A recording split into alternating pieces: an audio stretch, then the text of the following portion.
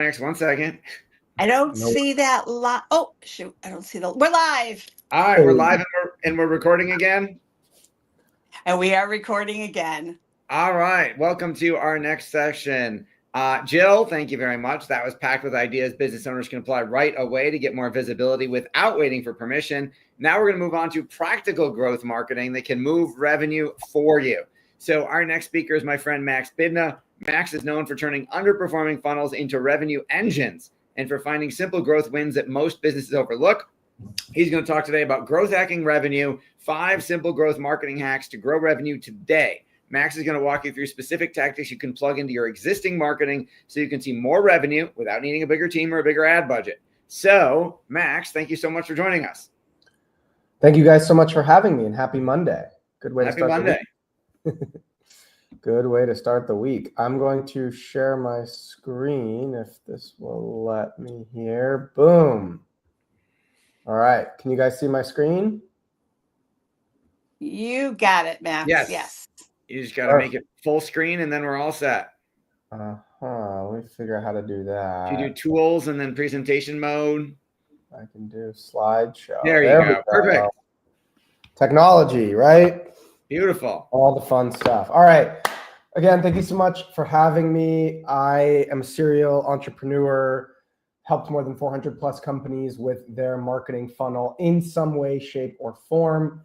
And the number one question I get is like, hey, what are the few things that I can do to really increase revenue immediately without spending a ton of money?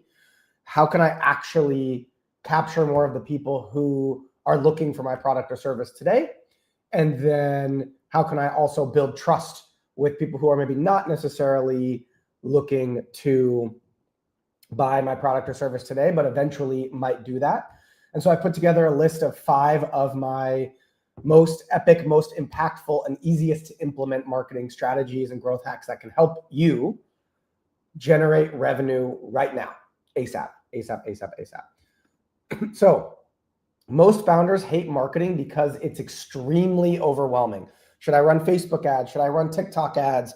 Should I be posting every day on TikTok with a dance cute video? How do I make that relating to my product or service? Should I send cold email? Should I be posting on LinkedIn? There's so many different things you can possibly do to grow your revenue. It makes sense that it's extremely overwhelming. Lucky for you guys, my name is Marketing Max, and I have personally worked with more than 400 brands on all things growth, from startups to Fortune 500 companies. I've engineered growth marketing funnels to acquire customers, clients, users, members, whatever it is that you're looking for. I've helped a bunch of companies do the same. I've driven more than $100 million in attributable revenue for my clients. If you look at the non-attributable, it's probably way more, but actually inside of the Facebook Ads Manager, Google Ads Manager, lead forms, I've generated quite a bit of revenue. And I bootstrapped an award-winning ad agency to 7 figures in revenue, sold it to a private equity fund before starting to build the Marketing Max brand. A little bit more about me. I'm an angel investor as well. I have the cutest dog in the entire world named Junior. He's a 60-pound Labradoodle, so he's not so junior, but Junior is my best friend. And then I have more than 350,000 followers across all of my social channels and my newsletters as Marketing Max. And forgive me, this is not like a light filter. I converted my garage into an office, and we have this cool skylight, and around this time every day, I get this interesting Hollywood effect. So that's a little bit about me and why you might want to tune in or why you might want to listen to a couple of these growth hacks. Today, I'm going to share with you 5 growth hacks that any company in any industry of any size can use to grow your business faster. So with that said, let's start with the first growth hack with a simple question. If you needed car insurance today, what is the first website you are most likely to visit? Is it going to be Geico or is it going to be Erie, Pennsylvania Car Insurance Company? I think there's a chat here for those of you that are on chat. Go ahead and answer the question. If you were going to get car insurance today, where are you most likely to visit? Which website, Geico or Erie, Pennsylvania Car Insurance Company?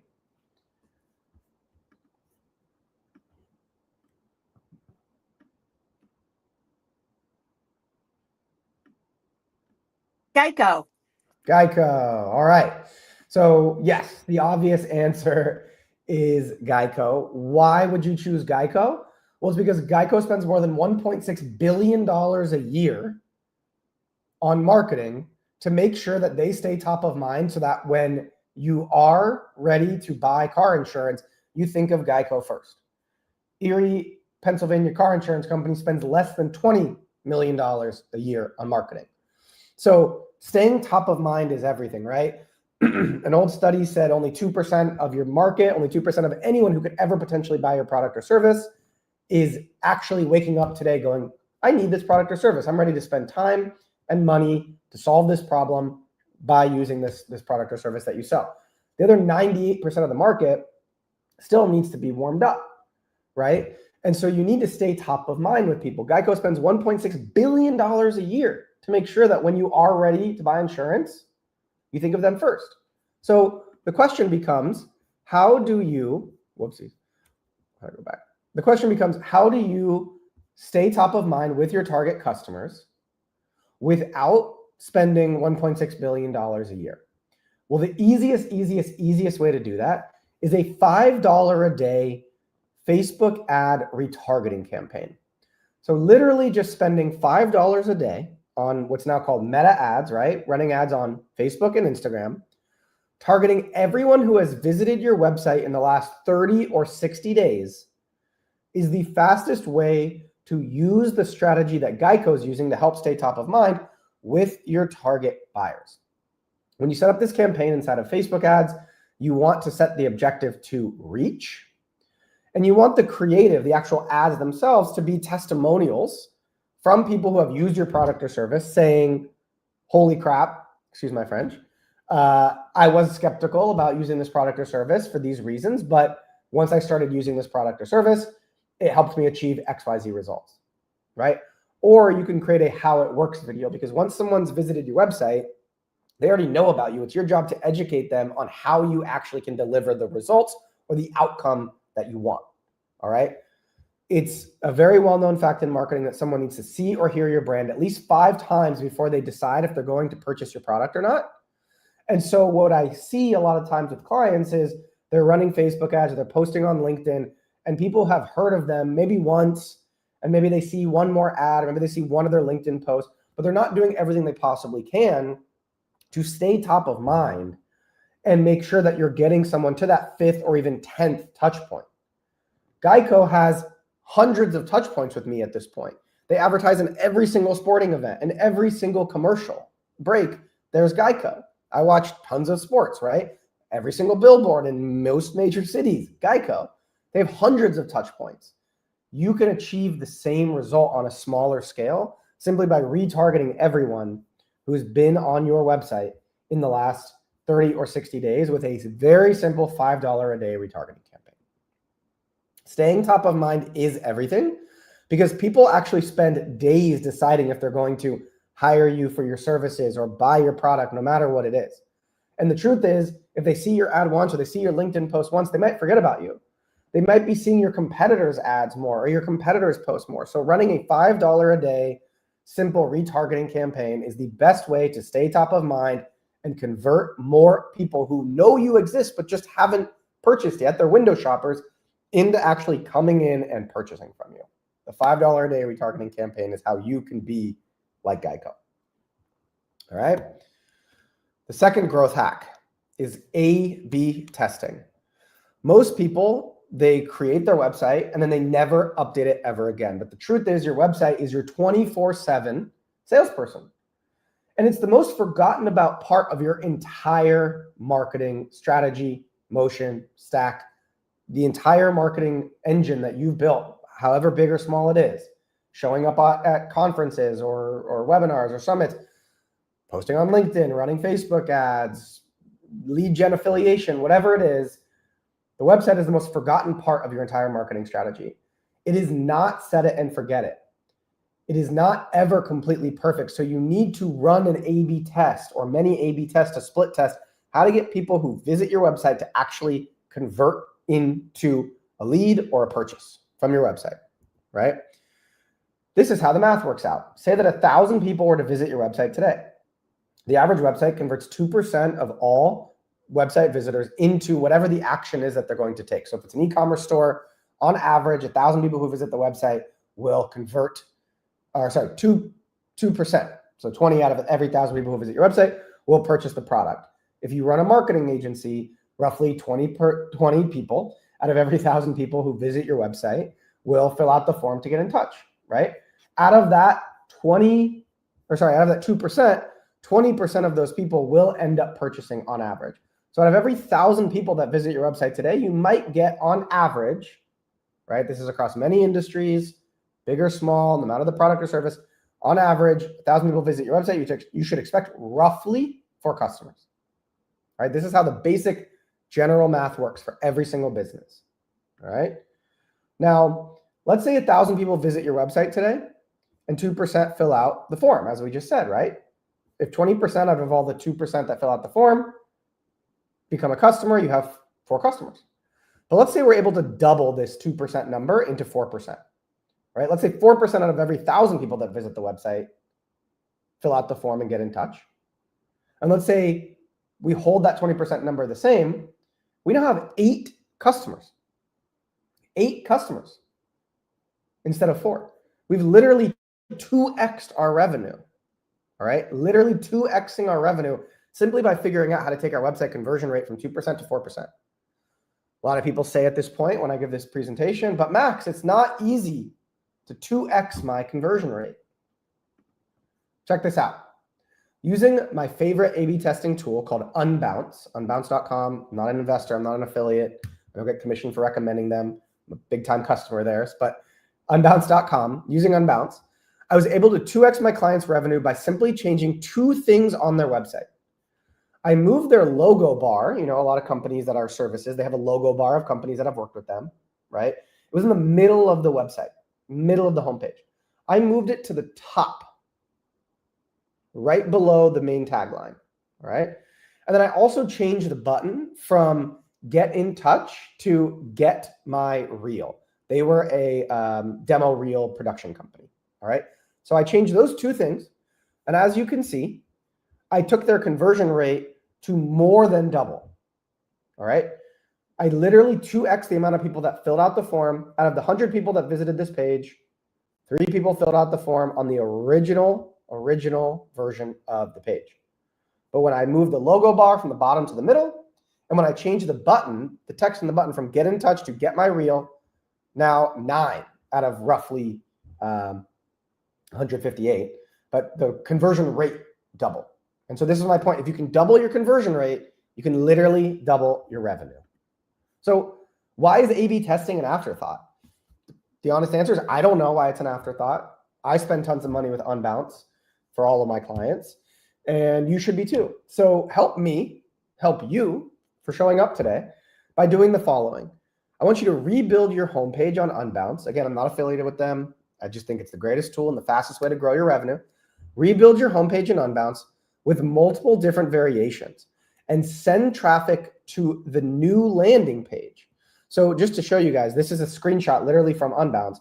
This is variation E, this is variation B. You can duplicate a variation and change a tagline, change a button color, change a picture, change anything you want. You have one URL. So you send everyone to that one URL, right? And then Unbounce does the work of splitting the traffic, the amount of people that click on that URL, into visiting variant 1, variant 2, variant 3, in this case, variant E, variant B, right?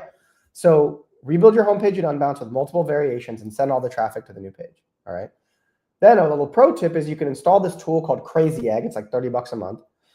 And you can change one simple thing on your existing site, all right? Crazy Egg is a less expensive way to accomplish the same goal without Unbounce. So if you don't want to spend $150 a month on Unbounce, Crazy Egg, you can change and manipulate a single thing on your existing website without having to create a brand new landing page.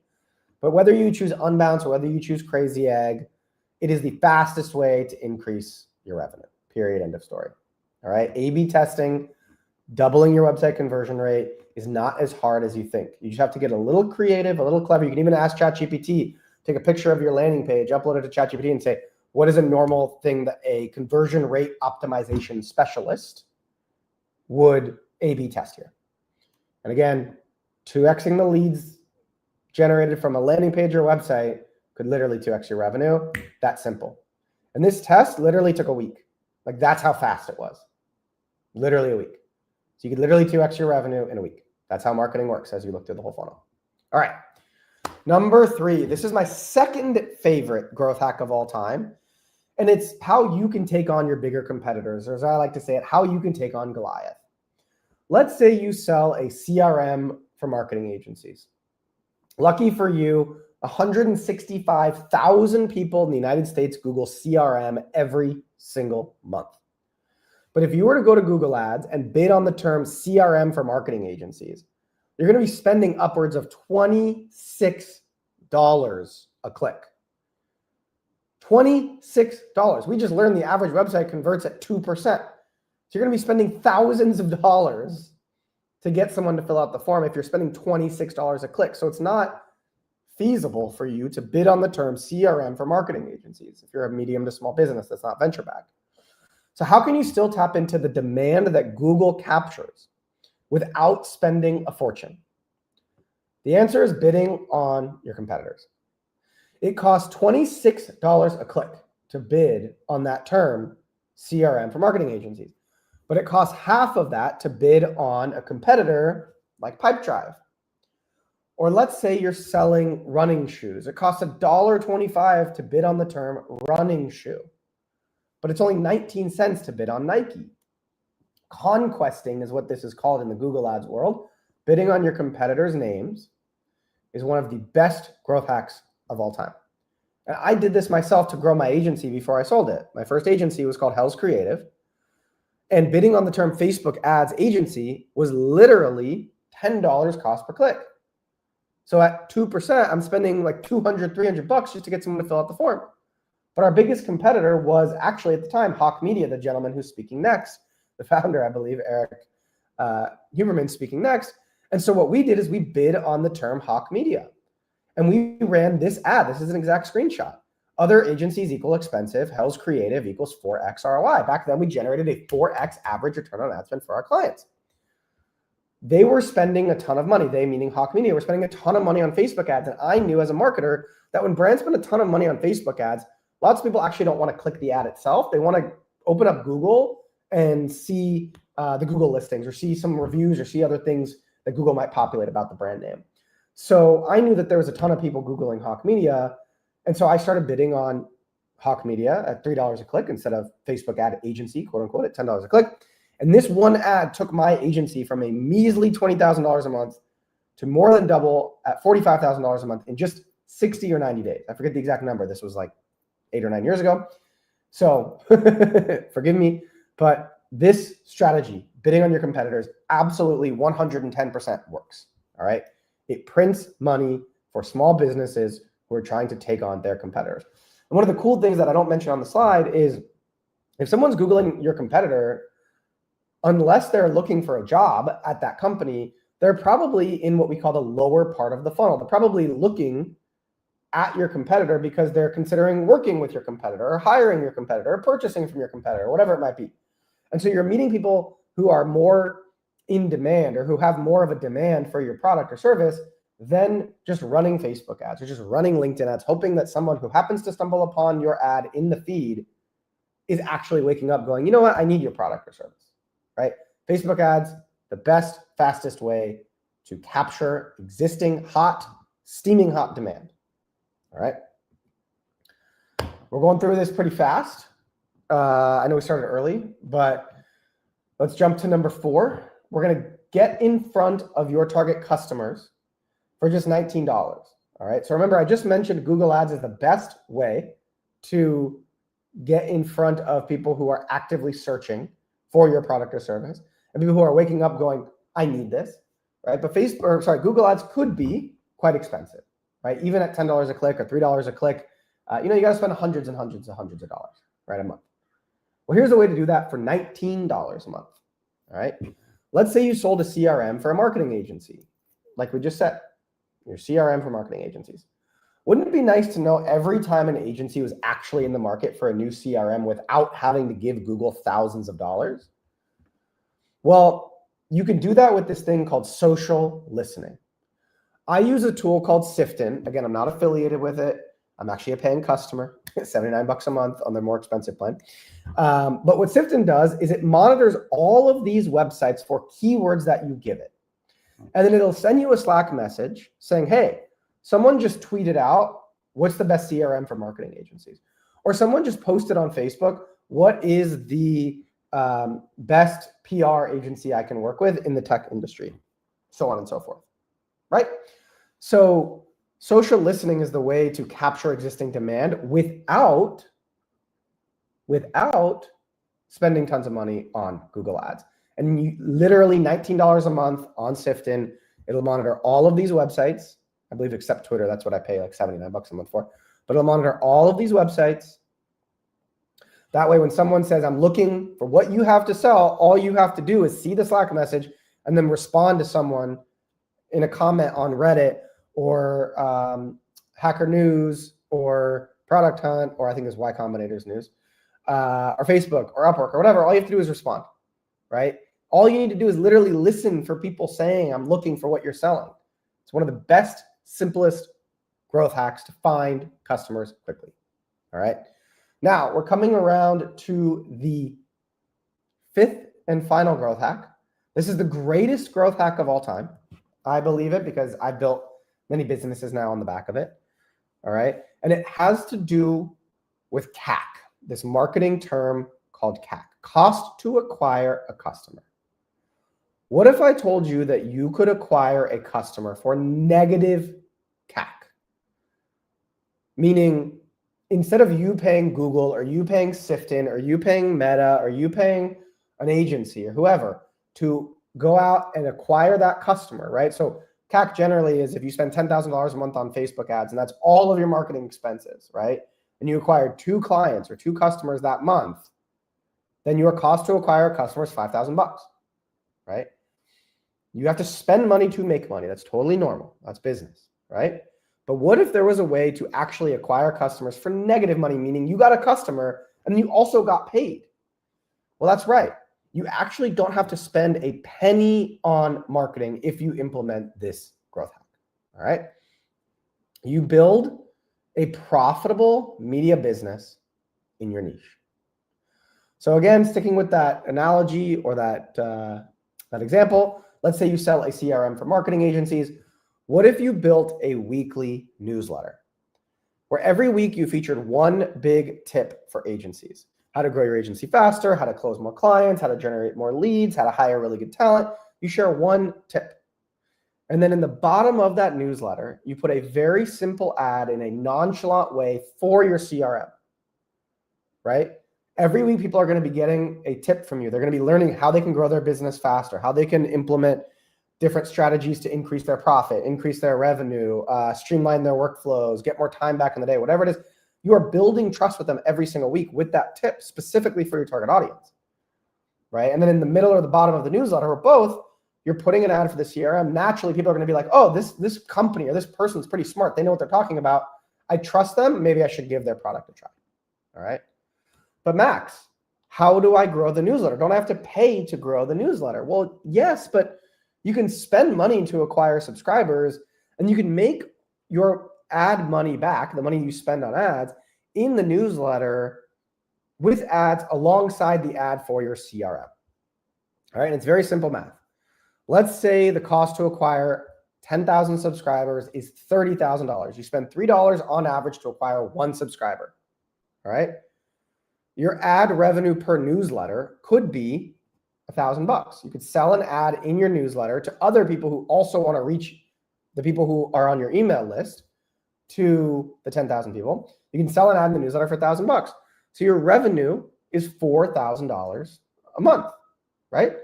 If you spend 30K in a couple months and then you turn it off and you have 10,000 subscribers, your payback period is 8 months.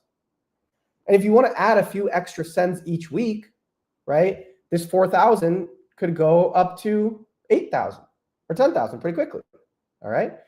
And you have not only your revenue from the ad sales that you will break even on in 8 months if you do a weekly newsletter, but you will also have ad spots to promote your own CRM, bringing you negative cost to acquire a customer. All right. Some examples of this working are HubSpot. HubSpot bought a newsletter that had millions of its target customers for roughly $80 million called The Hustle.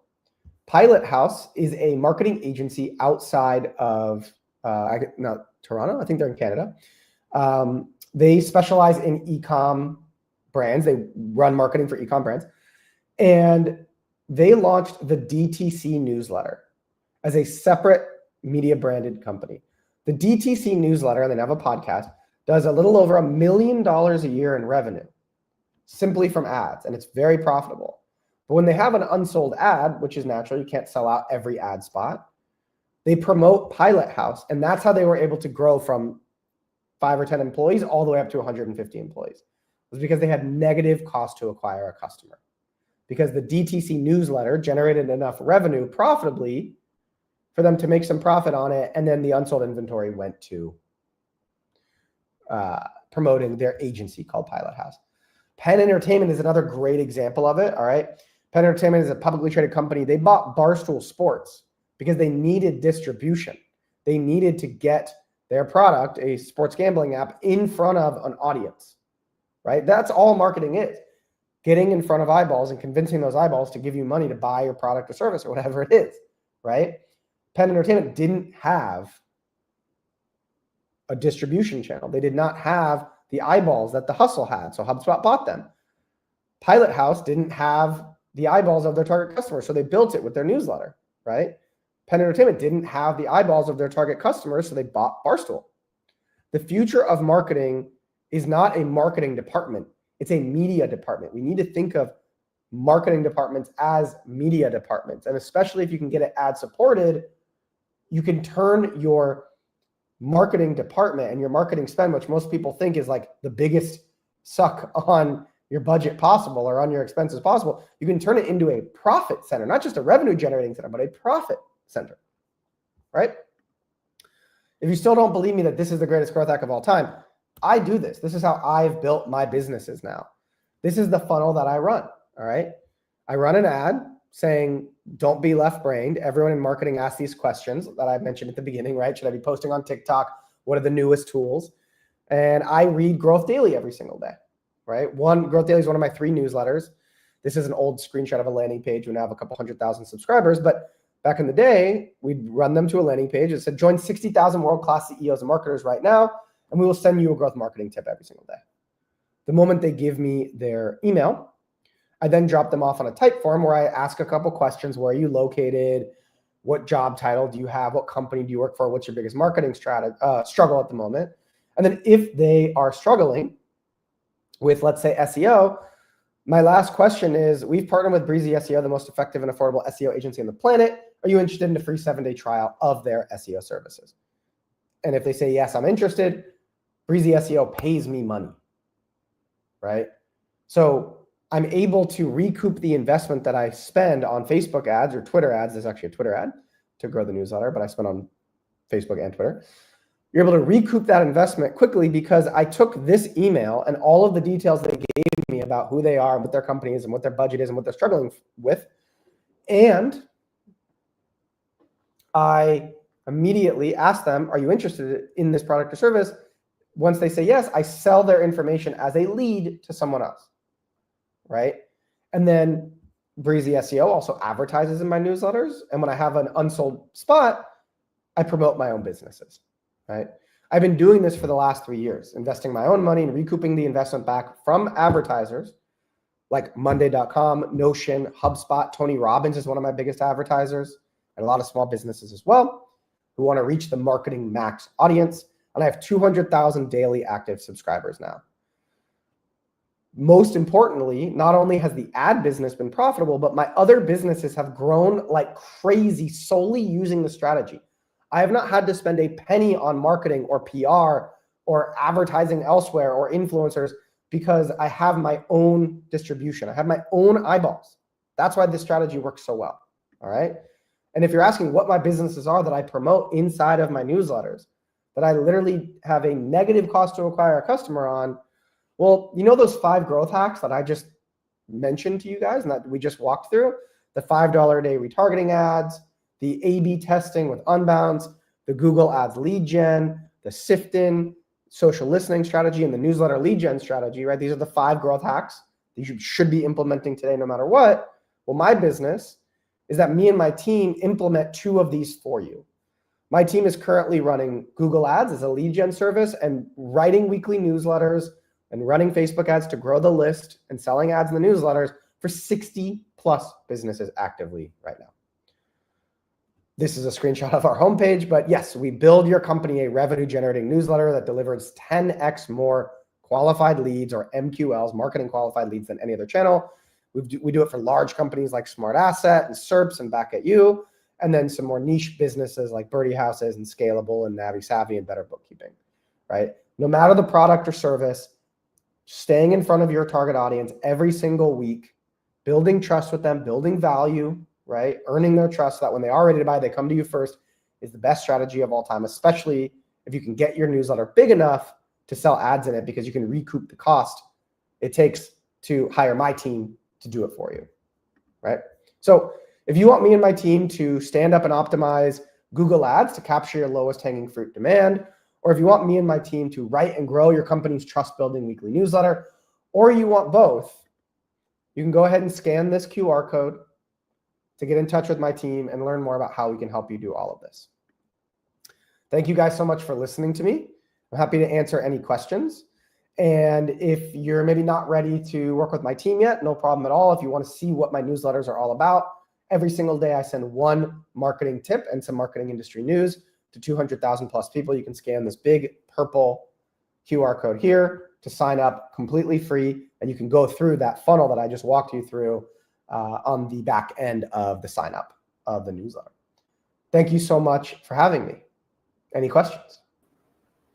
Yes. Okay. Thank you, Max. That was a masterclass in ways to get more of the ideal people in the door and uncover revenue sitting in your business or that you could bring in. So I'm going to have, because obviously we got some time now between now and our next session, after we do Q&A with Max, if we've got time left, I'm going to throw in a bonus session. Max, this is absolutely incredible. I greatly appreciate you sharing it with us. What do you think the big mistake business owners and entrepreneurs are making when it comes to these types of things is? I think the biggest mistake brands are making is the first growth hack, right? It's this one, the $5 a day retargeting. Most people think they can just run an ad or get in front of someone once and expect them to buy. And that's just not how people buy, right? You need to get in front of people multiple times. And so a couple of these solve that, right? The $5 a day retargeting ad solves that. The newsletter solves that. Even the Google ads, right? That can be a step in getting you closer to the 5th or 10th touch point. But I think most people are always like, ooh, how do I get in front of new potential customers once? Not how do I get in front of them multiple times and educate them that they actually need to buy what I'm selling, product or service. So I think everyone needs a 5 to 10 touch point strategy. That's awesome. I love that. And there's stuff on there that we're not doing that we will soon be implementing. So greatly appreciate that. Adrian, do we have any comments from Chatter? Hello, Chatter Social friends. Any of you like to unmic and either say thank you or share a question?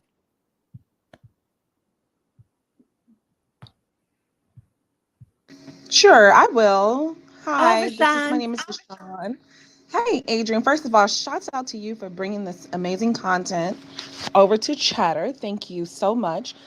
This is absolutely amazing. I am just blown away. I mean, this is like just a bunch of power-packed information that was easily digestible, didn't go too much over my head. I understood it. So thank you so much. And just so many things that anybody can just pick up today and just kind of run with and have like probably an immediate difference in their business. I have a million and 2 questions, but I'll only ask one.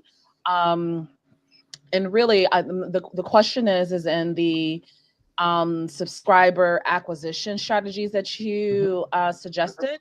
The first one was, well, you spoke about HubSpot, purchasing a newsletter. And I know you didn't do that personally, perhaps, but I'm just kind of curious on what's the strategy behind that. Like, you want to purchase a domain name, you kind of understand how to go about that process. But like, if you really want to purchase like a newsletter or, maybe even like a Facebook group, like, how do you actually approach that and what are the logistics behind it? And then you talked about acquiring subscribers and, as effective cost strategy to sell products. So is acquiring subscribers really just about pushing, ads and kind of promoting your newsletter, and that way you're gaining more subscribers? So I just wanted to, take a deeper dive on those two things. Yeah, happy to answer both of those. So there's two ways to get attention when it comes to any sort of asset, right? You could either start from scratch like I did, and you could start posting on your social channels. Hey, every week I send a growth marketing tip, or every week I send a tip on fashion or beauty or art or cooking or whatever your niche is, right? I have a newsletter and you should sign up. That is, the kind of easier way to go about it, or in some ways easier because it's less expensive. If you just want to start with a large group, you can buy a newsletter like HubSpot did. You could buy a Facebook group. I have a friend that bought a Facebook group in the financial services industry. He went on Facebook and he typed in stock trading, and he went to Facebook groups and he went to all of the admins of all the groups and said, I'm interested in buying your group. Would you ever sell? What's the number you would sell at? And he struck a deal. He bought a group for, I think it was $15,000 or $20,000. And the next day he immediately changed it to, group name by his company. And every week he would post freebies inside of the group to get people to book a call with his sales team. And I think he recouped his money back in a couple of weeks because he was able to just really start shilling his product or service to that kind of siloed group of people, to that siloed like attention pocket, if you will. So it's literally just a matter of going to an influencer, going to Instagram theme pages. Like, I'm in the marketing agency space. There's a theme page called Agency Problems that has like 50 or 100,000 followers, and the memes are super, super, super niche. But if you've never worked in an ad agency, you would never understand any of the jokes. But if you sell to people that work at advertising agencies, like large advertising agencies, that attention, those eyeballs might be worth tens, if not hundreds of thousands of dollars to you, depending on the LTV of your product or service. So, anything is an asset. And if you're interested in buying a Facebook group or a newsletter, simply just reach out and say, would you ever be interested in selling or joint venturing or partnering in some way, shape, or form?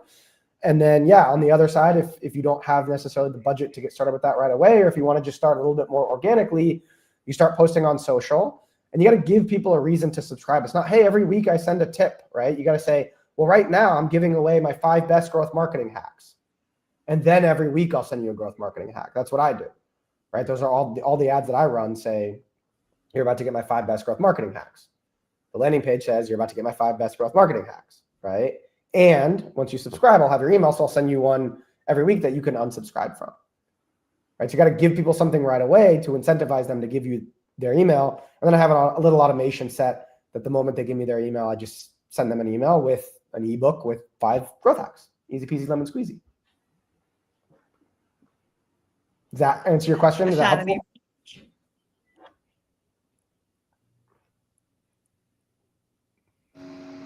Okay, awesome. Sounds good. I love it. Thank you so much. You got it. Thanks, Fashan. I've missed your voice.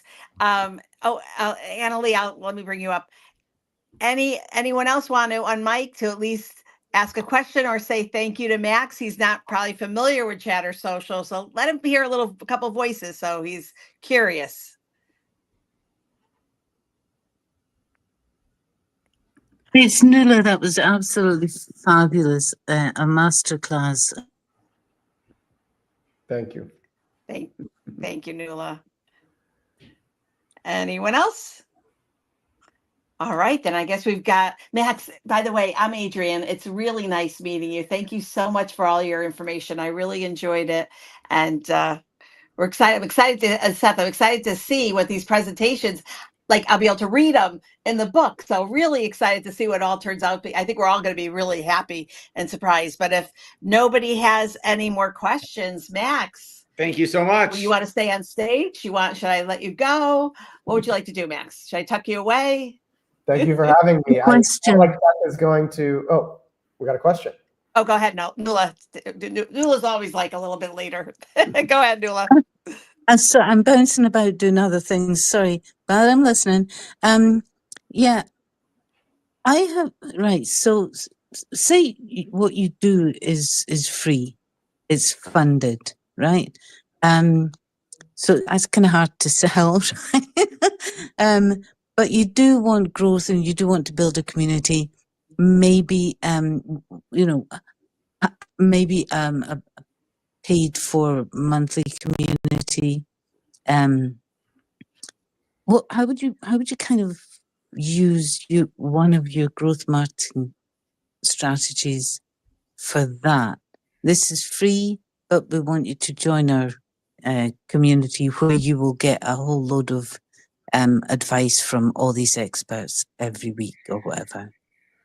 Yeah, I think the fifth strategy, the newsletter growth strategy, is the right one, because you get people onto the free newsletter. Like I was just answering the other question, offering a free piece of advice or a free weekly newsletter or whatever it might be, is an easy way to then say, hey, if you want more, you can pay for it. If you want to unlock the best strategies, you can pay for it. If you want to unlock interviews with the most exclusive people, you can then pay for it. So I think it's like anything else, Oh, right? I love that. You have a free newsletter or a free Instagram or a free whatever, you provide the value, you show that you know what you're talking about, and then people want more naturally, right? It's like, you go to a concert and you're sitting up top and you love the artist, you're sitting in the nosebleeds, and then the artist blows you away. And the next time they come to town, you're like, I'm going to sit closer because that's going to be an even better experience. I'm willing to pay more for a better experience that has more value to me, or is going to be more memorable, or just a better overall experience. It's the same thing. So I would start that with a newsletter. I love that. Thank you very much. Of course. Thank you, everyone on Chatter Social. All right. Thank you very much, Max. Thank you so much for joining us. Thanks for having me. Enjoy. Our pleasure. All right. So before we're going to slip in a bonus presentation before our next presenter at 2:00 Eastern. So I got about 25 minutes, and I'm going to teach you the 5 principles of magical marketing to attract new clients, customers, or prospects like magic. So grab a fresh sheet of paper. You're going to need it. These are the 5 principles that any business can use to attract new clients, customers, or patients like magic. So number 1, the most important principle, and this informs 50% of the success or failure of any marketing that you do. Number 1, the most important factor is who. Write down the word who. Who is your target market?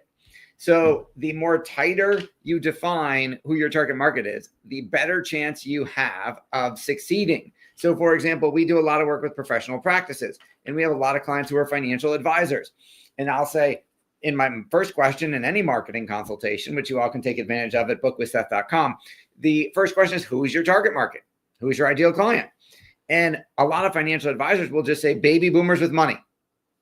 And I'll say that's great, but it's not narrow enough. You don't have enough money to reach every baby boomer with money in your town, and they don't have anything in common. So your marketing message is going to be really generic and have a really low response rate. But if, for example, like this is an actual client, had a client dentist come into the meet with me. Who's your ideal patient? Anybody with teeth. Doc, you can't afford to reach everybody with teeth, and not all of them can afford to pay you. And we did a laser focused deep dive. It took a month to interview his staff, go through his CRM, his database, talk to patients, and figure out who his ideal patient really was. And it turned out in this particular case, for this dentist, his ideal patient was a 45 to 55-year-old suburban woman who was affluent, who had gotten divorced in the last 6 months. She was starting to date again. She was terrified of competing against younger women, but she wanted to do something to improve, make her feel more confident in her appearance, but she didn't want plastic surgery. That is a laser focused micro niche target market. It is a very defined list. It is a very small list. And because of that, he was able to easily, affordably dominate that marketplace and become the divorce smile makeover expert in his city. He literally quadrupled his business and cut his work hours he was working 7 days a week. He went to working 4 and quadrupled his business because he was only serving these women, this specific target market, and he was no longer taking insurance. He was charging premium prices, cash only. That is the power of narrowing down your target market. So, most important factor, who is your target market? The second most important factor, who's your target market? Where are you going to find them? So you have to be able to reach them affordably, and you have to be able to reach them where they're hanging out. If you use a fishing analogy, you have to fish where the fish are. So if I wanted 80-year-old arthritic widows, if those were my target market who quilt, right, I would not be running ads on TikTok because they're probably not on TikTok yet. I would, if they've got arthritis and they quilt, my best, and they're over 80, my best target might be an ad in Quilting Magazine, an ad in Arthritis Today magazine. Or you can do what's called a merge purge, and you can rent the lists, the subscriber lists of both magazines in your area. And you can then see who's on each magazine. So if there's a subscriber to Arthritis Today, and they also subscribe to Quilter Magazine, they are probably a quilter with arthritis. And there is our micro defined target market. So who is our target market? Number 2, where can we afford to reach them? And then 3, what are we going to do that's different? So it doesn't matter if what you physically do is different, but it has to be perceived as different, which can be solved by marketing. So if I am, I'll keep going with my dentist example. 6 months after rebranding as the Cosmetic Smile Makeover King, the Divorce Smile Makeover expert, literally every other dentist in town was yelling from the rooftops, we do smile makeovers too. We do cosmetic dentistry too. But it didn't matter because he had planted a flag and claimed ownership of the target market. So what he did, the actual dentistry was the exact same as every other cosmetic dentist in his town. But what was different was both the marketing and the experience we built around it. So if you went and got a cosmetic dentistry, a smile makeover, any other dentist, you drove to the clinic, you had the makeover, you went home. His experience, you got picked up at your house in a Rolls-Royce limousine. Your best friend locally had to come over to your house and meet you there. The limo drove you to the office. The office did not look like a dental office. It looked like a med spa. You sat in, he had chairs made. They weren't dental. At the end of his dental, they weren't just regular dental chairs. They had massagers built in. So you're getting a little massage. They had mani-pedi extensions put in. So you were getting a mani-pedi while you were getting your teeth done, getting massage. They're putting aromatherapy. They're playing soft music. Your friend is sitting next to you in a chair, not getting her teeth done, but having the whole rest of the experience, getting the mani-pedi, drinking champagne while you get your teeth done.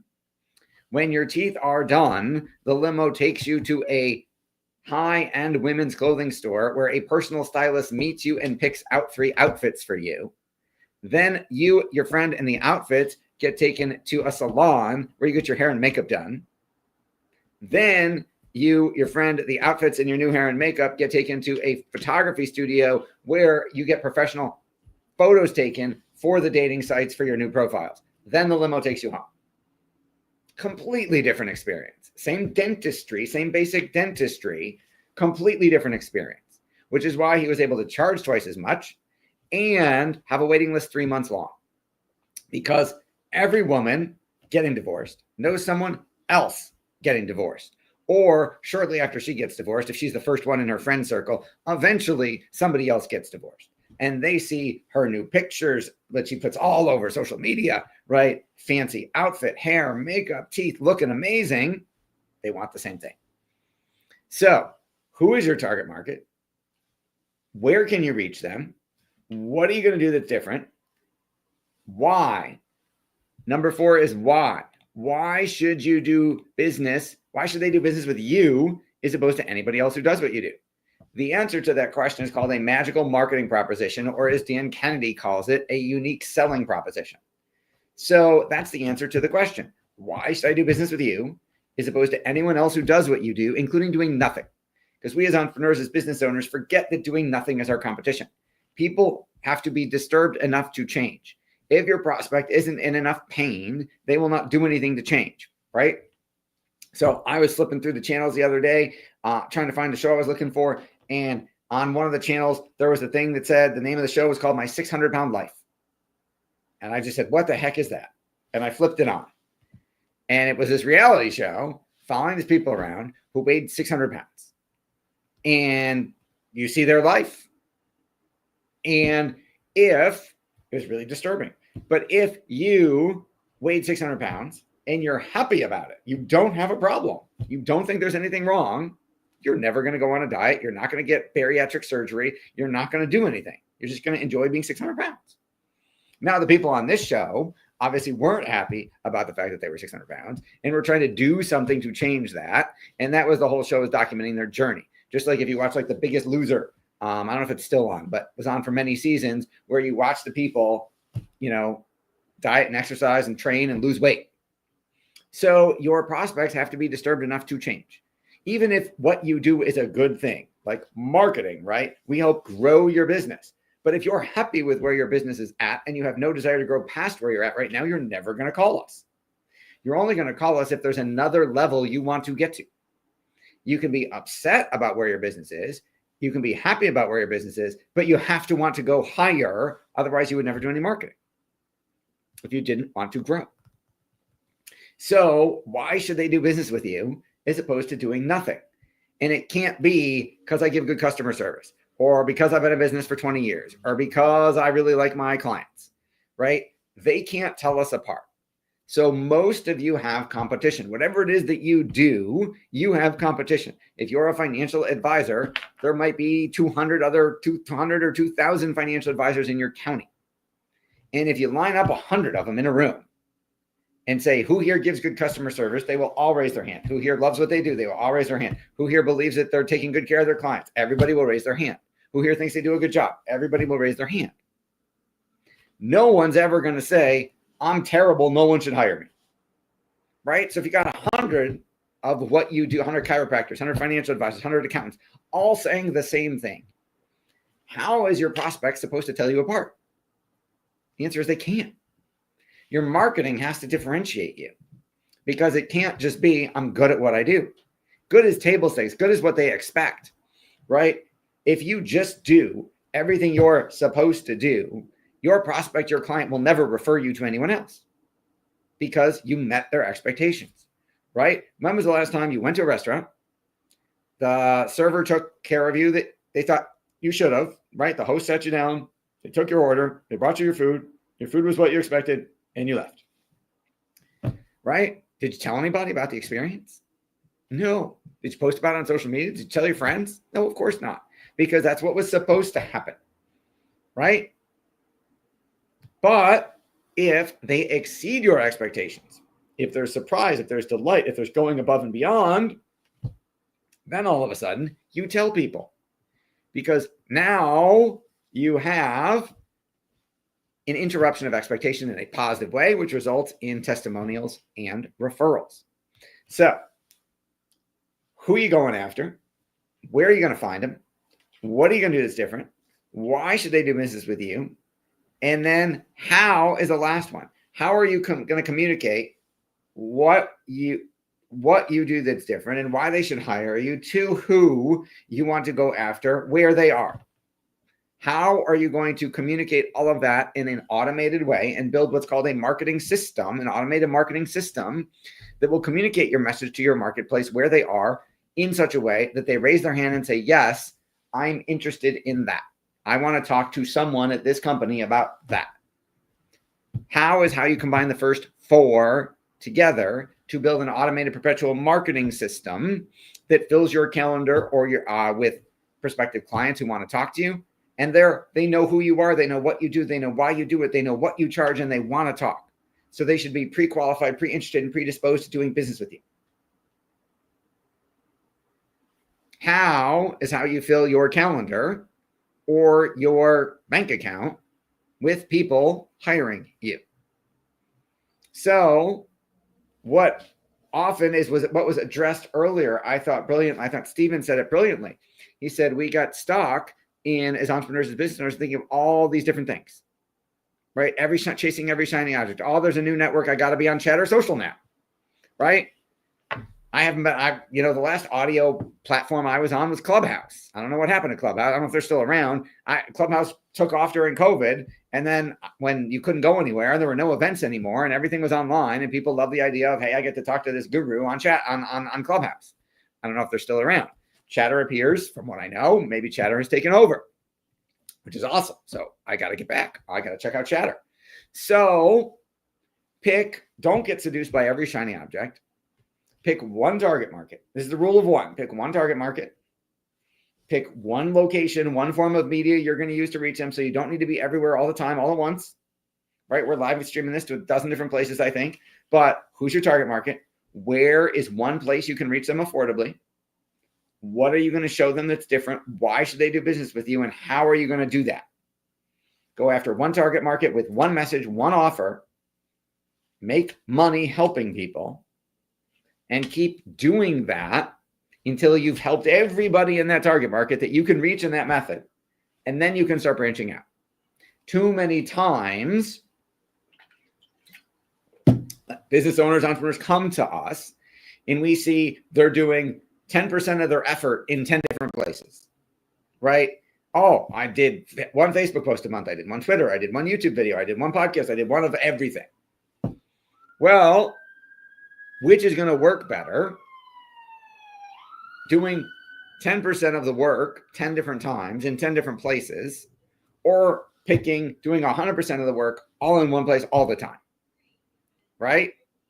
It's funny, I have marketing coaches, I have marketing consultants who help us, right? Because I don't have a monopoly on good ideas. I want to always learn and stay on the cutting edge, as Stephen said. I want to learn from people like Max, as we just talked about, and Eric, who's coming up next. And I said, oh, I want to do this. I got this great idea. And one of those coaches told me, Seth, why are you doing that? Have you finished doing the first thing? Have you finished mining all the gold out of that hill? I said, no. He said, well, then you shouldn't be digging another hill. You shouldn't be digging another mine when you haven't finished mining the first one. So we're going to give you a lot of different ideas today. You've had a bunch already. Some about your mindset and your psychology. Some about specific marketing tactics. And we got a whole lot more coming. But I don't want you to get overwhelmed with 8 or 9 different sessions. At the end of today, when I take notes in 2 different columns. One is what I'm learning. The other side is the action items. And then at the end of the day, I'm going to take my notes and rank them all in order of priority. I'm going to rank them on a spreadsheet, and they each have a different factor, 0 to 10. And I'm going to rank them by ease of implementation. How easy would it be to implement this idea? Speed of implementation. How fast can we do it? Profitability. How much money do we think it can make us? Right? How much work is it going to take? How fast can we get it done? How much money is it going to make us? How much is it going to cost us? And each category gets a score of 0 to 10. You total them all up, and then I rank them, and I sort my Excel spreadsheet by, if I have a dozen ideas from today, action items from today, it's now going to sort them and tell me this is the order in which you should do them. And I'm going to do one at a time. And I'm not going to do item number 2 until I finish item number 1.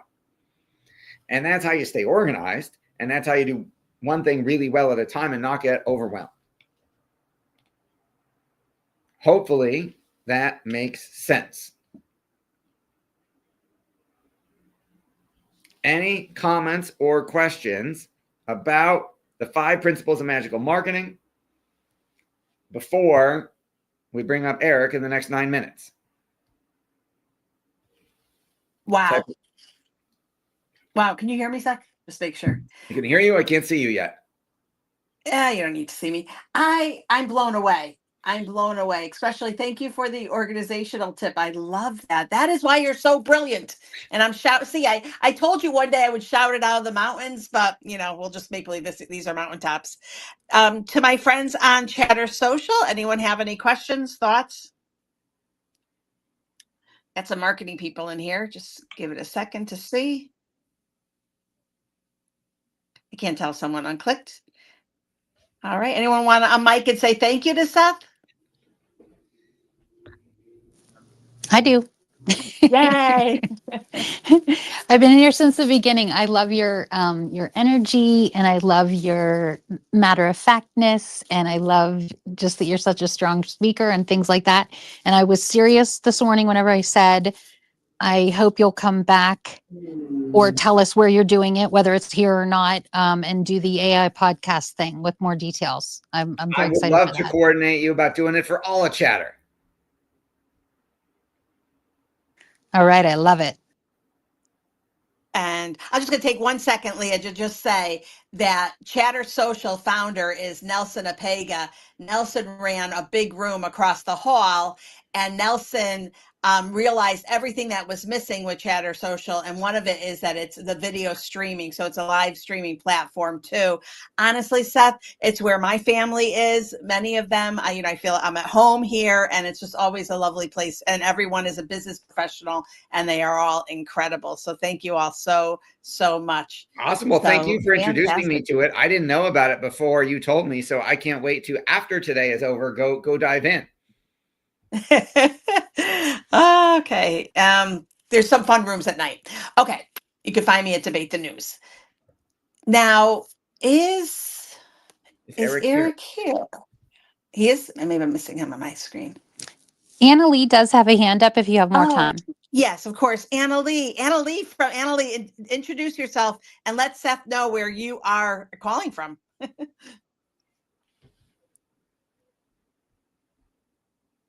Calling from Ecuador, Oh, and wow. on my own digital marketing journey. And at the moment, I'm really exploring all facets of branding. And the one that I've just been exploring has been positioning in the market. And what you just covered totally crystallized so much of what I've been learning for me. So thank you for that. And yeah, we'd love to see more of you on Chatter. And yeah, it's always so interesting to get.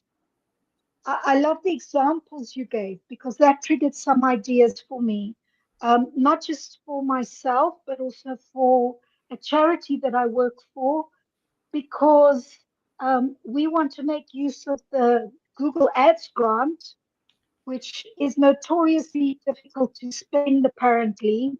So I've been looking at our website and how we can make that better before we even try to start using this Google Ads grant. And it's also given me so many ideas, because as a charity, even though we're not a business, we still have to position ourselves in the market. Why support us? Why do we give you a better donor experience? And even for corporate donors, why would you want to partner with us as opposed to another charity? So thank you so much for that. It's so useful. You are very welcome. Thank you for the kind words and the support. We have experience managing Google ad grants for nonprofits as well. So I feel your pain. Happy to have a conversation about that if you would like.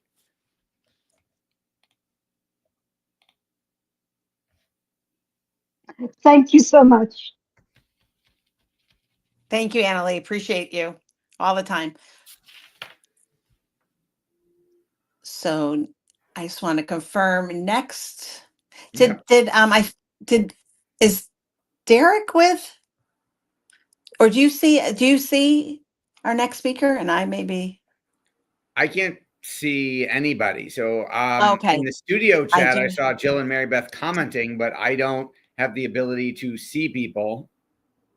Okay, so sorry about that. So right now, I do not see Partif had come in early, which is quite lovely. And there's a Derek Presty, but he may have been with Oh no, Jill's Derek isn't team. a presenter. I know. Oh, I can't see the people. That'd be super cool if I could see the people. But I'll call StreamYard. Who's uh, Derek with? Derek is a viewer, not a presenter. Oh, okay, Derek. Okay, No, we're very waiting nice. for Eric Huberman, who should be here, who confirmed that he was coming today. So he should be here in the next 3 minutes. Awesome, awesome. So I'm thinking to myself, Seth, what actually, if you like, what do you've had so many interviews? If I'm correct, did you hit your 4,000 on Sharkpreneur? No, no, we've Shark. I'll go tell you how many we've had on Shark. I know I've done over 1,000 on Shark. Let me see where we are. Give me 2 seconds to pull that up. Let's see. We are booked until March, and as of right now, I will have conducted 1,268 interviews. That is incredible, you guys. Isn't that amazing? And Seth is doing what, about 2 a week, Seth? 3. 3 a week. Wow. And you really have it down to a science with some great guests. So definitely, guys, Sharkpreneur, find that podcast. And I produce the Grow Your Business and Grow Your Wealth with the amazing Gary Helt, who is just fabulous. And I know everyone wants to be on Gary's show. And also, I have so much pleasure in producing Whiny Palooza podcast, WHINYPALUZA, just so you spell it correctly, with Seth's wife, Rebecca Green, which is really an amazing podcast. And it's been nice. We've had, I see Eric is here. We've had Katya and we've had Marcella on the stage. Okay, we're going to add Eric to the stage right now, you guys. Share the room, please. Eric is amazing. And let me just unhighlight Seth. And there we go. Awesome. Hello, All right. hello. Well, thank you, everybody. Thank you, Eric. Now, thank you, Max, our previous speaker. We're going to zoom out and look at marketing and from a higher level, how to scale smarter, not just faster. Our next speaker is my friend, Eric Huberman. Eric is the founder of Hawk Media and has led thousands of growth campaigns for brands you recognize. He understands what it takes to build marketing that actually supports the business instead of overwhelming it. Hawk Media is one of the fastest growing marketing agencies in the country, and one of the bigger ones. He's talking today to us about scaling smarter, building sustainable growth in modern marketing. He's going to show you how to build a marketing engine. Like we talked about, that 5-step, that marketing platform, that marketing system that performs in the real world, and how to use data intelligently to grow without burning out your team. Eric, thank you so much for joining us, my friend. Of course. Thank you for having me. My pleasure. Should I kick it off? Let's go. All right. Yeah. So, we've been doing this for a long time. It was Seth mentioned a little background. I built and sold 2 e-commerce agencies. And then about 12 years ago, started advising and consulting for a bunch of brands and just saw that the marketing ecosystem is broken. 99% of agencies out there have no idea what they're doing. A few that are any good are really expensive, want long contracts, or just very opaque. And so just thought that it is crazy that there's not a marketing company out there that's the best at what they do, but also easy to work with. And that was the nascence of Hawk Media. And so now fast forward, we've grown over 6,000 companies successfully. Currently, we're running marketing for about 600 brands, a little more, about 250 full-time people. Just got rated the fastest growing company in LA in our 12th year. So a lot of fun things. And so to break it down, we really, after years and years of doing this, we started to identify that there's really a succinct marketing strategy and a way to sort of look at the marketing landscape that makes it really digestible, easy, et cetera. And we actually wrote a book about it called The Hawk Method. And it's how we analyze all the companies we're going in to work with, and over time, how we decide where should we be focusing, how do we identify the holes in their marketing strategy, and how do we know where to attack. And over time, we also then built our AI tool called Hawk AI that's doing this in an automated way, that's analyzing about 7,000 companies' marketing, media, and revenue data in real time. And then we're able to plug that an individual company in, analyze it, know exactly what's working and not.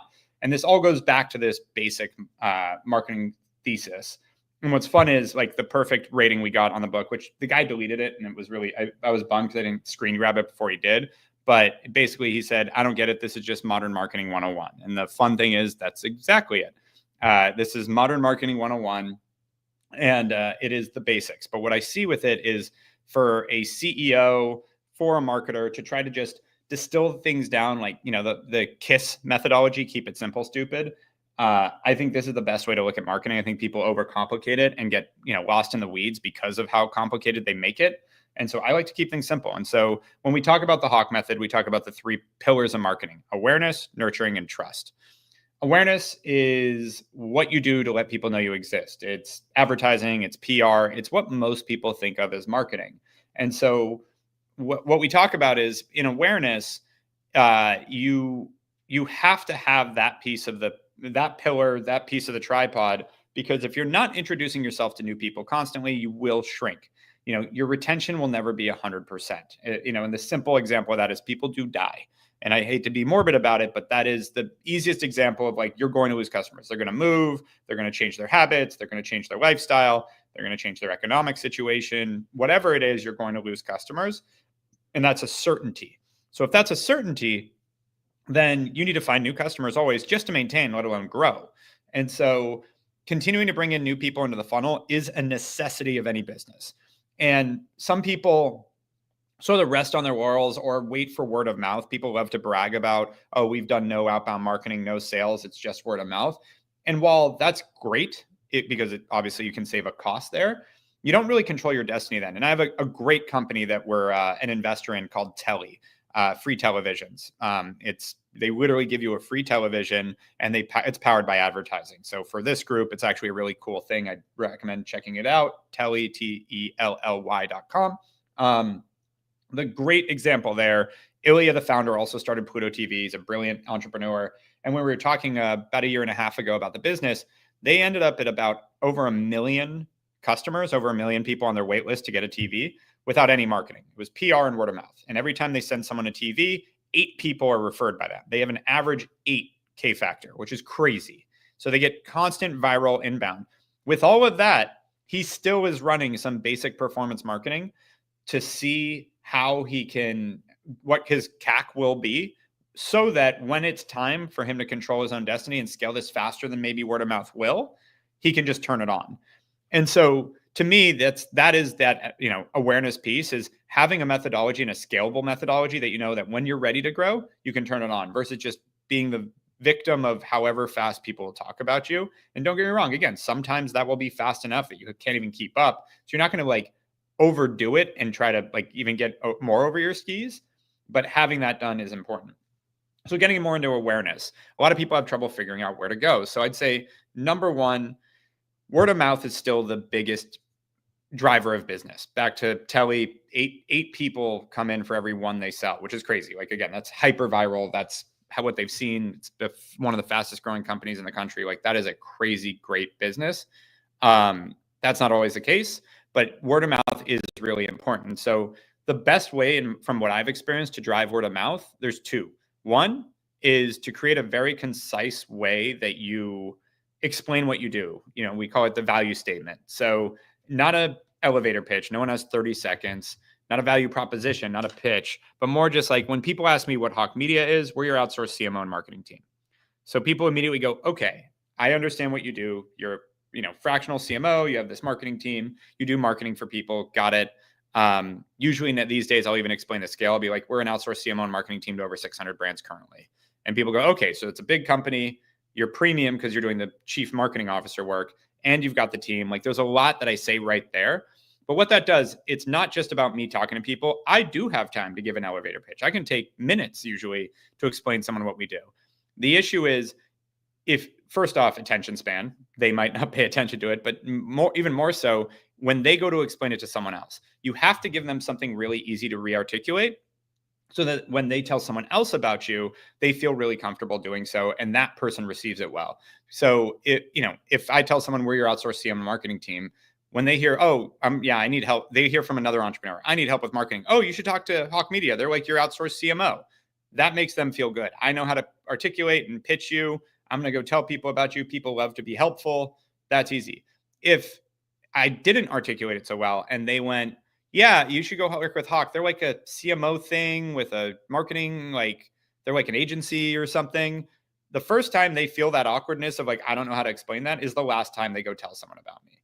And so that kills word of mouth. So that's number one with word of mouth. Number two is content. We'll talk a lot about content today, but people don't generally share a product or a service as often, unless it's right up the fairway. Like someone's like, I am desperately in need of marketing. They're like, oh, actually, I know someone. That can happen. But generally, they're not just like out of the blue sharing it. But what they will share is your content. So if I go publish, great ways to build your marketing strategy for the holidays, that a bunch of brands will probably share. They're not going to share, go work with Hawk Media. They're just going to share, hey, Hawk put out this thing. They're knowledgeable. You should check out the content they're putting out. And so that also can increase the word of mouth because people love to share content with each other. We've all sat on Instagram and sent our friends memes and reels. Same thing goes with business too. People are sharing content and great articles and great pieces. That being said, it has to be great. I see a lot of people talking about replacing their content team with ChatGPT, and sounds like your content is very mediocre. Like it's just not a thing right now. It can be helpful, but the idea that people are replacing all these things with AI is not a thing. As someone that's fully bought into AI, built our own AI tools, invested in AI tools, I'm not anti-AI, but I think people are really over-indexing in it and basically are sacrificing quality for the sake of automation. And that's not going to work out very well. It's a competitive landscape. You'll lose. So that's the initial part of awareness. Then you get into advertising, and picking where to run ads is actually not as intuitive as people think. It is once you understand it, but in the beginning, people love to say, for example, I'm B2B, I'm going to advertise on LinkedIn because LinkedIn's a bunch of people in business. And that's not, everyone, people on Instagram, like I'm on Instagram too. I run a business. Why not reach me on Instagram than LinkedIn? Why do you want to reach me on LinkedIn? And what people are forgetting is you have to reach people within the context of what they're actually using the platform for. The example again here, let's just use LinkedIn. I go on LinkedIn to answer messages and maybe post, but I don't like sit there scrolling aimlessly through the newsfeed. Some people do, but not many. It's a much more lean forward platform, which is why the advertisements traditionally don't work very well. And I'm speaking hyperbole. I'm sure there's specific examples where an ad has worked, but in a general, scalable basis, LinkedIn also changes their CPMs a little too often that it's really hard to build something predictable and scalable. Back to like, you want to be able to turn it on when you're ready. Now, the best comparison here I have is Meta versus Google. So with Meta, you're basically reaching people at a time when they're just scrolling through Reels or newsfeed. There's almost nothing productive people are doing on Meta. They're bored. And so whether it's Instagram or Facebook, you're reaching people when they're bored. You can be very targeted and you can say, hey, we exist. So Meta is, in my opinion, still the best place to create new demand for a product or service. So you're going to reach people when, again, they're totally bored, saying, show me something, give me something, I want to see something. And you can serve that up at a time when they have nothing better to do. And so it's a great way to, again, create new demand. And why I say create new demand, because if they already have a demand for something, that's really hard to obtain because there isn't a search bar. You don't know what they're actually into. So if it's something like, I need a DUI attorney, I just got in trouble, Meta's not a great place to advertise for a DUI attorney because, like, what are you going to do? Target people that are fans of Mercedes and Jack Daniels? Like, it's not built for that. It's not built for the timing aspect of it and the answering existing demand. It's built for things that you can impulse buy, that you can create demand for. That you can be like, hey, I know you haven't thought about this, but you check this out. That's where Meta comes in. Google answers the other problem, answering existing demand. So again, DUI attorney, I got a DUI, I need an attorney. Perfect, show up. The other side of that, though, is it's not great at creating new demand. For example, if I'm searching for running shoes, Nike, Asics, Hoka, like the big brands are going to take most of that traffic and most of that conversion. People might click your ad to check you out because they're doing research, but you're probably going to have a really bad conversion on that when you're a smaller brand. And so when you're answering existing demand of, someone has a need and you have the way to solve that need, Google's really great. But if you're trying to build a brand and you're trying to like reach new customers, create new demand, let them know you even exist, Google's not going to be as good. So thinking through this, now if we get into the other ones, TikTok, I actually think is going to continue to be better and better and better than Meta. It's starting to get parity. It's not quite there, but they're way behind on the ad product because it's just a newer company. But the way they've educated people to use TikTok, it's way more based on your interest graph than your social graph. Like Meta has always been based on who you follow, who you like, and tried to show you stuff from your friends and who you follow and then stuff like that. TikTok came out and said, I don't care who you follow who you like. We're just going to show you stuff that you seem to be interested in the moment. So like I get tons of snowboard videos, some business and marketing stuff, a lot of stand-up comedy. Like these are the kind of things that show up in my TikTok because that's stuff that I've engaged with, not necessarily that I've followed. Vice versa, Reels is now trying to do that. And so they're getting closer and closer, but Reels, it's this funny thing where they're still kind of stuck in how Meta was originally built, where TikTok is just native interest graph. They're just about what you're interested in. Don't care you follow. And the example I'll give there is I have around 200,000 TikTok followers. I can post a video that gets like 300 views because if it doesn't serve my following, it's not something based on why they followed me. People don't care. And so that's TikTok. I think it'll continue because of that interest-based graph. People are then way more, they're way more open to receiving random content because that's how it's built out. The idea is like it's based on, again, what you're interested in. So basically your experience on TikTok is seeing content from random accounts constantly. And so when you end up seeing an ad, it's just another random account, doesn't matter. And so versus on, again, Meta, Facebook, Instagram, you're used to seeing stuff from people you know. And so when you get interrupted, with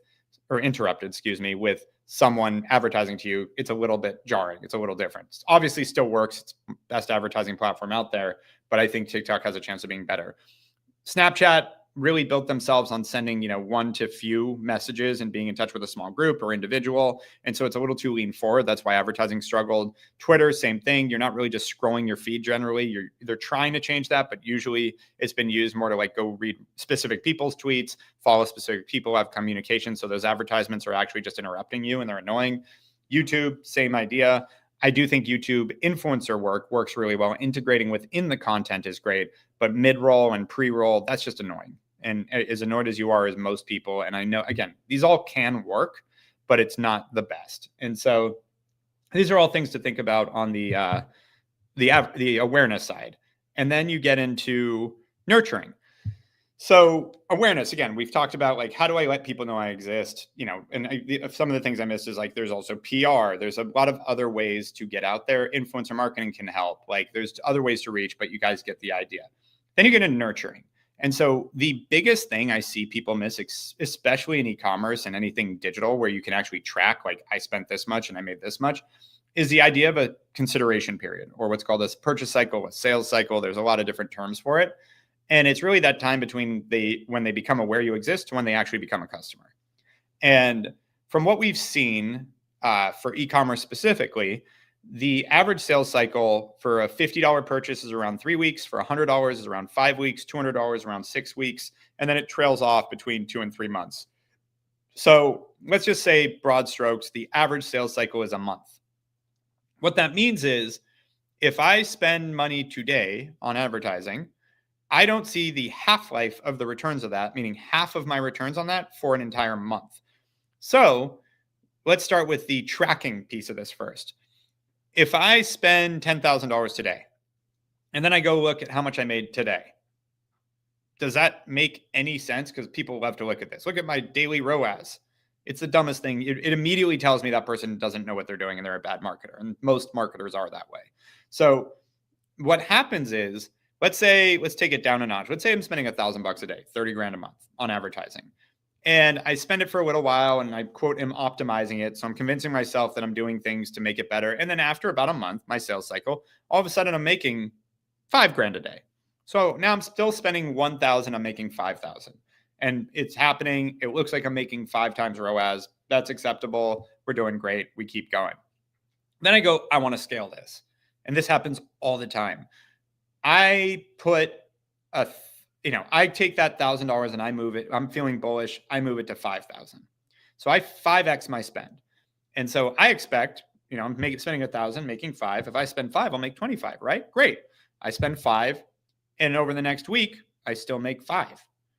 So there's no additional returns. I'm making 5,000, 5,000, 5,000. I'm spending 5,000. Like all I'm doing is wasting 4 from all the data I'm looking at because I forget that it's going to take the average person a month to convert. And then I see it ramp from 5 to 7. And I go, this isn't working. I'm spending 5 and making 7 now. Like I'm going to turn this off. And then I turn it off. I bring it back down to 1,000. And then like 2 weeks later, I'm spending 1 and now I'm making 9. I'm like, whew, glad I didn't waste all that money. I'm making 9 now. And then it goes up to 15. And I'm like, whoo, there we go. Spending 1, making 15. My ROAS is 15, 100%. This is amazing. We're crushing it. We're the best marketers ever. And then like a month later, I go back down to 5 and I'm spending 1 and making 5. And I can't figure it out. What happened? We didn't change anything. Like, why did we? People forget that it's not all in this fucking Excel vacuum, that you just, that things just happen because, oh, well, we must have messed up the ads. And I watch this. People start scrambling and trying to make better creative and get back to that 15x ROAS. That becomes a new benchmark. And what they did was they just looked at the wrong window. So really understand your own sales cycle and look at the window on that. And so this gets into nurturing, because then what you do is you figure out all the strategies to get people to convert at a higher rate and convert faster during that.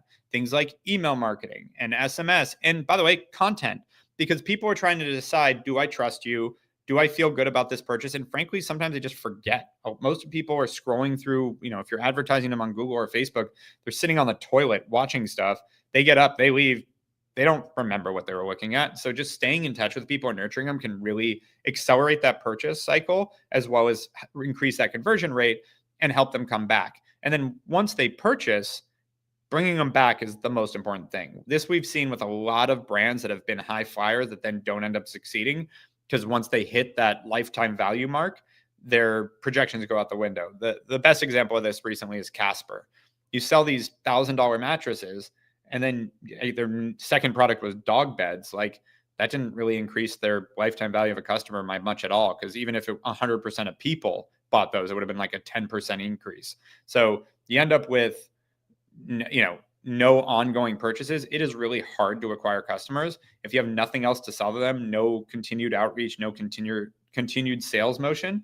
You can go run through your money really quick. And so you have to figure out merchandising. And that's not necessarily a marketing function, but it a lot of times collaborates with it in a big way. And listen, it's really easy to market great products and impossible to market shitty products. So if you're selling one thing and that's it, and there's no repeat purchase, you're gonna have a really hard time with marketing. And that's the nurturing piece. So between that sales cycle of what do I do when I bring people, I've now made people aware I exist. Now I know that it's going to take, again, an average a month for them to buy from me. What do I do during that period? And then post that period, so I keep them coming back. How do I treat them? Even things like customer service, et cetera, that help people want to come back. The last pillar is trust. And by the way, I'm going to leave about half of this for Q&A. I don't know where I find the Q&A, but I'll definitely ask you guys to come back in. Trust is synonymous with brand. But as an early company, before you've established a great brand, trust comes from third-party validation. What I mean by that is testimonials, reviews, endorsement deals, celebrities, influencer marketing, any way you can borrow someone else's trust. And here's a fascinating little anecdote about that. Trust doesn't necessarily have to be from a trusted source. People are just looking for third-party validation. There's 2 fun examples of that. Number 1, if you have seen the show How I Met Your Mother, and actually I should say if you haven't, it's about the main protagonist, Ted, is telling his kids in the future how he met their mother. And it's all these cute stories about how he dated. It's a sitcom and how he met different girls and da-da-da. And he has his best friend, Barney, who's this wealthy kind of womanizer guy that's, always clever and hitting on girls, et cetera. And Barney's always trying to help Ted meet girls. And so his favorite thing to do is to go up to random girls in the bar when Ted's standing there and go, "Hey, have you met Ted?" And these girls don't know Barney, but this confidence and this just, "Hey, have you met Ted?" in the show always works. They're like, "No, hi, Ted." And that strikes up a conversation, breaks the ice. I've talked about this for years. And then about 3 years ago, I ended up at a lunch sitting across from a woman and we're talking. I'm like, "So what do you do?" And she goes, "I'm a showrunner for a show called How I Met Your Mother." I'm like, "Oh, we've got to talk about this." I've talked about this at a lot of marketing as an example of like how you can build trust even without that existing trust. She goes, "Oh yeah, we used to go after set all the time. We'd go to the bars and we'd do that all the time. It works every time." So human nature, you want to see some third-party validation, go like, can I trust this person? Even if it's from someone else that you don't know who they are. It's this weird human tick. And probably somewhere in our biology, it came true of like just watching how other people interact. And another fun example of this, that I do this all the time when I speak in person publicly, I do a show of hands who here shops on Amazon. And I'm sure a lot of you listening, most of you shop on Amazon. And then I go, show of hands, who here reads the reviews on products they're looking to buy, or at least looks at what the rating is or the review? Most hands go up. Most people check out the reviews. Okay, cool. And show of hands, who here believes that most of the reviews on Amazon are bots and bullshit? Most of the hands go up. And then I just pause for a second. It's like, and I'm guilty of it too. It's like, isn't that funny? We know that the reviews on Amazon are BS. We know that they don't mean much. And yet we still like to look at them and makes us feel more comfortable making a purchase. So it's a funny thing, trust, in that sense. And you don't want to abuse that, but the idea is you can build trust in a way that's, people do it all the time. There's a lot of marketing companies that'll build like a publication to like give them their own awards and stuff. Now, if you get caught just completely lying, there goes your trust for the rest of the business. So like, you don't want to completely abuse this, but there are ways to understand that like having a testimonial from someone, they don't necessarily need to be the CEO of Amazon to actually be a great, credible customer. People just want to see that other people have had a good time with you. And so that's an important thing to keep in mind, is you don't need to over-index it. The other piece of trust, again, this kind of plays into brand, is your brand is basically what you deliver consistently over time, good and bad. So examples of this, I always ask people, shout out a brand that is the worst at customer service. And it is always 100% of the time either a cell company, Verizon, AT&T, or a cable company, Spectrum, Cox, Comcast. Always, every crowd, it's one of those. And it's amazing that they've all built a brand for customer service that's horrible. And then I go, okay, what's a great customer service company? And I generally hear Nordstrom's or Zappos. And so Zappos is my favorite example. Obviously, it's not as relevant these days. I'm sure they're doing fine, but they're not, there was a day where they're, the darling of the tech industry. But with Zappos, they leaned into customer service, and there's stories of like spending 8-12 hours on phone with a customer. They wrote a book called Delivering Happiness, all about, giving great customer service. And so what becomes interesting about this is two things. I'll start with confirmation bias. Now that I believe Zappos has great customer service and Verizon has horrible, if I call Zappos and I have a bad experience, my thought goes to, that person must have had a bad day. Zappos is great. If I have a good customer service experience, I go, see, they're amazing. Love these guys. Vice versa, if I call Verizon and I have a bad customer service experience, I go, see, Verizon are a bunch of assholes. They're horrible customer service. I hate these guys. But if I call them and I have a good customer service experience, I go, wow, at least they have one. And that is the brilliance and the craziness of confirmation bias. We see it in politics. We see it in a lot of things.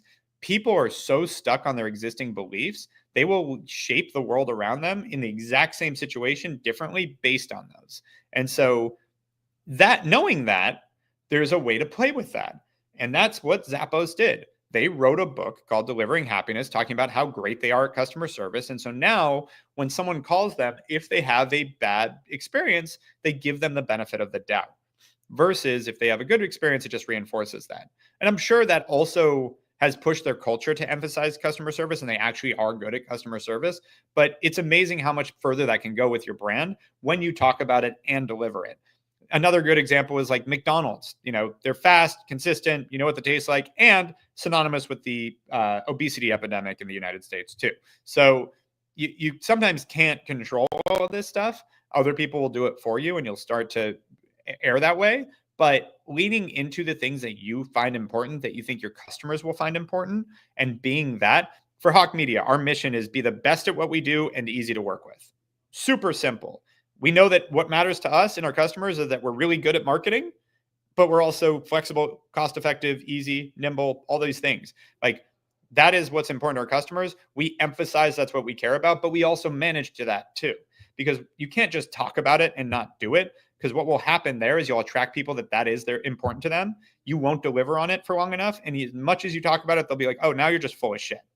And so you have to deliver on it to an extent, but you also get some grace if you push that. And so as you over time deliver consistently, if you're really good, again, McDonald's delivers unhealthy food, so you get obesity. Verizon delivers horrible customer service. That's what they get known for. They also might, I actually don't know this, but let's say Verizon has the best coverage maybe. So they get known for that too. So then again, people might hit a dead spot for Verizon and be like, wow, I guess we're remote. Verizon doesn't even have service here. Like there's a lot of things that go into that consistency that help you and hurt you.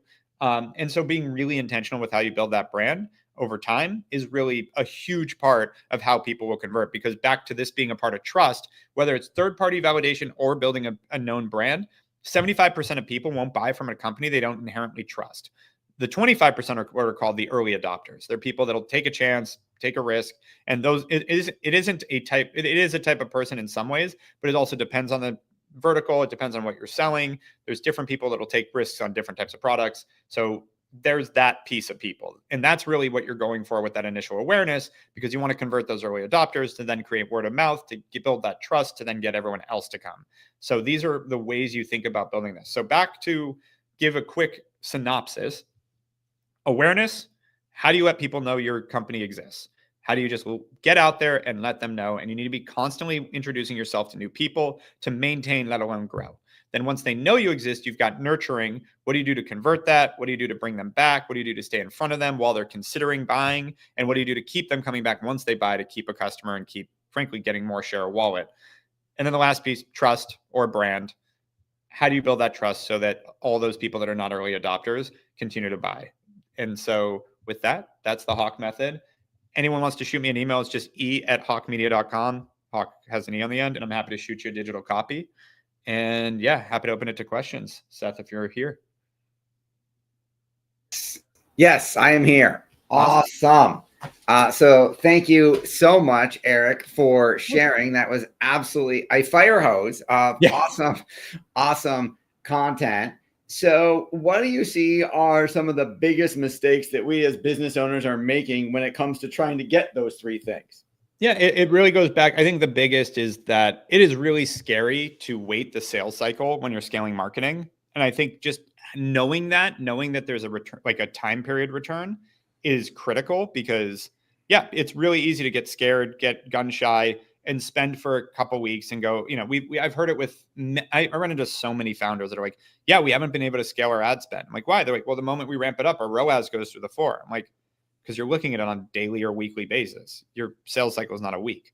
Like it is that simple, but just this isn't intuitive to everybody. And when you're managing a business and you're worried about losing money and you're being precious with cash, which you should be, this can be something really scary to step into. So still incrementally stepping into it, depending on how aggressive the business wants to be, anywhere between growing your budget 20% month over month, or growing or doubling it. Like I'd say that's the range. Any less than that, and you've got, the problem is you've got less than a standard deviation of like, you don't even know if that was just seasonality or it actually scaled it. I would spend at least 20% more to really see the bump, but 20 to 100%, somewhere in there, depending on how aggressive you want to get, and then give it time to play out. I think it's really fascinating because I've interviewed done over, let's say, I think we're at 1,200 interviews of Sharkpreneur. At least 100 of them, if not more, have been other marketing agency owners, thought leaders in the space. We have some of those, some different folks talking about different areas of marketing today, obviously. And not a single person has ever mentioned to me ROAS in combination with time, in terms of, wait a second, we've even told clients that, hey, you can't just double your ad spend overnight and expect your numbers to stay consistent. But I never thought to mention, you need to think about how long your sales cycle is. Yep. And if you really wanted to chart the difference, you got to do it over time. I think that is really, really fascinating and something I haven't heard anybody else talk about. And it's, to me, because we've been in it for so long, it's crazy to me. It's just like, this is a very obvious thing when you talk to people. Everyone's like, of course I have a sales cycle. It's like, do you think everyone sees your ad and buys instantly? Like, no, definitely not. But when we talk about marketing, nobody looks at that number. You have grown a very, very large agency. Can you tell me a little bit about some of the lessons you've learned managing a large, diverse, and sometimes remote workforce? Yep. Number one, I think people can work remote at senior levels and once they've been trained, but onboarding people remote is incredibly difficult compared to in person. And we've really started to err towards in person. Almost all new hires now are in person in office in LA. And we saw the difference. Like prior to COVID, we were not remote. Post COVID, we have slowly gotten back into it. The difference in productivity and training and ability to ramp people up in office is just night and day.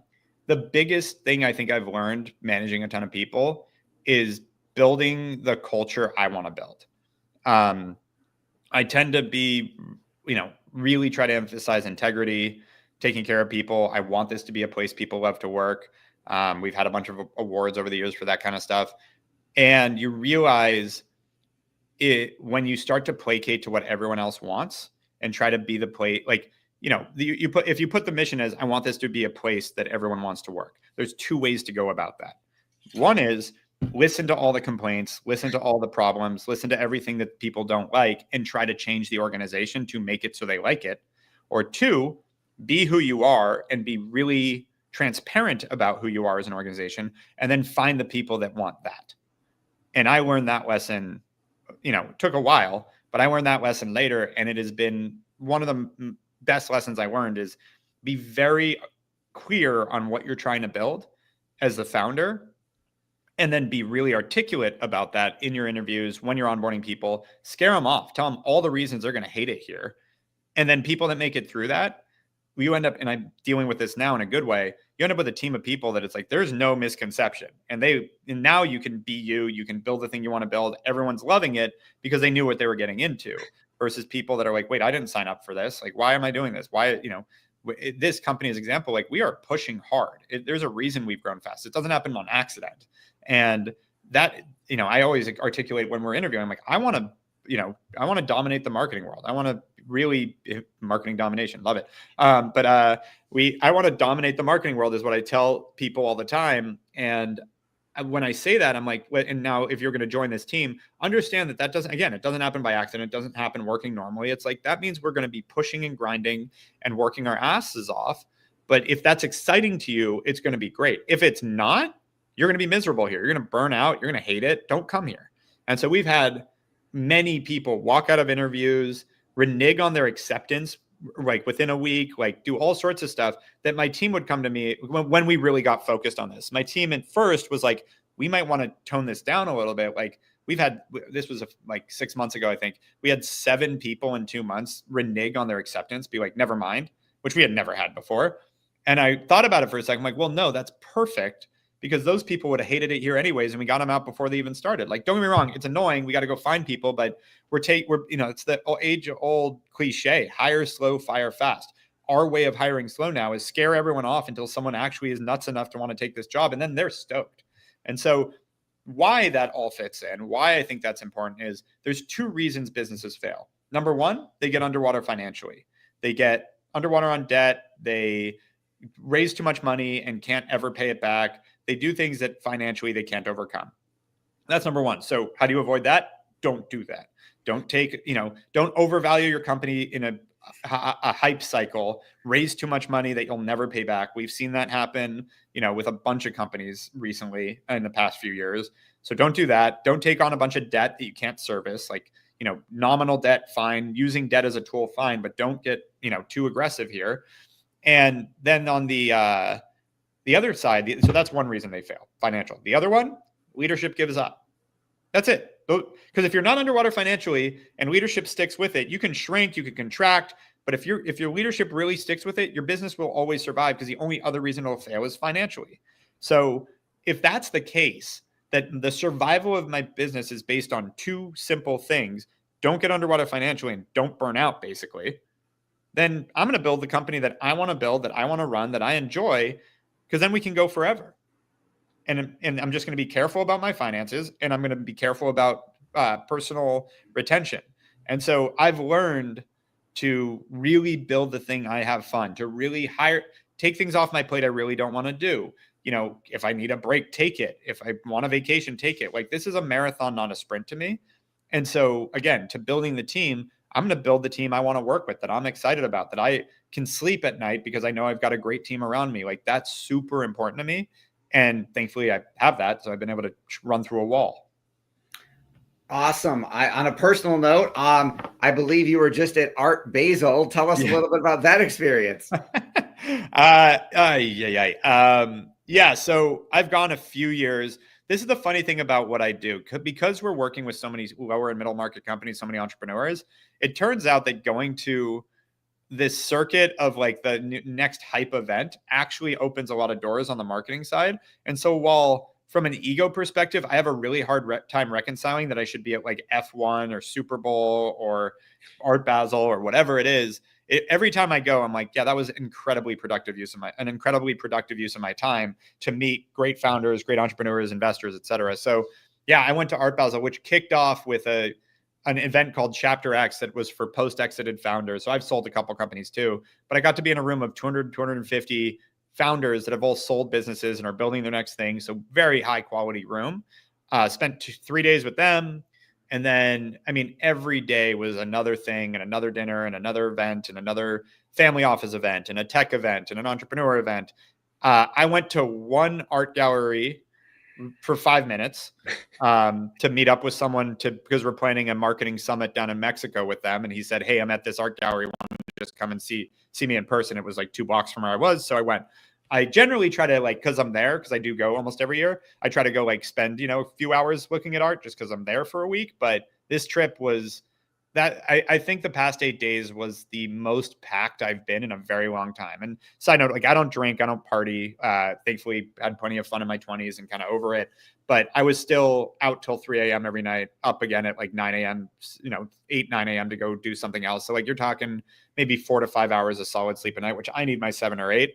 So full transparency, I am tired today. I also have a daughter that decided I took her to a movie yesterday. I got home yesterday morning, slept 4 hours Saturday night, jumped on an early flight to get home to my family, took her to the movie theater, and she immediately threw up on me and has the flu. So stayed up all night with her now. So tired, but that's the thing is you can sense the energy, even though I would love to go to bed right now because this stuff's fun. And I've built it in a way that I enjoy it. So I power through today. I'm probably ducking out at 5 today instead and gonna get some rest. But that the stuff like Art Basel where I probably met people and I'm really good about follow-up. I'll probably have 30, 40 follow-up meetings from that week with companies that we can partner with, that we can build with, et cetera. I've already got 5 or 6 done as of yesterday.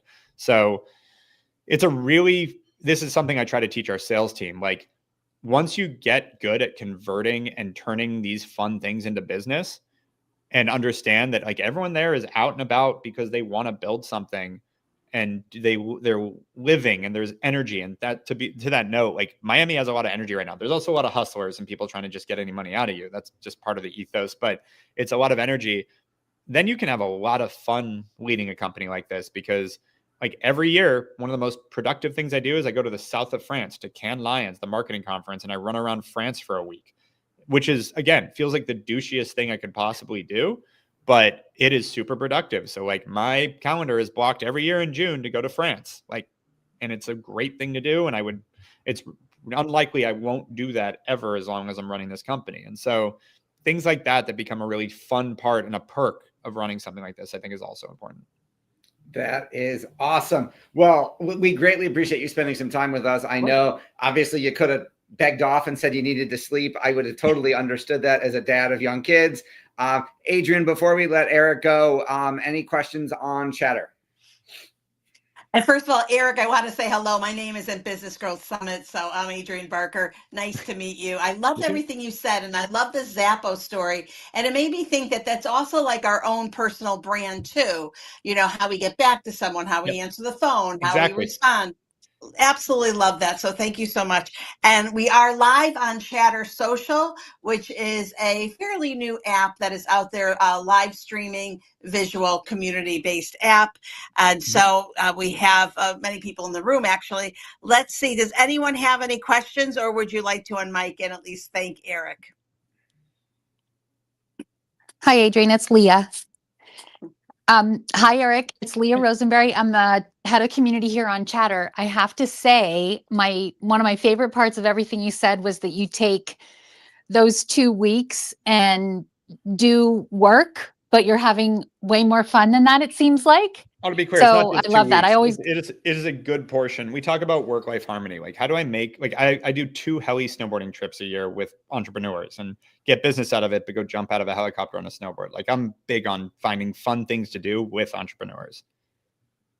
I love that so much. Great attitude and a great way to live. Thank you. And does anyone else have anything that they want to add, share, say thank you? Well, I have a big thank you. That was great, Eric. Thank you. Thank you for communicating Thank with you. me so nicely. I really appreciate that. I don't take that lightly. And I don't, so let me just look at the chatter box here. All right. No, great room. Just getting a lot of messages how great the room is, and your presentation was fantastic. How can they follow you? Are we just Googling Hawk Media?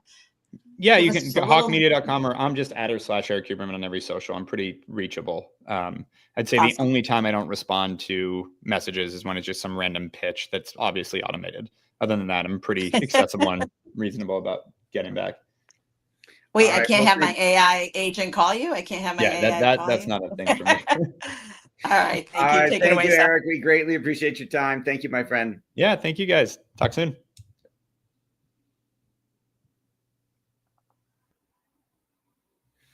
All right. Let's see here. I believe Partiv is here early, so we're just going to start early if that's okay with you, Mr. Shaw.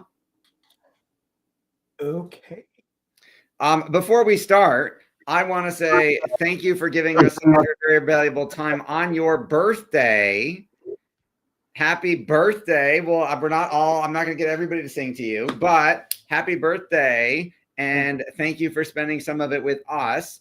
We're going to talk today. We're going to talk now. Partiv is one of my nearest and dearest friends, and the founder and president of eLaunchers. He's internationally recognized for his work in direct response marketing, CRM optimization, and lifecycle campaigns for more than 2 decades. He has helped small business and professional practices build high converting follow-up systems that turn leads into long-term profitable clients.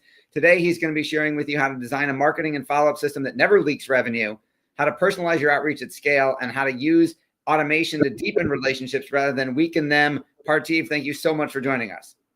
Thank you very much. And I'm grateful to be here, Seth.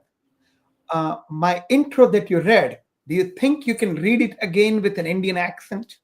Yes, again, our next speaker today is Partiv Shah. All right. Wait, what happened to Seth? I'm still here. I'm just off camera so everyone can focus on you. Okay, then. So there are a couple of ways we can do it. I'm supposed to be, first of all, I'm here. I'm your 3 o'clock speaker. I'm a little early. Yes, we've been ahead of schedule, which is rare.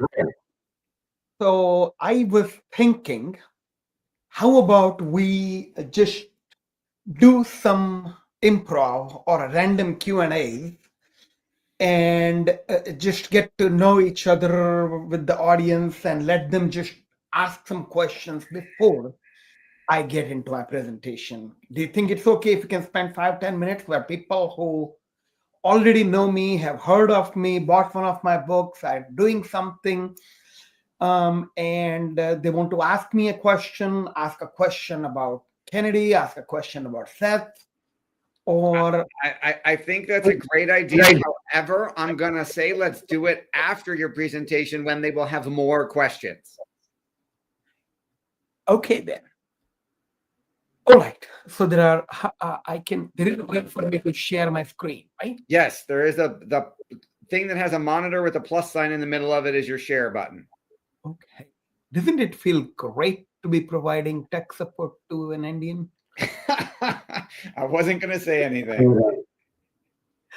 Okay. Share screen. You're allowed to say that. I am. I know. I can get away with everything. Am I sharing my screen or not yet? Not yet. Okay. Share screen. And then you got to pick the window. Entire screen. Allow. Am I now sharing my screen? Yes, but now we're seeing your web browser. Okay. Yes, you would go to PowerPoint, go to slideshow, make it a slideshow, and then share that window. Okay. I have to show you my Hang on, folks. My PowerPoint. Now can you see my PowerPoint presentation? Yes, perfect. Awesome.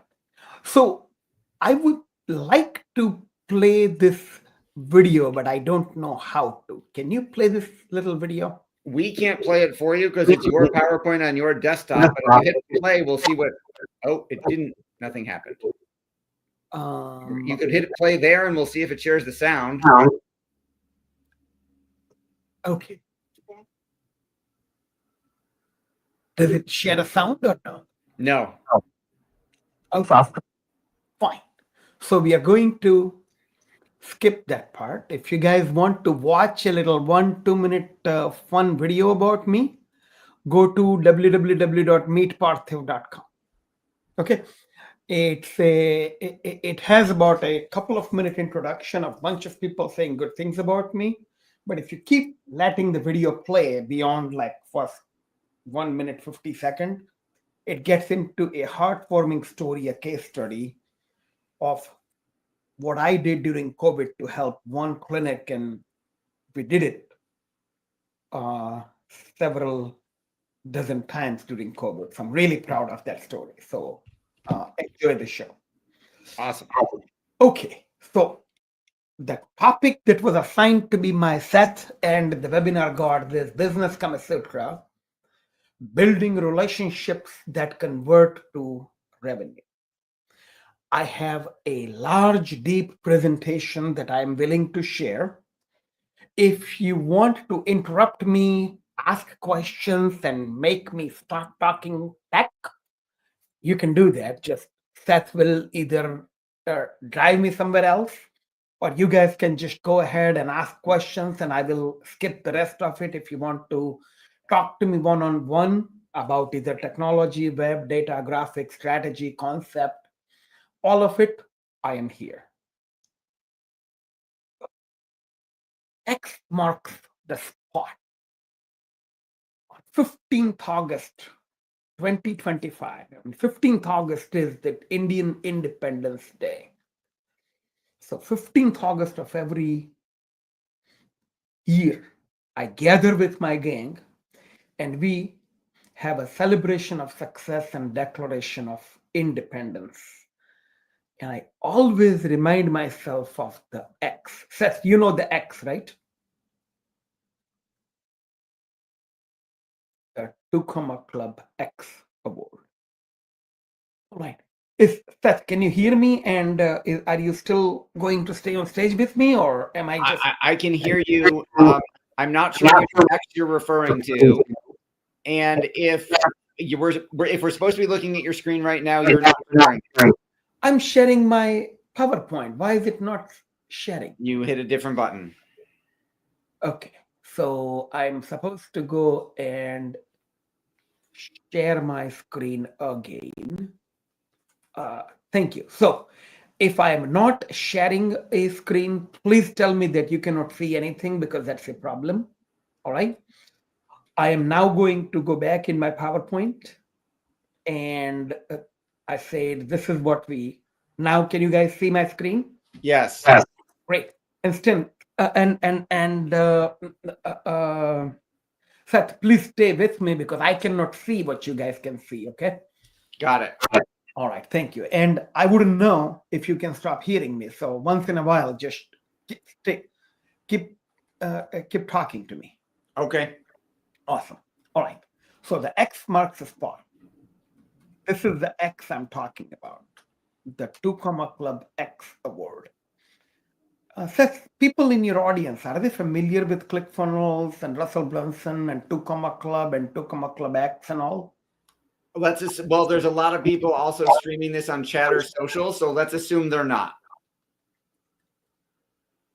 Can you introduce me and Russell and the Tucumã Club thingy? I'm kind of shy talking about me. Sure. So Dan Kennedy and Russell Brunson are two of the modern godfathers of direct response marketing. Russell Brunson is the founder of ClickFunnels, which is the fastest growing software as a service startup in history, which went from 0 to $100 million in 3 years, and which Parthiv and I are both developers on. And the Tucumã Club Award is very, very rare and given it's like a platinum record given to entrepreneurs who have driven over $10 million in revenue through one single marketing funnel, which Parthiv has received. So these are my two Tucumã Club Awards. You can see it on my behind me, right? And what about the X award that's behind me? You want to talk about the X? Why don't you talk about it? Let me talk about it. Fine. X is what you get if you can make $10 million from one funnel. Now, look, here's the problem. No, not a problem. Here's what I found to be true. A funnel is an income producing asset. It will make you money. A funnel will make you more money when it behaves like the human that you are. But you will make most money when you begin behaving like your funnel. All right. Today, I'm going to talk about, let's see, share screen again. And I want to share my entire screen and bring you back to PowerPoint. All right. Seth, can you see my screen and am I back on PowerPoint? Yes and yes. All right. So I am a man on one mission, and that mission involves you. We are here to grow your brand. I want to show you how we grow so you can grow and keep growth going. Right? This is me and my wife Deepa, and we are posing with my 2 Club X, the $10 million a trophy that was received in 2024.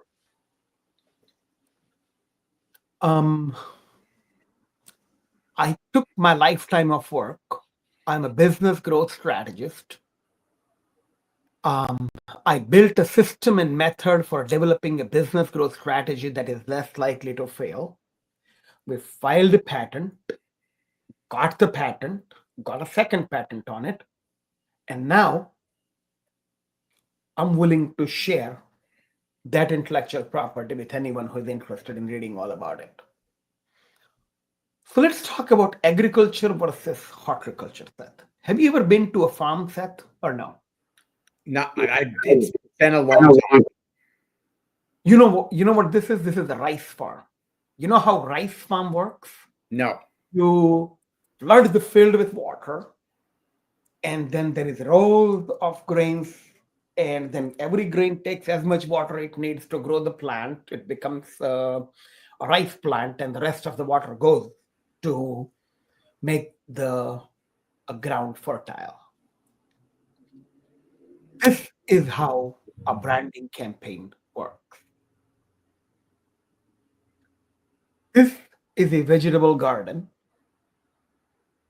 When you don't have enough money to spend on marketing, if you're looking to cut back on budget, you go from agriculture to horticulture. You go from branding to direct response marketing. I'm not a branding guy. I'm a direct response marketing guy. I do direct mail marketing. So unlike some of the people that we met today, especially Mr. Hawk, the speaker before me, brilliant guy, but I don't do what you do. I don't do Google, Facebook, SEO, PPC, etc. If someone wants it, I just refer them out to Seth. Okay.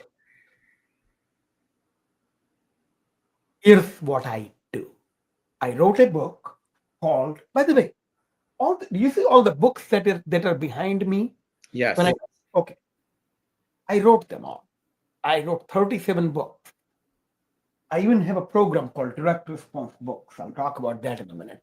One of the books I wrote is called Brent Never Forgets. Brent is an elephant. He is an elephant, so he doesn't forget. We are humans. We forget. And Seth, what happens when we forget stuff? If we forget to do something for a prospect, we have an opportunity cost. And if we forget to do something for a client, we have a brand damage, right? So how do we make sure that we don't forget? Bring a little Brent, a business relationship system for your enterprise. It can be on any software, but it connects you to this lady. Her name is Jane, and she is your buyer. She buys. This is your brand. Your brand is a data warehouse, a campaign software, a response management system, a sales cycle management, a order management system. It would do your segmentation. You can run campaigns out of it online and offline. You would manage responses from it using a call center, landing pages, business reply mail, if you guys still are even know what it is. Most people don't know what a business reply mail is anymore, but it still is a thing. When you do a campaign, they will respond. That's when your job really starts. Marketing ends, prospecting starts. You got to contact the prospect, demo, meeting, proposal, close the sale for a pilot, check credit, onboard them, customer service, deliver what you promise, nurture the relationship, cross-sell, upsell, build a rapport, and ask for a my. Your life is complicated, isn't it, Seth? It is. How do you do that without automation? You can. You do the best that is humanly possible, but usually it is not good enough, and therefore you forget to follow up with prospects who at one point requested information, opted in, but you guys never met. That's this campaign, Business Kama Sutra campaign. This was built in 2015. It has been installed 700 times. It has been installed for dentists, attorneys, financial advisors, small business, big business, large businesses. The largest company that I have installed this for made about $24 million a year in revenue. The smallest company was someone who could barely afford to pay for the software. So this works as long as you are a service provider who sells to consumer, and you are selling something that's between $6,000 and $17,000. It's very interesting dollar range. I'll come to that in a little bit. Okay, can I move on into technology, Seth? Yes. Okay. Who am I and what do I do? I'm a data scientist. That means I smell and chase money. And my secret weapon is the big data for small businesses, right? 3 strengths. I can spot an opportunity. I can paint your picture with me in it. And I do it systemically, so I can paint your client's picture with you in it. And I know exactly when and how to ask for an order, so I can build an automated system for you. These are not superhuman strength. I mean, I just use science and math to do this. My English is better than my math. My English is better than Seth's. I'm sorry. My math is better than my English. See what I mean? I'm not doing Yes. But my math is better than your English, Seth. I don't know about that, but we can forget about it later. Fine. Okay. So here's the concept and the strategy. Okay. An ancient sage in India wrote the first book on relationship hundreds of years ago, thousands of years ago, Kama Sutra. This is a book that talks about adding longevity to a relationship by adding pleasure to intimacy.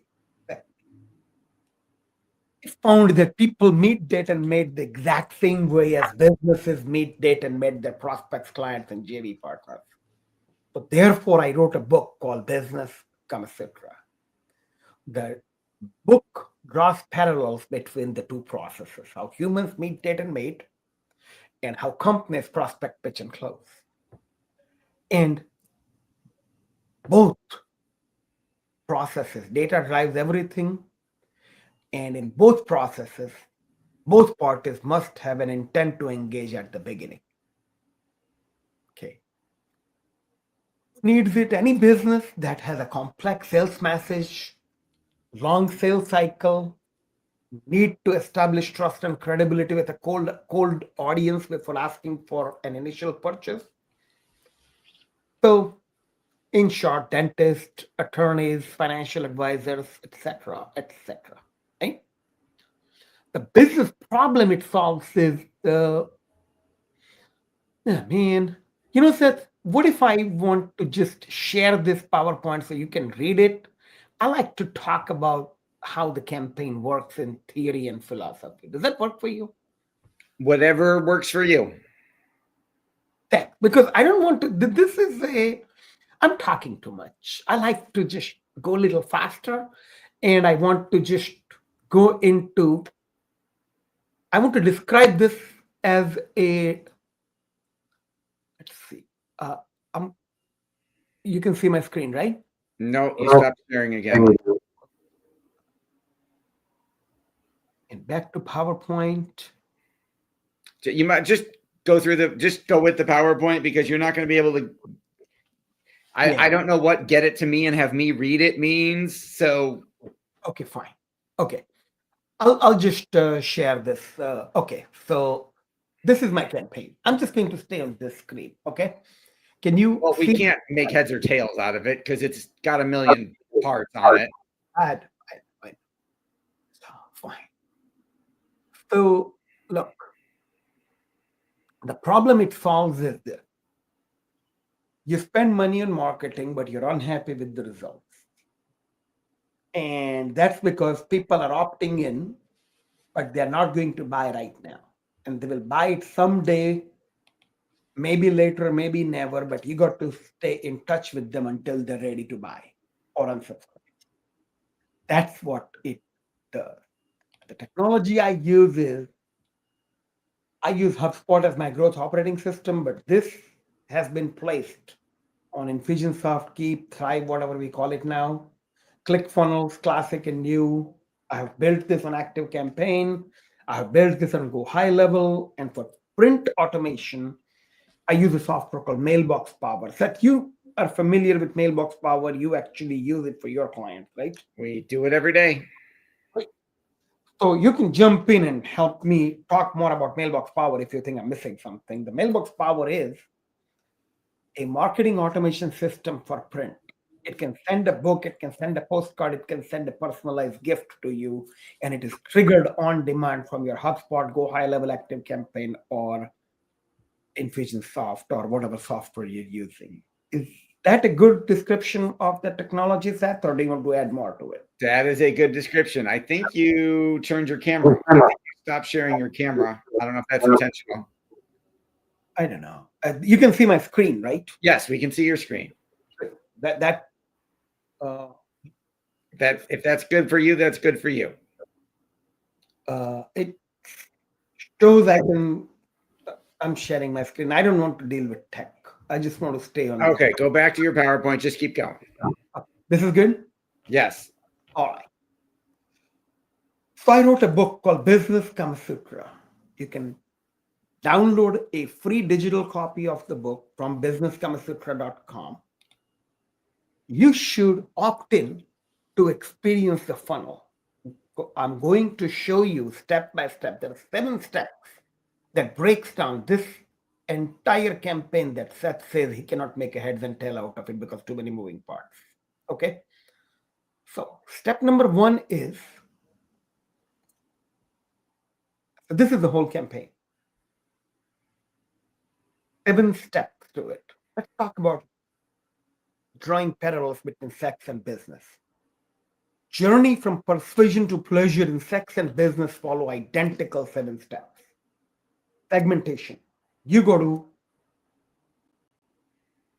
make sure that you are in front of the right audience. They can afford to buy what you're doing. They can afford that they need what you're doing, and you can deliver value. If your segmentation, the who, is done well, as taught by Seth a little while ago, you need to organize, orchestrate, and execute an approach. Approach can be email marketing, direct mail marketing, Facebook advertising, Google advertising. It doesn't matter how you do it. There ought to be an approach.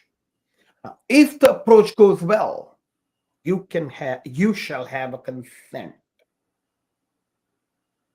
Now, the consent you get is for dating, not mating. So you got to have a dating ritual before you talk about your mating ritual. The one thing that matters most between consent and mating is trust and foreplay, something most brands, most marketers, most salespeople ignore. A relationship is transformed when you make a prospect and a client feel welcome and you go into the relationship at the pace that they want to. But when you have to do this for your business multiple times at the speed of business, you need the assistance of marketing automation. You can automate this role in your business. Segmentation. You got to start with who you are. Who you are for. How do you want to please them? How do they want to be pleased? Do you have the capacity to please them the way they want to be pleased? And are you okay with the paycheck that comes with pleasing them that way? So there is a lot more to identifying your who than just figuring out, I want to sell this. These are the people who are likely to buy. You got to look at the promised transformation and their ability to actually acquire the transformation. Okay. Step number 1, segmentation, who you are. Step 2, approach. Now that we know who you are, you got to execute the approach. So the rules of approach is you got to show up like no one else. Everybody wants the same price. So make multiple attempts. Use all media necessary and deploy all media simultaneously so they will notice you. So here's an example. When I work with someone like Seth, who does Facebook and Google marketing, we market to literally the same audience using direct mail and email while he's doing Facebook and Google. All of it is designed to drive people to a landing page and a funnel where we would capture the lead and follow up with them online and offline. Consent. If the approach works, you get a consent or a rejection or a brush off. Now, what do you do when you get consent? This is where you have to acknowledge consent and express gratitude. The last page of a funnel is a thank you page. But if you have a multi-step funnel, you got to acknowledge consent on the previous page, express gratitude, and then take them to the next step. You got to do it promptly. If someone requests information, you got to thank them immediately and take them to the next step. And you get consent for dating, not mating. So don't just be pitching. If they ask for a free book, give them a damn book. Don't say, I'll give you the book, but can you give me $20 or can you give me $100? I'll sell you a strategy session. When you are educating, you're educating. When you're entertaining, you're entertaining. Right? Right. Trust. I have an interesting take on trust. Trust is a mathematical thing. It's a qualitative variable that can be predictably quantified, and therefore it can be measured. You can elevate trust by listening to what they are saying, compute what you hear, forecast what they want to hear, and then say something they want to hear without breaking the symphony of communication. When you withhold information or when they don't understand you, it creates turbulence in the trust relationship. When trust is elevated to a point of monetization, both parties are ready for mating. Now, it's important for you to know, are they ready for you to ask for an order? If you do it too soon or too harsh, the deal is gone. You're compromising the sales experience. So let data be your guide. You are here to give pleasure, not get pleasure. When both parties are ready, if there is a match between what you are offering, what they need, the pain they have and the pain relievers your product has, the desired gains they have and the gain creators your product has, then there is a match. When economics are not out of whack, and if you didn't compromise the sales experience, a deal is imminent. Go ahead and present. Go ahead and show your fee estimate, engagement letter, rules of engagement, standard operating procedure, scope of work, etc. But make them feel good. Educate them. Have a stack of books that you can FedEx to them. Have a whole bunch of videos that they can watch. If it makes sense, have them come out so you can meet with them. Don't rush in. How you make them feel is very important. It's more important than what you actually do for them. They will, 10 years from now, 5 years from now, 1 year from now, they will forget what you did for them. They will forgive what you didn't for them. But they will never forget how you made them feel.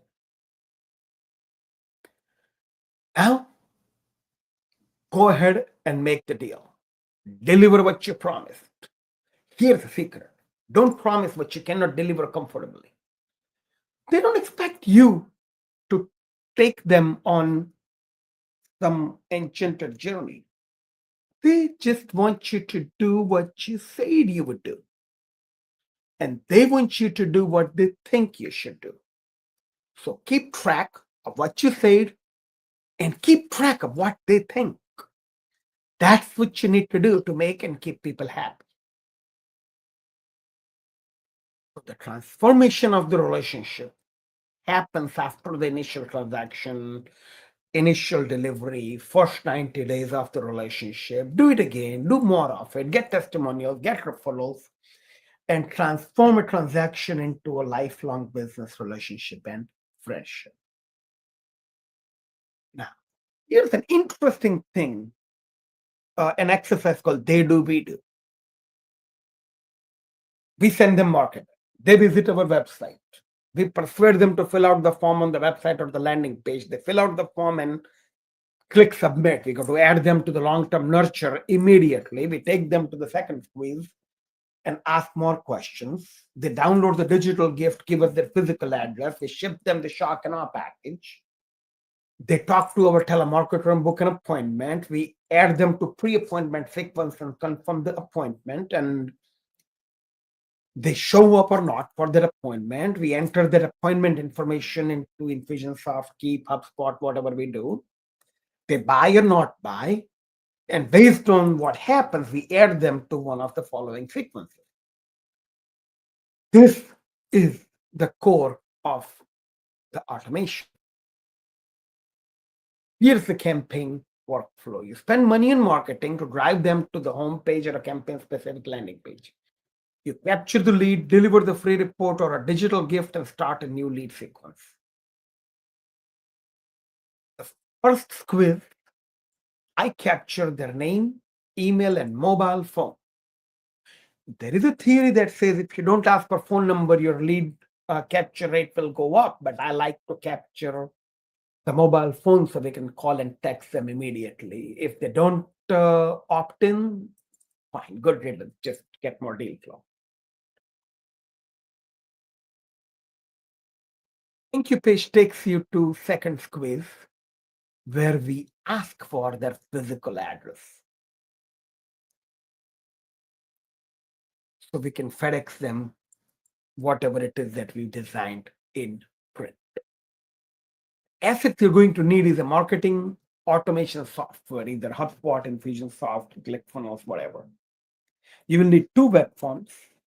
I prefer 5 videos, a home squeeze, second squeeze, thank you page, tell a friend page, and a friend welcome page. A digital gift, a PDF that you can mail out to them. Something you can ship, book, a printed free report, a sales letter, a shock and awe package, etc. And Seth can tell you more about all this. content you're going to need is you need an email header, email footer, a signature, PDF copy of the digital gift, a report delivery sequence, which is one email, and add the client to the new lead sequence automatically because this should be done automated. New lead sequence is a series of emails, 5 to 7 emails that will go out automatically. If we capture print, you can trigger print automation in Mailbox Power. The human steps are you got to call and qualify. Then you ship the welcome kit. Seth, you know why this is very important? Why you should call and qualify before shipping the book? So you send it to the right person? Yeah, but there is something far more important. If someone requested your book, even if they paid $10, $20 for it, if you ship it and then call them, said, this is parcel, did you get my package? No, I didn't get it. Okay. Said, did you get my package? Yes, I got it, but I didn't get a chance to read it. Okay, I got nothing to talk about. Said, did you get my package? Yes, I got it. I opened it. I read it. It looks interesting. I'm not ready to talk to you. I'm out of luck. But if I called you saying, Seth, thank you for requesting the pack. I'm fixing to put together a FedEx. It'll show up in a couple, 3 days. It should go out today or tomorrow. Just curious, why did you request it? What are you hoping to get out of it? I want to make sure that I give you everything you need. And let me confirm your address. And I was hoping, do you have an ability to book an appointment so they can talk at length about how I solved the problem? You see how the exact same call goes differently if you call before shipping the gift. Yes. Awesome. That's how am I doing on time? You're great. You got plenty of time. Okay. So then you book an appointment, you ship a shock and awe package, you send appointment confirmation, you send them direction if they're coming to you, send appointment reminders. And on the day of appointment, one of 3 things will happen. They will show up and buy, show up and not buy, or don't show up. So you need to put in your appointment outcome in your CRM. Day of appointment, if they bought, they go in sequence number 1.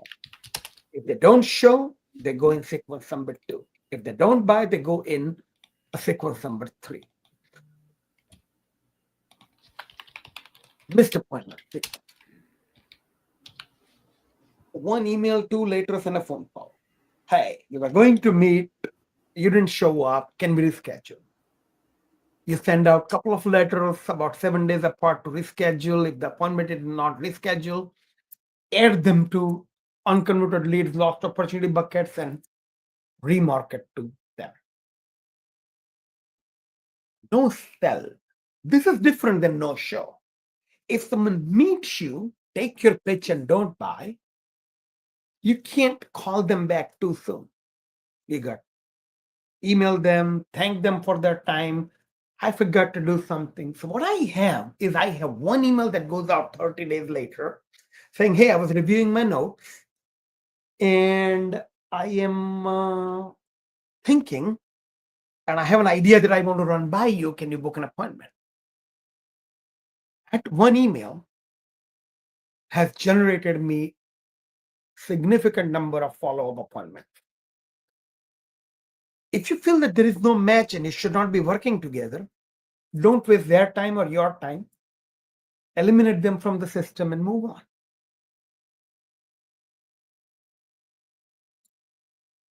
Welcome to the family. A handwritten thank you card. And sending them a welcome kit that has the why you are here, what we will do together, how we work, resources available, accountability, consequences, if something is derailed, if you don't do your share of work, if we don't do our share of work. So you want to give them clarity on the journey that you're taking them to. See, when you're on an airplane, the pilot tells you that we are flying 35,000 feet. They just want you to know. They want you to know that there will be turbulence. They want you to know that you can take your seatbelt off. You're engaged. When you know, you feel good about the journey and then you ask them for referral. A long-term nurture is a weekly email, monthly printed greeting cards, a monthly or quarterly printed newsletter, a monthly holiday card, birthday, half birthday, and quarterly phone calls. And all of this can be automated with Mailbox Power and your marketing automation system. But there is one thing you have to do, Seth, and that is make the phone calls. You got to stay in touch with every prospect who is in your pipeline. Otherwise, the whole exercise is moot. Am I the best telemarketer on earth? No. I just have a very well calibrated system. So, Seth, before I take question, can I talk more about my telemarketing ritual? Yes. Great. So, there are two roles, and each role has its own ritual. There is an opener or a setter. This is the person who makes outbound phone calls to prospects. This person persuades the prospect to book an appointment. This person reminds the prospect of an upcoming appointment. This person follows up after the appointment with the closer. Seth, do you make your own opening calls, or do you have someone who calls for you, who books an appointment for you?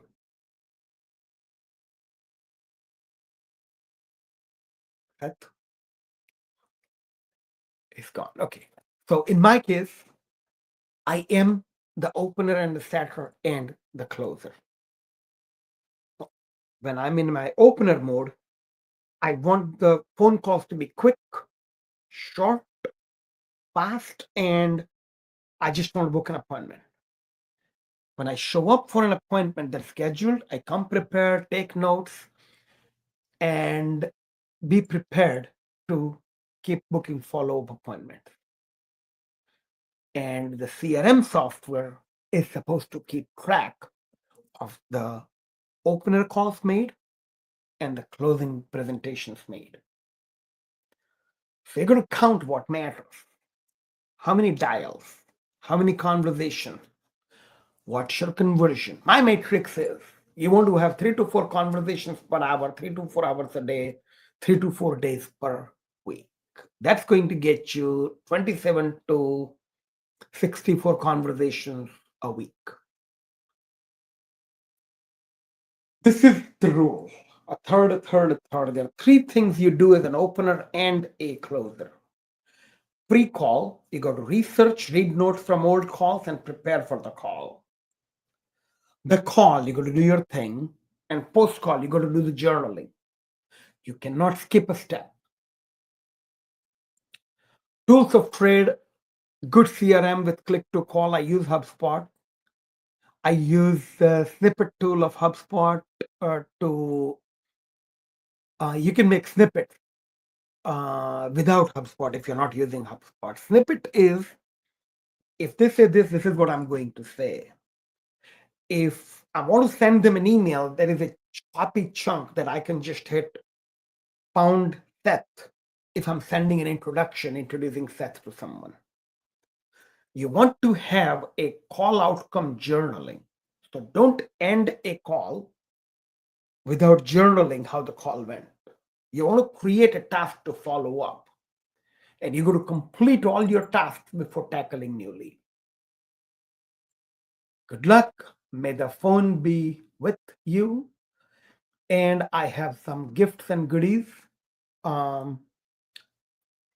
you can go to businesskamasutra.com to download a copy of my book or request a printed copy of it.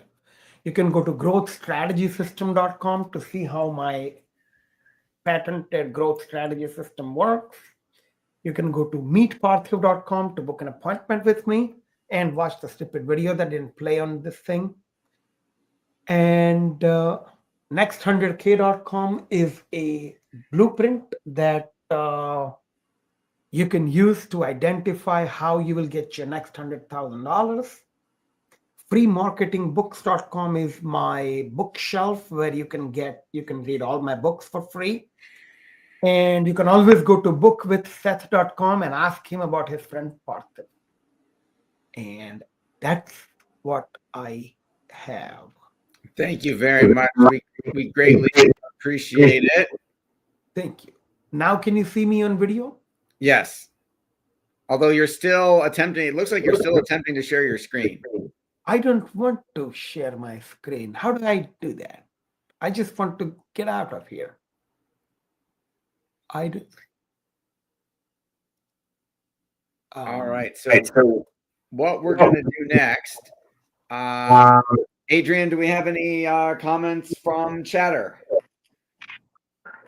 First of all, Parthiv, I absolutely loved your presentation. I'm Adrian. Thank you so much. It was great. I really loved it. I loved how you ended it too, book with Seth and then ask about you. That is just hilarious. And what was that about sex and business? That is the Business Kama Sutra campaign. that was great too. So let's see if we have anyone in chatter. We're live on Chatter Social, Parthiv. Do we have anyone that would like to say a question or say thank you? Anything you thought you heard that you liked? On mic. So I love that the book, it goes back to the Kama Sutra. So that's hilarious. And he made jokes at the beginning along those lines too. So that really lightened it up. And I love that. I think you are great enough at tech. No worries with that.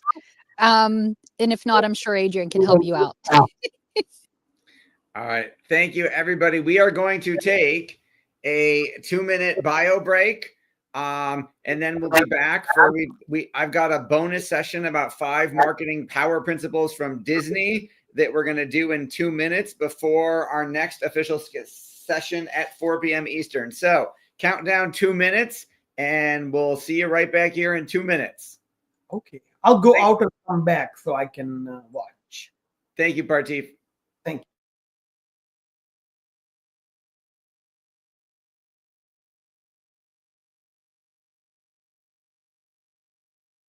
Ooh, I love when Seth does his marketing. One that he did before was great too. Lauren, welcome back. We had some amazing speakers this morning. My favorite, Jill Lublin. I loved everything that she shared. Wow, she is an amazing woman. But I followed her for years, so that's I could be just biased too. I really like her. Okay, let me see if there's a countdown here. Thank you so much for being here. It really makes a difference. I really want Chatter Social to be heard and seen, so this really helps. So thank you.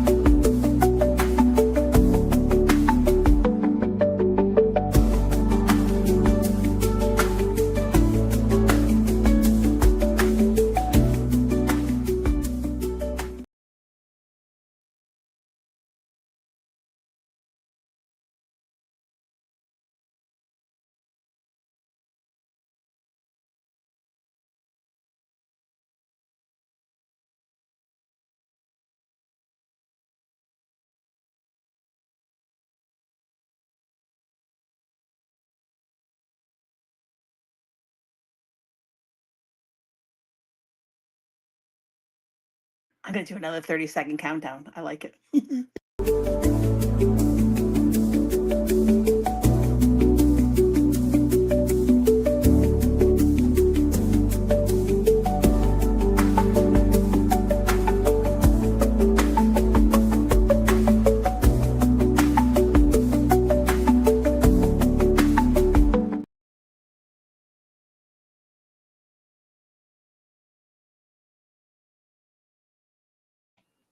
Oh, I can't hear you.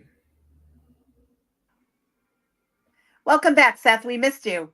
I missed you too. And we have I don't know why we have this black blank screen. I don't know either, to be honest with you. Oh, let me just go like There this. we go. There we go. Okay. Let me get one We're going person to up. do a That's bonus session before our 4 o'clock. We are going to squeeze in one of my most requested presentations, which is all about if it'll work, how to apply $11,543.21 Disney Power Principles to your business. So can you see you cannot see my screen yet. Hang on. Why is it not letting me do that? Let's try this again. Share screen, window, PowerPoint, share. Browser can't access your screen. Okay, so you won't be able to see my screen, but I will tell you all, we will go over the 5 principles anyway. So why $11,543.21? Because that's what it cost me to learn these. If you include the flights, the resort, money spent at Disney Spring, money spent at Disney, money spent at Epcot, money spent at Discovery Cove, money spent on Uber's food and merchandise. That's what I spent on this trip with our family. Now, my wonderful wife thinks we're going on vacation when we go to Disney, and I think I'm going to a marketing seminar, because every single interaction is an opportunity, if you pay attention, to learn how to improve your business. So, principle number 1, the power of character. So if we think about the characters of Disney, without the relationship that we all have as consumers to those characters, nothing else works. Right? They would just be a Six Flags theme park that has no characters and not be able to charge half as much. So how can you make yourself a compelling character? And this is an important lesson I learned. The character you monetize has to be more interesting than your real life.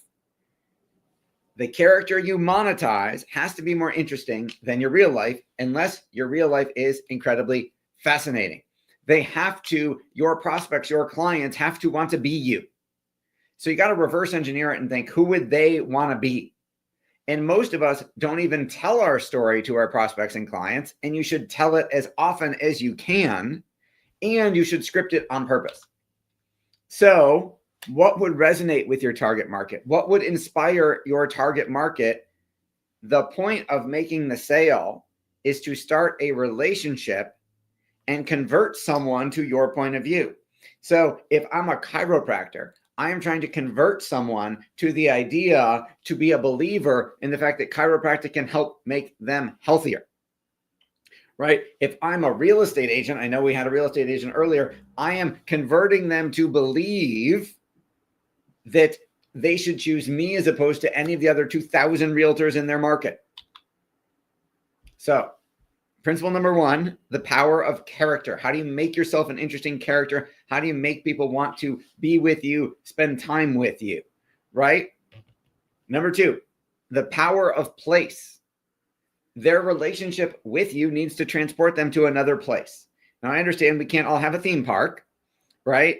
But by doing business with you, they are leaving their normal world and entering yours.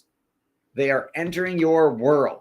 You need to give them a vacation from their normal life and their normal problems. You want them to look at you as an escape. So we have had this conversation in my house. Maybe you can relate to this, where one of my family members might not want to go to the dentist because they associate pain, perhaps, to going to the dentist.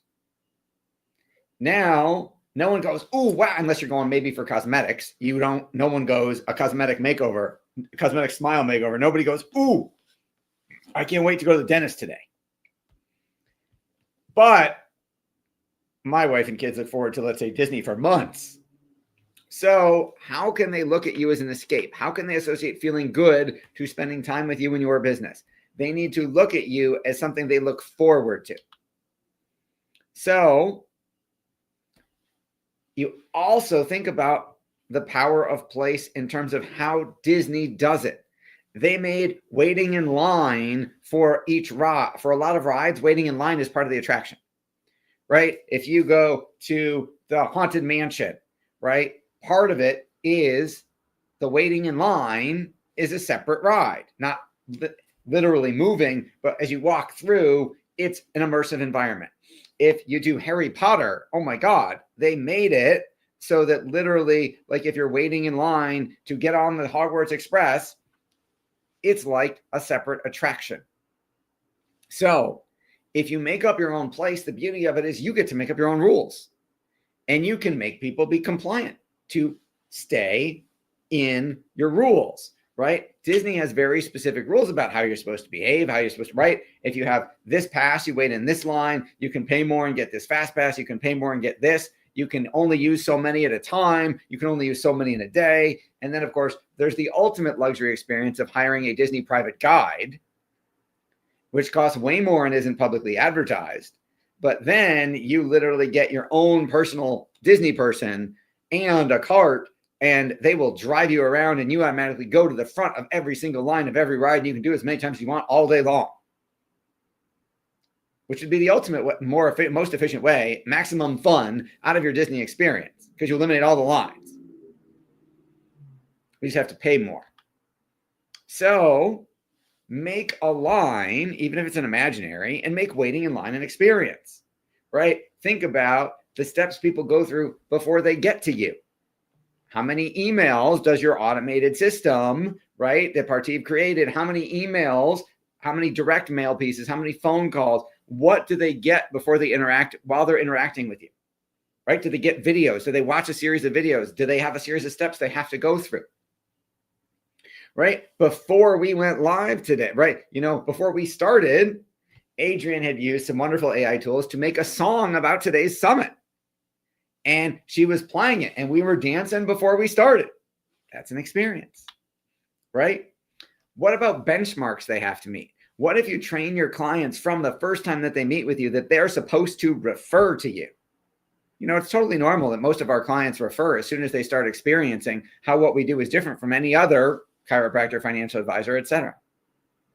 You can make rules that they've got to refer X amount of people every quarter or they don't get to stay a client, right? Think about your doctor's office, right? I got a letter once saying they were firing me because I hadn't made an appointment, because I didn't respond to their phone calls about an appointment. And I called and I said, oh my God, I'm so sorry. I didn't get the message. There was something wrong with my phone. No, don't fire me. Okay, power of character, power of place. Number 3 is the power of ambiance. Disney does a phenomenal job at creating an ambiance. If you think about every ride,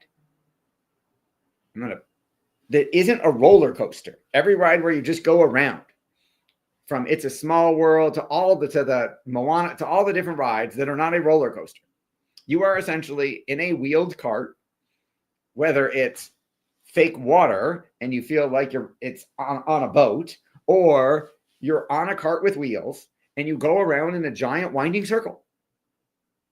That's every ride, whether it's Ratatouille or Small World or whatever it is. As long as it's not a roller coaster, that's it. The Little Mermaid ride, the only difference is what's painted on the walls and the character statues, and maybe they've got a projection screen. So if you have a physical location, are your walls just a boring paint that came with the location when you rented it from your landlord? What images would you use on your walls? Could you hang on your walls to create that experience? What experience do you want them to feel, right? Do you want pictures of, instead of your diplomas and your awards, instead of them being in your office, should they be out in the lobby? And should they not just sit there? Should your staff, when someone comes in for the first time, give them a guided tour and explain why all those awards make you awesome before they meet with you? If you're virtual, what about in your PowerPoints or in your videos?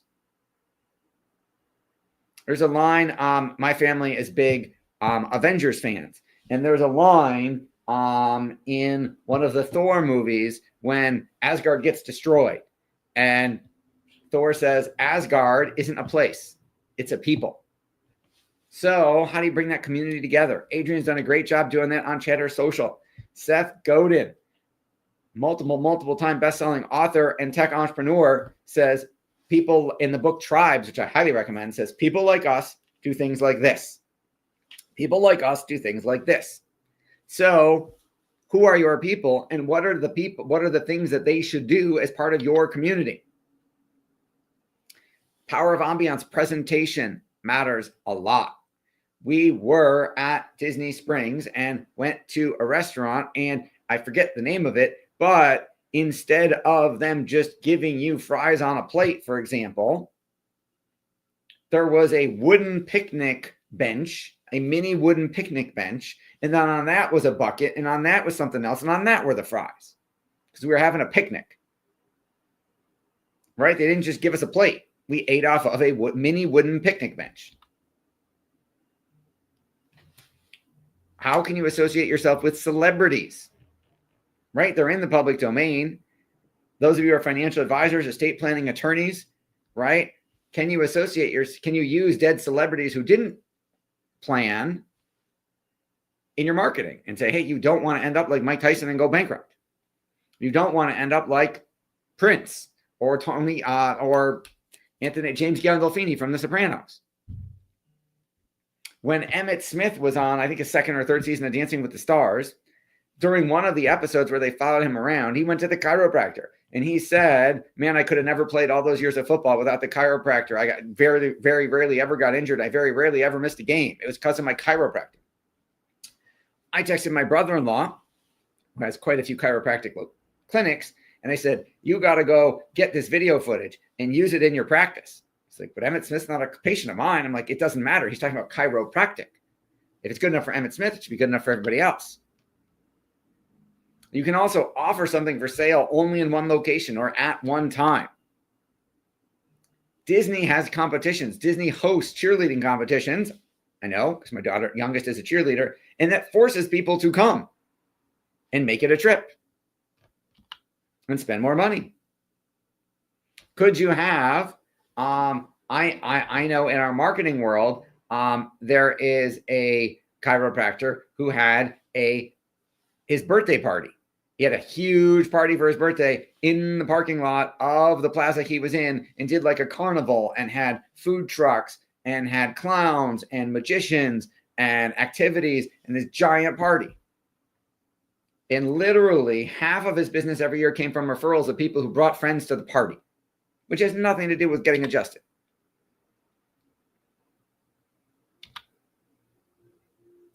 And then there's the power of vertical integration. Can you own or collaborate with all the pieces of your supply chain?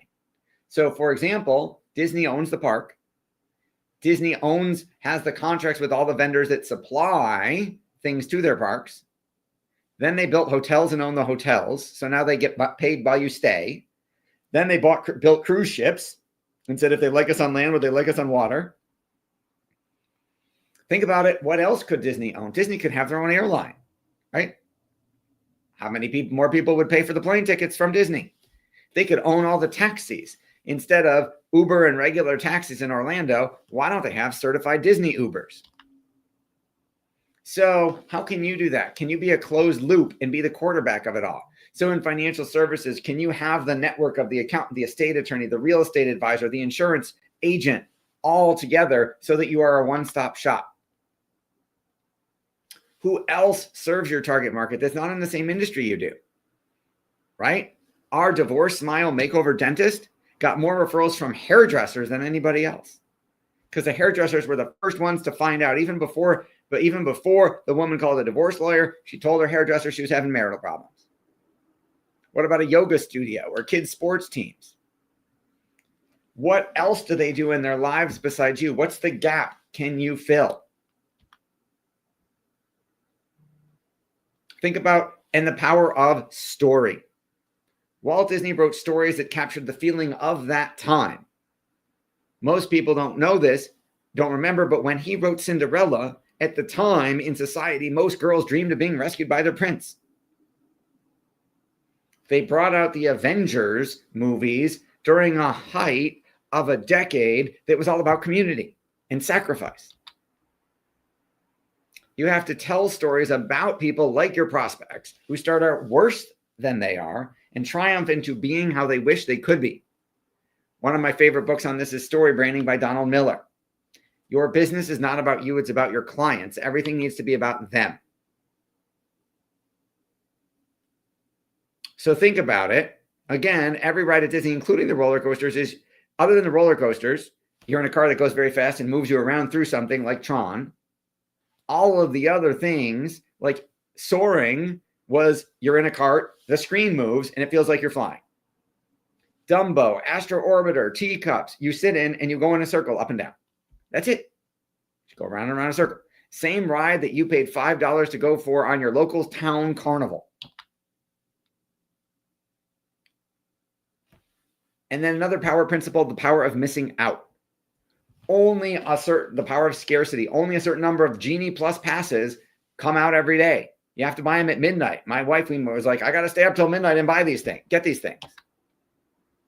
And then there are only I swear Disney wants you to be sleep deprived. Maybe that makes you spend more money, because then there's only a certain number of lightning lanes available for each ride at each time. And you have to register for one at 7 in the morning.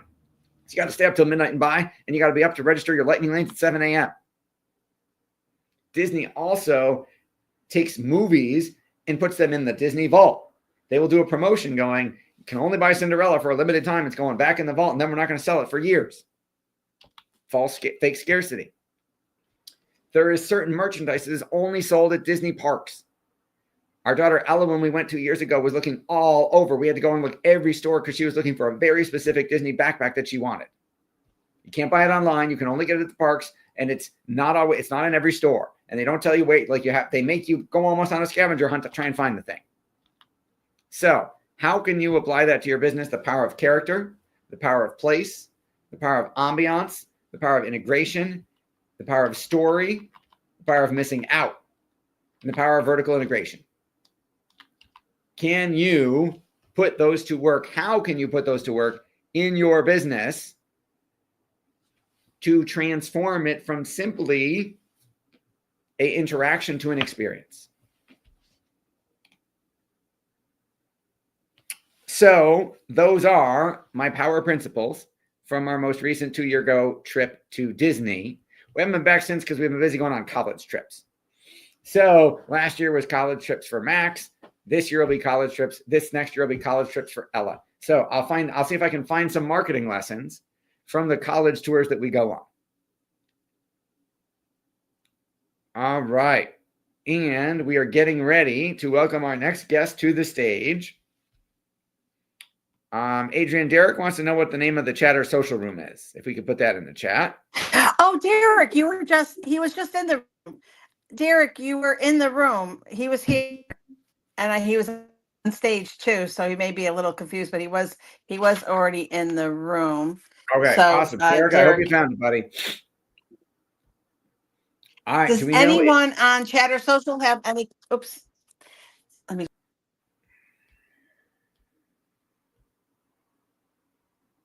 Okay, sorry, Seth. I don't know if you can hear. I think you can hear me. I just can't see myself. I can hear you. Does anyone on Chatter have any questions for Seth? I loved all the. I love that, Seth. That's probably because it came out of Disney, which was in my backyard. But I really, really loved where you're talking about the 5 pillars. Oh, Derek, there you are. You can unmic and say hello. Derek's got a handsome photo of himself. Hi, Derek. Hi, Derek. You just you could just press the microphone button on the bottom. Hi. I'm here. Thank you so much, Seth. Good to see you. I've been popping in and out all day. I appreciate this. This is awesome. Thanks, Derek. Good to hear from you. Say hi to Greg for me. I will. Thank you. Yes, we'll have to catch up soon. We will. Awesome. No, go ahead. I was just going to say, Derek, welcome to Chatter Social. Yeah, you can see Leah up there. Leah is the head of the community for Chatter Social. And we have a few people in the room, Seth, but I'm not sure if anyone has any questions or just they're tired. But what you spoke about was great, and Partif was great. So Awesome. We got 2 more to go. Stay with us, folks. It's been a long day, I know, but we're giving you total immersion here. this has been amazing masterclass. Thank you. Where Do do we know I if send my Mark is here money? yet? No, I don't see him yet. Okay. Where do I send my money for this great masterclass? Oh, thank you. You're very nice. No, we're just giving this away. Just pouring good content out into the universe. I love it. Any other thoughts, questions, you guys, regarding marketing? You got Seth for a couple of minutes. I don't know how long, so ask now.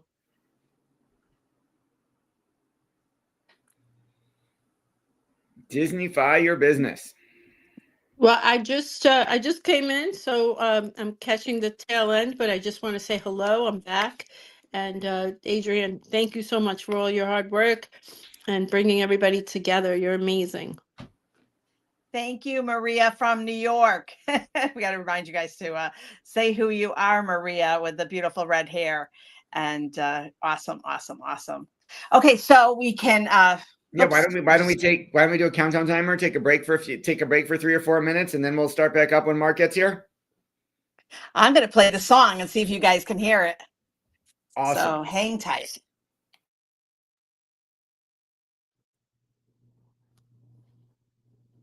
All this talk about Suno. All right, so I actually created a song. Let me know if you could hear this. So I'm going to go to library. So much fun. All right, hold on. All About Gabe. I hope you love that one. Sheila. Okay. Can you hear it?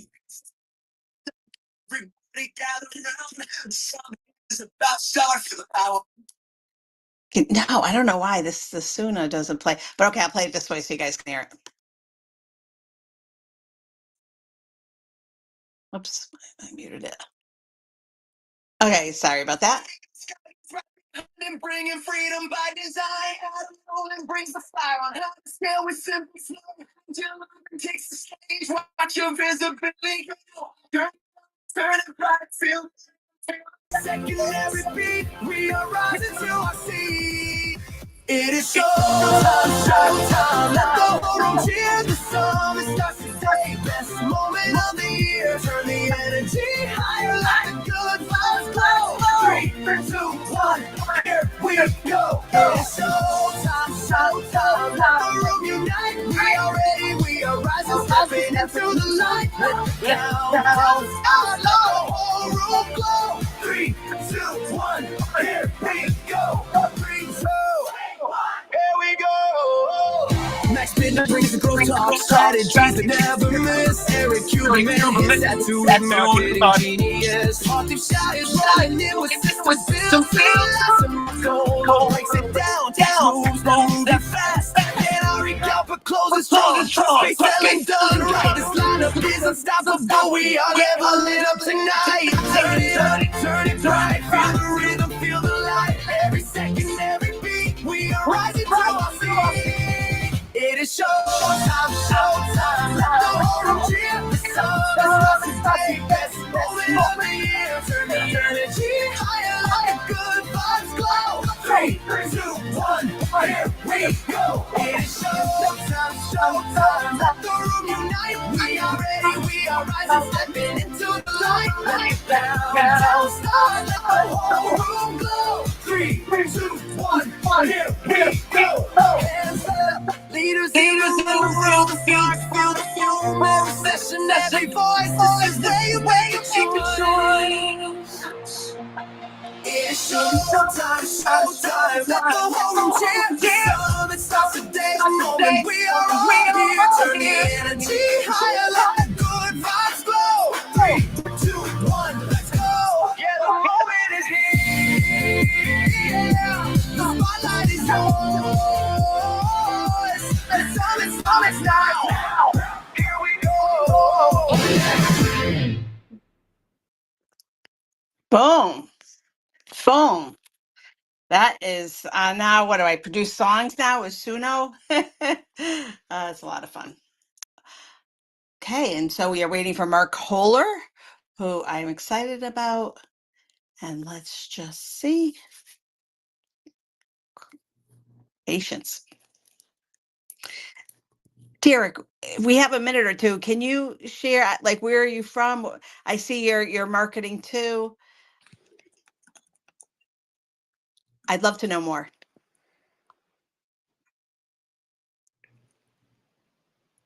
Adrian, did you have a question for me? The Oh. line broke up just a little bit. Oh, sorry. Yes, Derek. I just wanted to, would you mind just introducing yourself to all of us?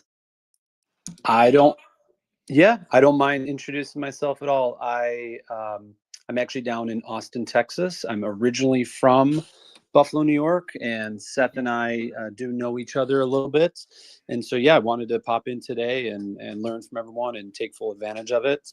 I'm also in the marketing world, particularly on the digital marketing side. So we do everything from SEO to reputation management to a little bit of AI automation and custom web design. Yes, the Presti family and I go back a long way. We do. That's awesome. Thank you for that. I appreciate it. Is this your first time on Chatter Social? It is. I just downloaded it actually as you were promoting it and talking it up. I wanted to check it out, so I just got it today. Awesome. We Wow, appreciate everyone the in the support. room. Everyone in the room, follow Derek. Derek, I'm already following you. Let's have Derek follow Derek so he'll come back and join us. Thanks, Adrian. I appreciate love it. Chatter Social. There's some brilliance right here in the room with Anna Lee, who's actually from Ecuador, Lauren, Leah, Sheila, Maria, Vashan, who's just some really intelligent people. We may be small room right now, but we're mighty as we wait for Mark. Yep, Mark will be here in just a minute. Oh, awesome. Thank you, Seth. Yes. This has been great. I don't even feel tired. I literally have I've just enjoyed this. I mean, yeah, I've stood up and like moved my body, but wow, I'm looking at my notes and I've just loved every second. Awesome. Or sex and business. Sex and business, that still gets me. Well, I have to remove, do I have to now say not for kids on YouTube? That is an excellent question. The F-bomb got pulled, so I'm like, okay, well, will YouTube notice that? I do not know. We'll find out. Okay, we'll test it. Oh boy. So, well, you know what? Let me just see if I could pull Mark's bio up. I have it. He is very interesting. Yeah, let's. I know he's not here I have yet. my intro. Who he is. All right. I'm excited. Jeez. And we've had plenty of people on live watching and liking and been resharing. So awesome. It's good. Really. And tonight I can sleep because I won't have the nerves. No need. Next up, we're going to talk about saving you money in just a minute. We're talking about cutting that tax bill, keeping more of your hard-earned money, giving less to the government.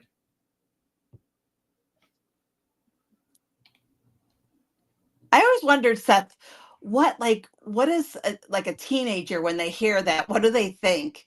What goes through their mind, and how we have to teach them to understand it's not a bad thing, it's a good thing. Yes, that is an excellent question. I have taught my kids, hopefully a good chunk about money and finance and taxes. And it's funny because I will teach them something and then Ella's response is default is usually, yeah, but you're just going to manage my money and my taxes and my finances for my whole life, right? I said, that's sweet. Not exactly. We'll figure it out. Oh, okay. I see Kirby came in, but not sure if that was part. Someone in Mark's office. Yeah. Okay. Let's get them back and get this party continued. 2 more sessions, people. Hang with us. 2 more hours. You could do it. And we're going to share that these sessions are going to be turned into a book. I'm very excited about that. And wait till you see all the speakers will see a manuscript and I think they'll all be impressed. Yes, there will be a book made out of this summit so you can read it later.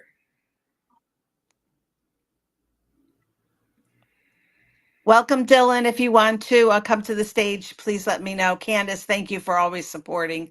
Really appreciate you. Lauren, thank you. Thank you for the rocket. Really appreciate that too. Very nice. Share the room too for Mark. Yep, I'm sure he'll be here in just a minute. It looks like they might have been having some tech issues.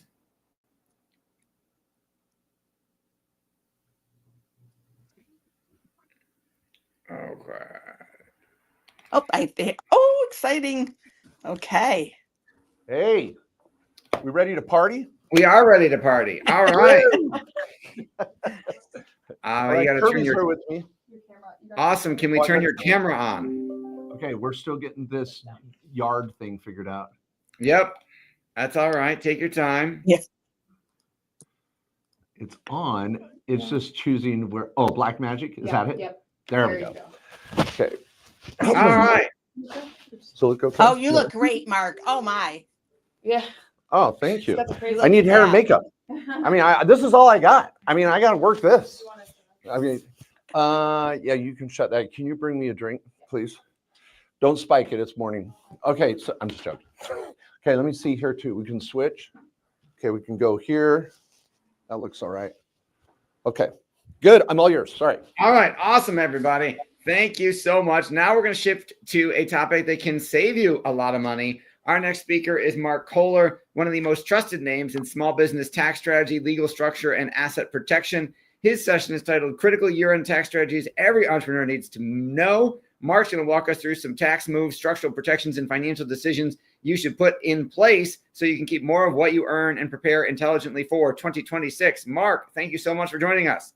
Thanks for having me. Did they see me doing my hair and audio check? They did. Oh, my word. Hey, well, thanks everybody for your patience. I came in hot. It's been a busy Monday and just ran here into this, my office / studio. Well, let me ask a few questions because I want to tailor my conversation, thanks Kirby, to you guys. I'm not going to freaking throw up a PowerPoint and bore the hell out of you guys. I want to talk about real strategies before year end that are going to save you and make you money, literally. Most accountants don't go here. They're afraid to open that Pandora's box because they're scared of their own shadow for the most part. I train hundreds, and I've got over 1,600 CPAs and registered certified tax advisors and enrolled agents around the country that I train.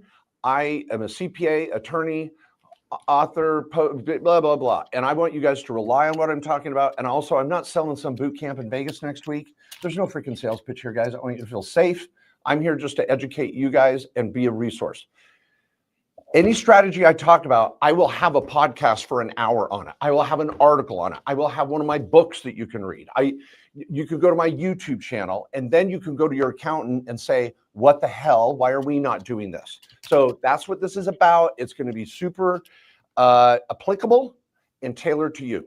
So, Seth, you're maintaining chat as well. So people are going to ask questions, and you're going to say, I'm going to say Seth, and you're going to say, Mark, we got a couple of questions. You want to roll like that? Yes, we will interrupt you when we've got questions in the chat and on Chatter Social. They can, and we'll open it up at the end for them to ask questions live. Okay, and we have 1 hour till the top of the hour. Yes. Okay, next, how many people are here now? Where's everybody from? Give me a little bit of the metrics on who I'm talking to. So so I would say the bulk of our folks are obviously from the U.S. I believe what I can see right now is probably about 330 folks on live. Okay, all over the U.S. Real estate investors, business owners, small business owners, W-2 wage earners, a mix of the 2, 3, 4. What are we looking like? Small business owners, and you probably have some who also invest in real estate. We shouldn't have too many W-2 folks. Okay. Okay, perfect. I'm just syncing my watch. I mean, I've got to pull an Ethan Hunt here, and we are ready to go. I have accepted the mission. Awesome. So, all right. Well, everybody, in my opinion, a real estate investor is always a business owner. Just because if you own a rental property, that's a micro business. And Number two, business owners making money, one of the number one places to put that profit is into real estate. And finding the balance of how much you inject back into your business and how much you deploy into real estate is a lifelong battle. There's been years of my life where I put too much money back in my business, which is high risk in some ways, but it's also big payoff and can be. And then there's been times where I pulled out just the right amount to go buy more real estate. And then there's times I've been real estate rich, cash poor, so you're trying to find that balance. But the reason why I bring that up is because as a business owner, when you start making money, putting every dollar back in your business is not a smart idea.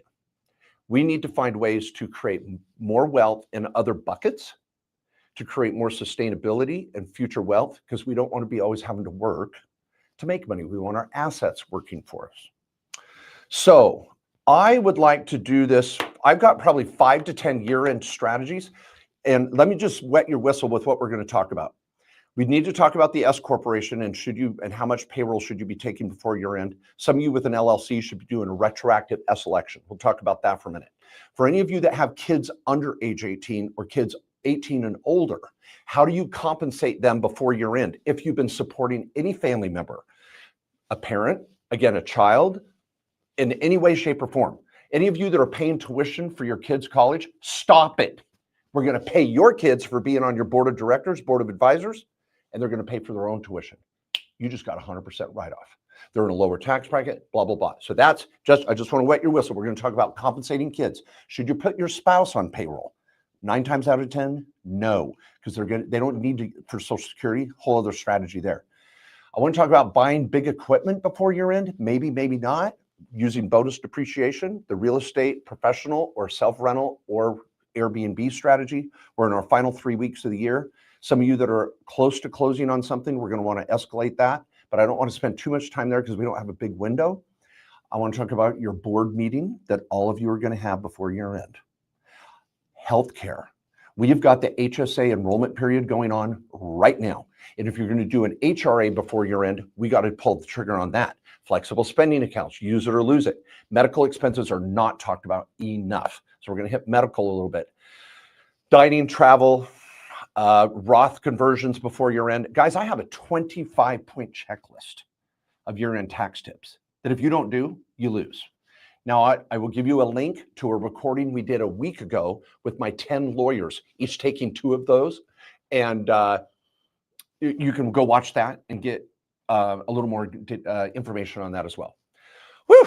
Okay, that was a lot. Believe it or not, I have not mainlined any drug this morning. This is how I was born, and it drove my mom crazy.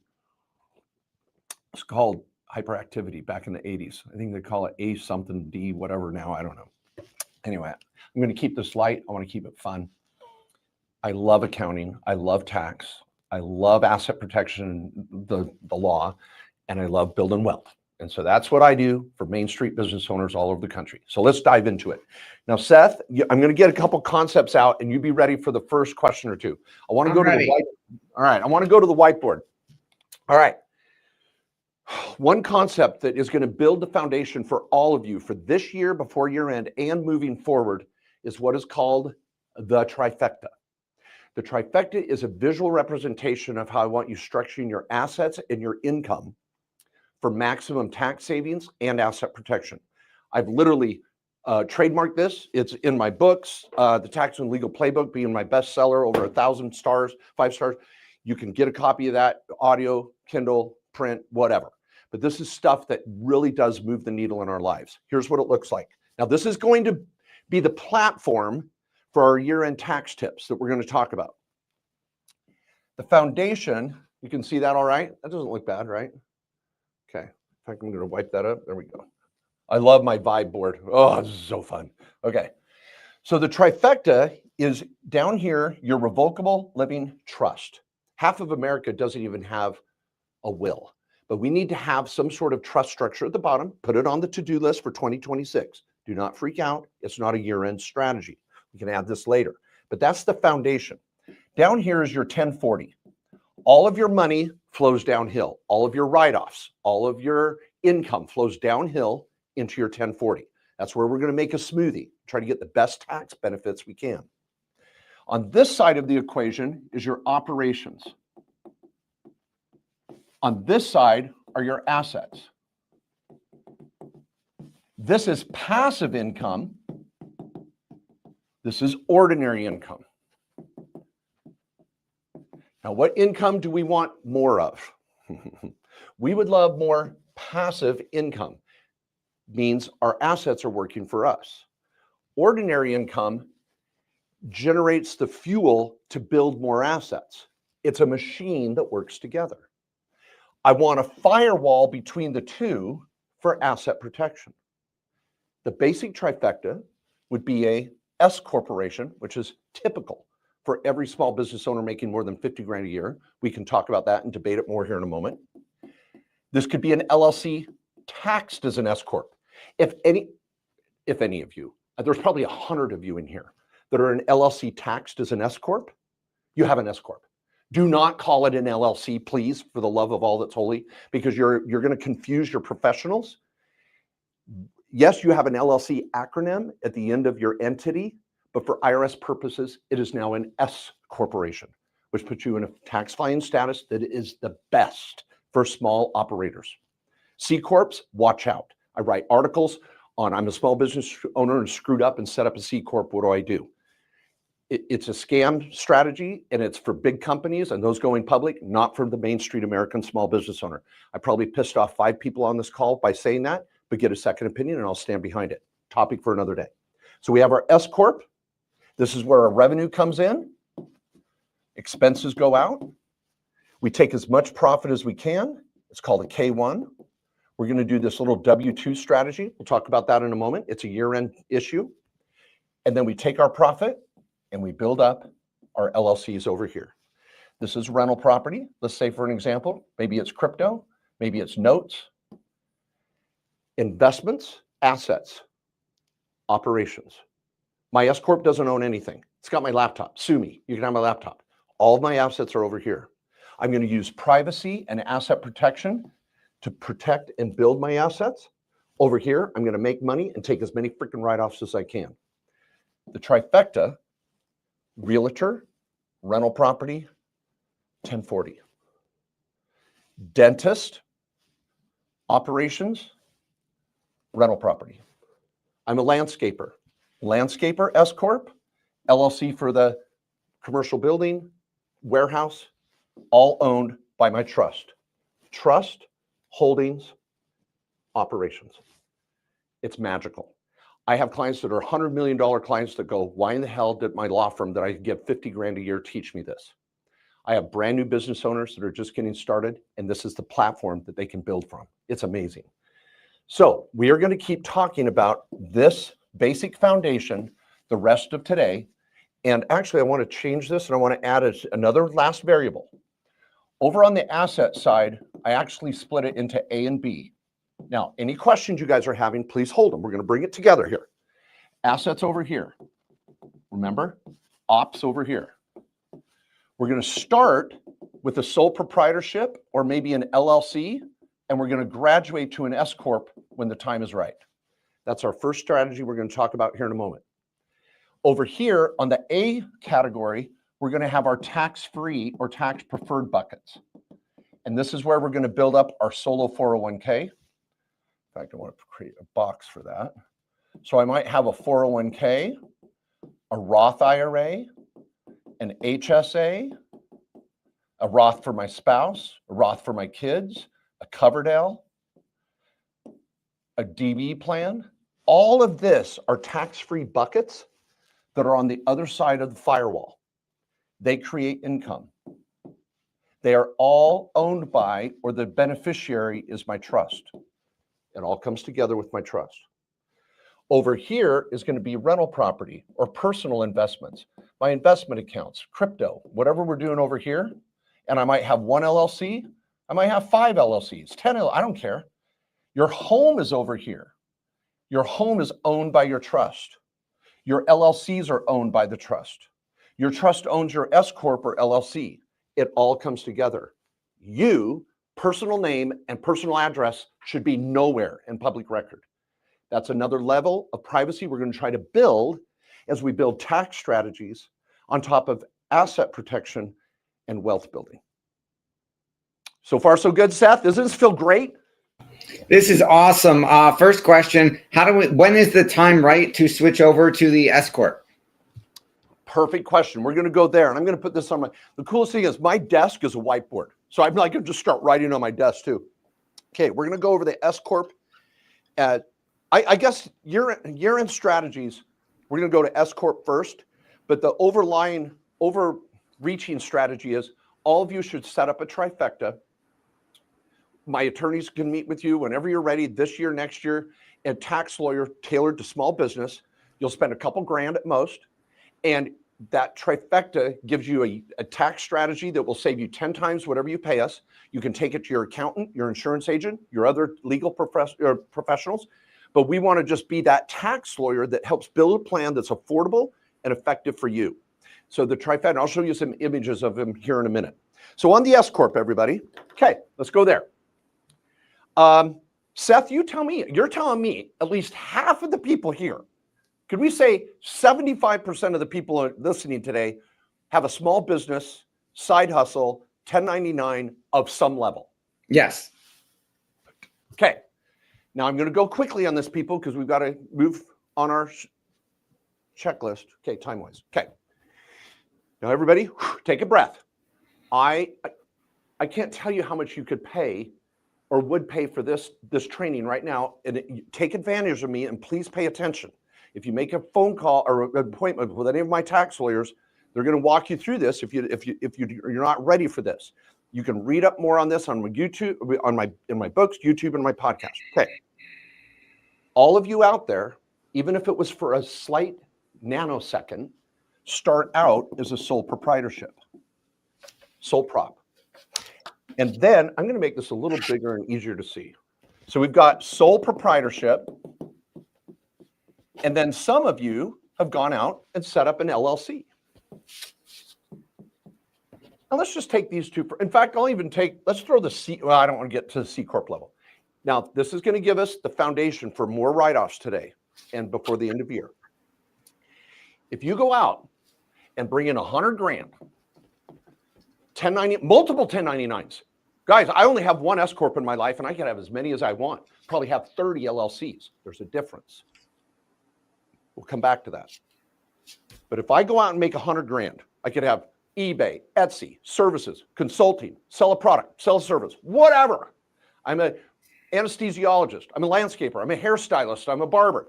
I'm a limo driver, whatever. Over 40 million Americans have a side hustle now. 1 in 3 Americans have a 1099. That's this. If I bring in 100 grand, it goes on a Schedule C, and I write off 25 grand in expenses. I write off cell phone, travel, dining, home office, my mileage on the vehicle, maybe my kids, maybe this, maybe that. Maybe I'm smart and write off more than the average person. I write off 25 grand. I net 75. Pretty straightforward. You take home 75 grand. Great. You're going to pay self-employment tax of 15.3%. That's going to be 10 grand. Then you're going to pay federal and state income tax, unless you're one of the 9 states where you get lucky and there's no state income tax. If we just take an average of 25% Fed and 5% state, you might be a little lower on Fed, a little higher on state. Let's just say 30%. 30 plus 45, 15, 45% is going into taxes off the top. Taxes are the #1 cost in our lives, and people don't talk about it. They don't have an accountant that can speak English. They think it's too complex. They're stressed. They're frustrated. They think it is what it is.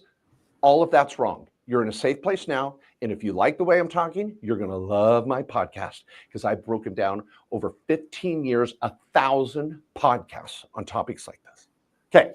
So you're going to be paying out the butt. We do not want to be a sole proprietor. So you go out and say, oh, Mark, I'll be an LLC. Okay. You make the same 100 grand. You spend the same 25 on expenses, and you net 75. Oh, and I heard from some workshop or some influencer on TikTok that if I set up an LLC, I save taxes. Wrong. LLCs do not save taxes. Period. Well, Mark, I have to have an LLC to have a lemonade stand. No, you don't. Go open a lemonade stand. I have clients that come right out of college and start a marketing business and they don't have an LLC. Can they make money? Yes. Do they get write-offs? Yes. Does the LLC save taxes? No.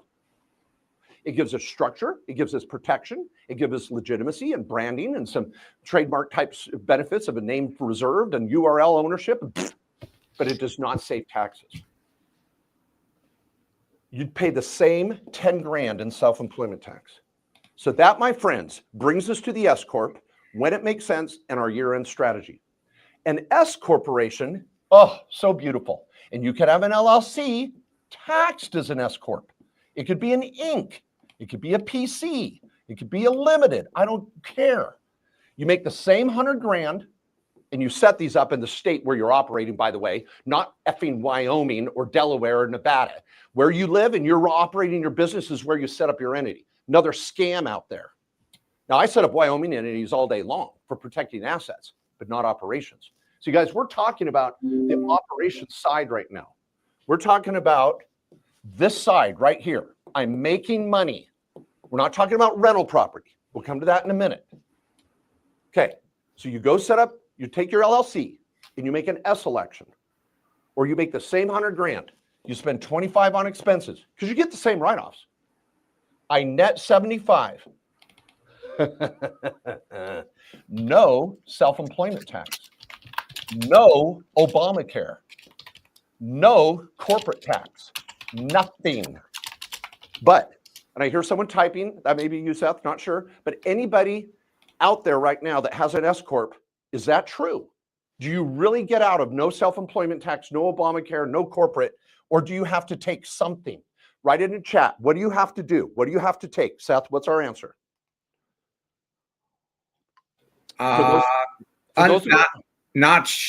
Doesn't it depend? Nope. For all of you out there that are already an S Corp, do you really get out of the self-employment tax, or what do you have to take? Starts with an S. Starts with a P. I know we have over 50 S Corps in the room. Unless you guys are asleep or sitting on an island, what do you have to do with your S Corp? Salary. Salary. Thank you for whoever was bold enough. I need you involved here, people. This is $1,000 an hour and you're getting me for free. Take advantage of me. Pay attention. Okay. So I've got to take a salary. So if I took a salary in this example of even $37,500, I just split my self-employment tax bill in half. I just saved, because I'm going to pay my FICA over here, my F word, FICA, hate FICA. I'm going to pay my 15.3% on the 37.5, but I don't pay it on the K1, the draw. So everybody, the goal of an S corporation is when you make that 75 grand, we're splitting it. We're putting part into W2 and part into K1, and you pay your FICA here and you escape it over here. In this example of just splitting it 50-50, I saved 5 grand. Now, for you in the California, you're like, yeah, Mark, but if I do a LLC or an S Corp, I got to pay minimum tax and I got to file a tax return and I got to do payroll. Yeah, having an S Corp is going to cost you around $1,500 to $2 grand. So help me out with the math. Just on 75. Spend 2,000, save 5. Okay, now I know this is hard math. I know, work with me. Spend 2, save 5. Do you think the S Corp could be a good move? And by the way, our office is super expensive on setting up your S Corp. I'm sorry, I'll tell you now, we charge $250. I know, call it highway robbery. Now, if your accountant's not already talking to you about this, you have a terrible accountant. And don't call me aggressive. This reduces your chances of an audit. I teach other CPAs around the country. I teach continuing education on this. I'm licensed in multiple states as a lawyer and a CPA and on the board of the AICPA. And I help accountants pull their head out of their butt. So do not listen to your sister-in-law that's scared of her own shadow that doesn't tell you to do this. So the point with an S Corp, to answer your question, everybody, if you're making more than 50 grand a year net, you should be an S Corp. And here's the year-end strategy. I'm going to go light speed now. If this is 2025 and we're sitting right here and you've been an LLC all year long, you can backdate your LLC to an S Corp to 1/1. 125. Knock out the strategy and save thousands. You have to do this in the next 3 to 4 weeks because you've got to get it done and get your payroll done and get the process completed. If you try to pull it off in the spring, it's going to be a nightmare, pain in the butt, cost more, not worth it. You got to do it now. So for any of you on this call that are an LLC and have made more than 50,000 net, I'd even go as low as 40 in most states. You should be looking at electing an S Corp. Number two, I know there's probably 50 to 100 of you out here that have an S Corp. Your problem is your accountant's probably telling you to take too much salary. See, if I have this S Corp and I'm netting 100 grand, my salary is probably going to be around 40. We're going to convert this into 60. I just saved 15.3% on 60 grand. That's $9,000. If your accountant is so scared that they make you take 60 in payroll and 40 in net, you just left 3 grand on the table. Not worth it. So strategy number 2 is in the next 3 weeks, you've got to nail your payroll. How much have you taken throughout the year? Have you not taken enough? Do you need to take more? Is your accountant going to be helpful or a pain in the butt? Now, what I've created, you guys can go out and I've got this in articles in Forbes and Entrepreneur Magazine, the Kohler Payroll Matrix. This is a matrix that can help you peg that dollar amount. If we call this your profit and this your payroll percentage, the more money you make, the actual payroll you take is less as a percentage. So if you made, let's say 50 grand, 100 grand, 200 grand, 500 grand, instead of taking 100% payroll, which is a sole proprietorship, we're going to drive this down. So at 100 grand, we might be at 40%. 40 grand in payroll, 60 grand in K1. The more money you make, I might drive it down to 20% or 15%. Freaking Joe Biden in 2016 did a book deal for $14 million. I've got a copy of his tax return here on my laptop with Donald Trump's in 2016. He took a payroll of $800,000 on 12 million of book deal. It was like a 2% allocation. If your accountant is not talking about pushing down your payroll to a reasonable comp that makes sense, you got the wrong accountant. All right, so strategy number 1, we've covered this. Now we can start adding more. I would not put your spouse on payroll unless we're going to fund a solo 401k, and that has to be done in the next 2 weeks. And to get a new tax credit of $1,500. We'll come to that in a moment. But I might put you on, you're going to be on salary because you have to, but I might put your spouse on payroll and then zero out his or her payroll and fund their solo 401k up to $23,500 or $31,000. So now we blend into strategy number 2, but strategy number 1, in summary, everybody, and if you have a question, we're going to go quick, fast and hard here, Seth. If any of you are an LLC that made more than 40 or 50 grand this year, you need to be hard considering an S corporation retroactive to the first of the year. If you didn't have an LLC, you're screwed, SOL, and I don't mean statute of limitations. You need to set up a new entity by January 1st. So you could be meeting with one of my tax lawyers if you need to get the retro done or get the new one done. And then if you already have an S corporation, you need to be meeting with your accountant to talk about payroll for yourself, payroll for your spouse, payroll for your kids, and we're just getting started. We're on 3 strategies right now. We're just getting going. Seth, questions? Okay, questions. Looking for questions. Can I understand what you're saying about not paying my spouse or zeroing out her pay. If I don't pay her anything and she doesn't make money anyplace else, then wouldn't that negatively affect her credit if she's not showing any income? Interesting. I expected you to say, isn't she going to get Social Security? That's the common mistake people make. I have a whole chapter on that in my financial freedom book. So let me answer that, everybody. Think through this. Sometimes people think, I got to put my spouse on payroll because I want him or her to get Social Security someday. There's already a law called the spousal benefit. The stay-at-home moms and stay-at-home dads do not get screwed because they didn't have a career for 30 years. So they get half of the income of the spouse they were married to is attributed to them automatically. Do you know how much more payroll we would have to pay them out of your company to exceed that? You would be losing money to put them on pay because their Social Security is already half of yours, no questions asked. You would have to increase their payroll to a level where you'd be paying to get less.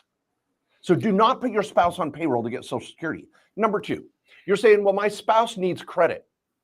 Okay, first of all, you're married and your joint income is attributed to both of you on a 1040. And yes, he or she may not have a W-2, but if you're giving them a salary for them to get loans, you're already getting the loans under your social and you're co-signing each other. And if you're saying, well, Mark, you only get 10 loans under Fannie Mae, Freddie Mac, I want 10 loans under my spouse and I want him to have a big fat W-2. You're chasing, and something I don't like, and you can see I'm a little concerned here, is doing something bad tax-wise to keep a bank happy.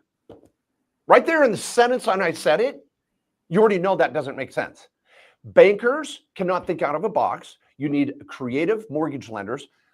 Pace Morby, who I was just on a stage with him last week, he's against going to get a bank loan altogether. Seller financing is such a great strategy where I'm not trying to get credit for my spouse and paying taxes out the butt to get it. Please do not do that. Get a second opinion. Meet with one of our team members too. Paying your spouse so they can get a loan is, I would not think in the long run is sustainable and good. Okay, Seth, next question.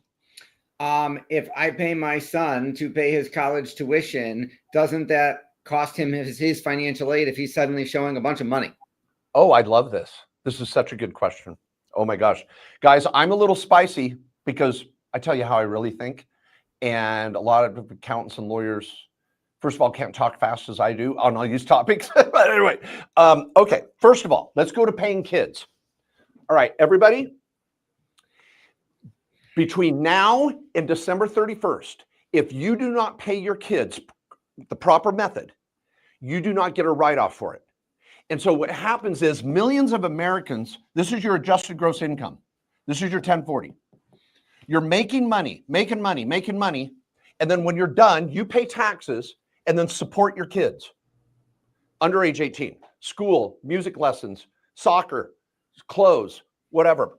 Then they turn 18 and you're paying for tuition, cars, rent. You pay taxes at this terrible percentage and then just give your kids money. Now let's just think about that. You're paying more tax so they can get, we'll come back to financial aid.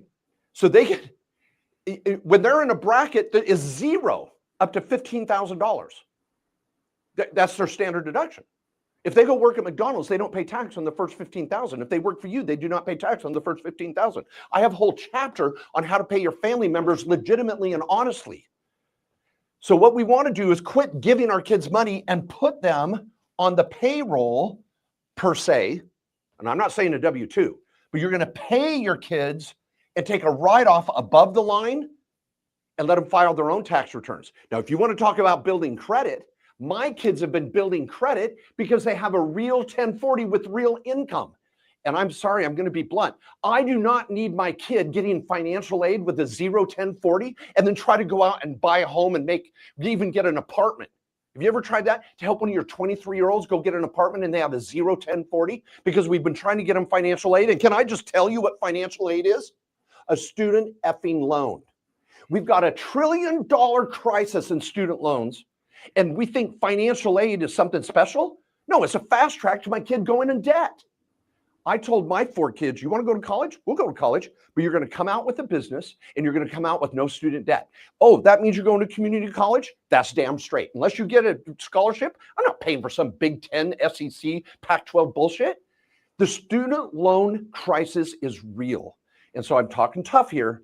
Please think twice before we have our kids have a 1040 so they can get financial aid to go in debt. Let's put them in our business on the board of directors, board of advisors, teach them entrepreneurship, pay them for helping in the business, get a tax write-off, and they don't even pay tax on the majority of that income. They build credit, they learn entrepreneurship. This is what the wealthy do. This is what wealthy parents do. I want my kids going to college, but not going into debt. And I want them to have a business while they're going to college. I told them I don't care what their grades are unless they want to become a doctor. Just graduate and learn life skills while you're at college. So how we pay the kids. In our trifecta, there's a new bubble. If you have an S corporation, you never pay your kids under age 18. Never, never out of the S corp. We have a support company. It's a sole proprietorship. I call it a family management company. It's going to be on a Schedule C. You pay that for all the kids' efforts that are helping in the business. And when I was paying my kids under age 18, I paid Dylan, I think most years 8, or the 2 girls 6, and then Molly 4. So there's 24 grand. Instead of me paying tax on 24,000, I paid a management fee to a Schedule C for services like office cleaning, social media, helping with the rental properties, going to events. Any business you have, if I can get the kids helping in the business, then I can take a write-off. So I'd put 24K in, 24K out. I'd zero it out, no tax. My kids would file their own tax returns, pay 0 tax because they were under the standard deduction, and I got a write-off for 24 grand. And now that they have earned income, every one of those kids now have Roth IRAs. And those Roth IRAs are partners in LLCs of mine that own rental property. Now, I couldn't do that all the time. I'm not rolling in cash over here either, people. I'm a parent. But there was years where I had to use all that money to support the kids. And there was years where I could drop it into a Roth IRA. And then there was years when I was going to go buy a rental and I had 20, 30 grand sitting in the kids' Roth IRAs and I made them partners in the LLC. That's called self-directing, whole other strategy. So before year end, we want to convert any money in traditional IRAs to Roth IRAs. Your deadline's December 31st. Other major topic. So when you pay kids under age 18, we use the support company. For kids 18 and older, they get a 1099. Every one of my kids get a 1099. Now, if we go to our trifecta, everybody, this is super important. You've got your, and I know I'm talking fast here because I only have 1 hour. I teach 2-day courses. I get 1 hour with you. I'm trying to throw in as much as I can. I'll take a breath. Let's go to the basic trifecta. You've got your trust. You've got your LLC/S Corp. You've got a business. And you're going to buy a rental property. And you're going to fund your 401k. And you're going to fund your Roth. Basics. This is what we want to be doing. Trifecta. Boom, boom. My kids, if they help with the rentals, but they all serve on my board of directors, board of advisors, and all of you should have a board set up before the end of the year. All of you can have a family office. It's the bedroom down the hall with a hide-a-bed. I am so sick of financial advisors saying, oh, you have to have 100 million before you can have a family office. Bullshit. All of you need a family office. All of you should have your corporate book, and you should be doing your annual minutes. Do I have a corporate book in here? Okay, so that is our annual meeting that we will be holding before Christmas, writing off travel and dining and bringing family members together for Christmas and having a board meeting talking about wealth and business and real estate and everything we're trying to accomplish. And then I'm going to give my kids a 1099 for any money I gave them throughout the year. I joke about it all the time. Some of you have heard it on my social. I love it at Christmas time. My kids come down to their Christmas stocking and they get a 1099. It's so special. They love it. But anyway, I'm getting a tax write-off for giving my kids money. I don't pay taxes and give my kids money. They all earn it by being a part of the business on the board. Have you seen the show Succession? Do those kids do anything? No, they're on the board. Whole other topic.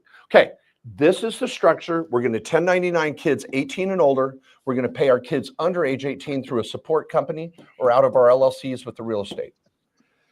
So topic number 1, convert to an S Corp if you're making more than 40 to 50 grand.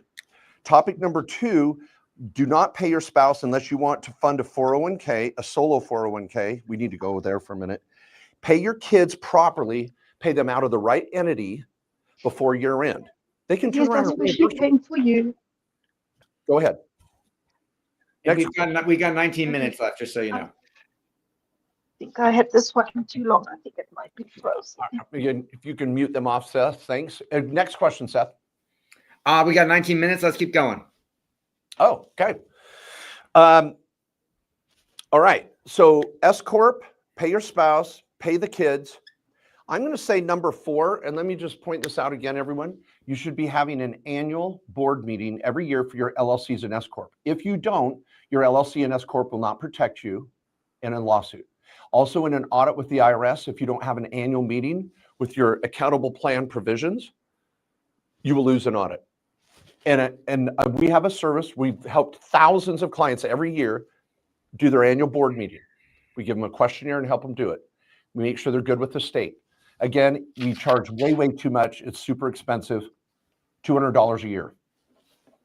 So go to mainstreetbusiness.com if you want to get your minutes done before year end. Put your family members on the board. And when they fly in for Christmas, you're having a board meeting and you're able to write that off. So I want all of you, as strategy number 4, is to have a board meeting before year end. Now, I've got articles on this. I've got YouTube videos on this. There's so much out there on this. And if you guys can apply yourself here, you're the captain of your ship. Do not wait for your accountant to do this. Your lawyer's not going to do this. You guys have to take control of your tax future. This is easy stuff. I'm going to get an S Corp if I make more than 40 or 50 grand. I'm going to nail the payroll to a 30% allocation or less. I'm going to pay my spouse when they want to fund a solo 401k. I'm going to pay my kids through paperwork if I'm giving them money. If I'm not giving my kids money, I'm not paying them. I don't want to like manufacture a write-off that's not legitimate. But if I'm helping my kids financially, they're going to earn it by serving on the board, which is strategy number 4. I'm going to have a board meeting before year end. Now, number 5 is this solo 401k. We held a whole podcast on this a week ago, and you can get to it at Main Street Business Podcast, Main Street Business Podcast, and also mainstreetbusiness.com is where you can get your minutes done.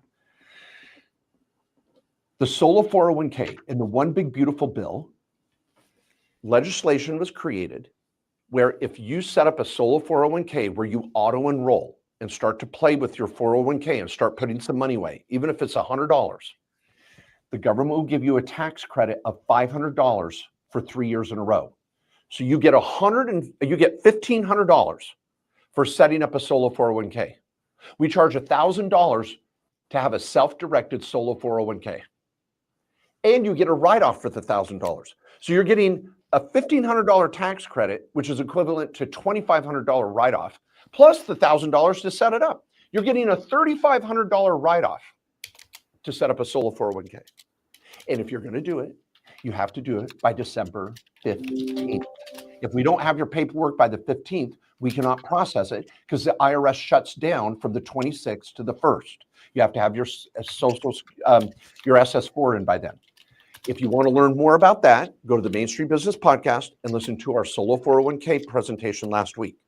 If you want to learn more about these 25 tax strategies, go to kkoslawyers.com, kkoslawyers.com, and you can watch our 25 year-end tax tips. And I've got 10 lawyers talking a little slower than me, going through those 25 tips in 1 hour. And you can go listen to it, watch it on kkoslawyers.com.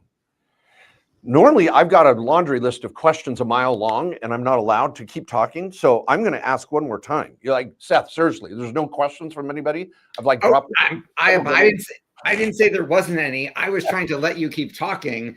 I apologize. Adrian, do we have any questions on Chatter? And hey guys, anyone have any questions on Chatter? I do. Oh, sorry, Mark. Okay, yeah, can you hear? Introduce yourself, please. Go ahead. I heard I do, but then take the mic. Oh, Sheila, take the mic. Intro yourself. I just raised it. Hi, I'm Sheila Slick. I have found this so educational. So thank you for giving us your time today. So as an LLC owner, one of the things that we normally try and do at the end of the year, without taking into account all of this advice that you did, is try to spend our profit. Okay. So that we don't pay taxes. So what do you think about that strategy? Well, when you say spend our profit, spend it on what? What would be some examples? Reinvesting in equipment, like that's a great time to see, well, how can I reinvest back into the LLC? But the reason that I'm asking is because you made the point earlier where you said that you should be investing that profit in real estate or other things rather than investing it back into the business to continue to grow the business. Great question. It's a balancing act. And I'm not saying there's a perfect answer because every business is a little different. But Sheila, I appreciate your boldness asking this. Typically what we see is this with farmers.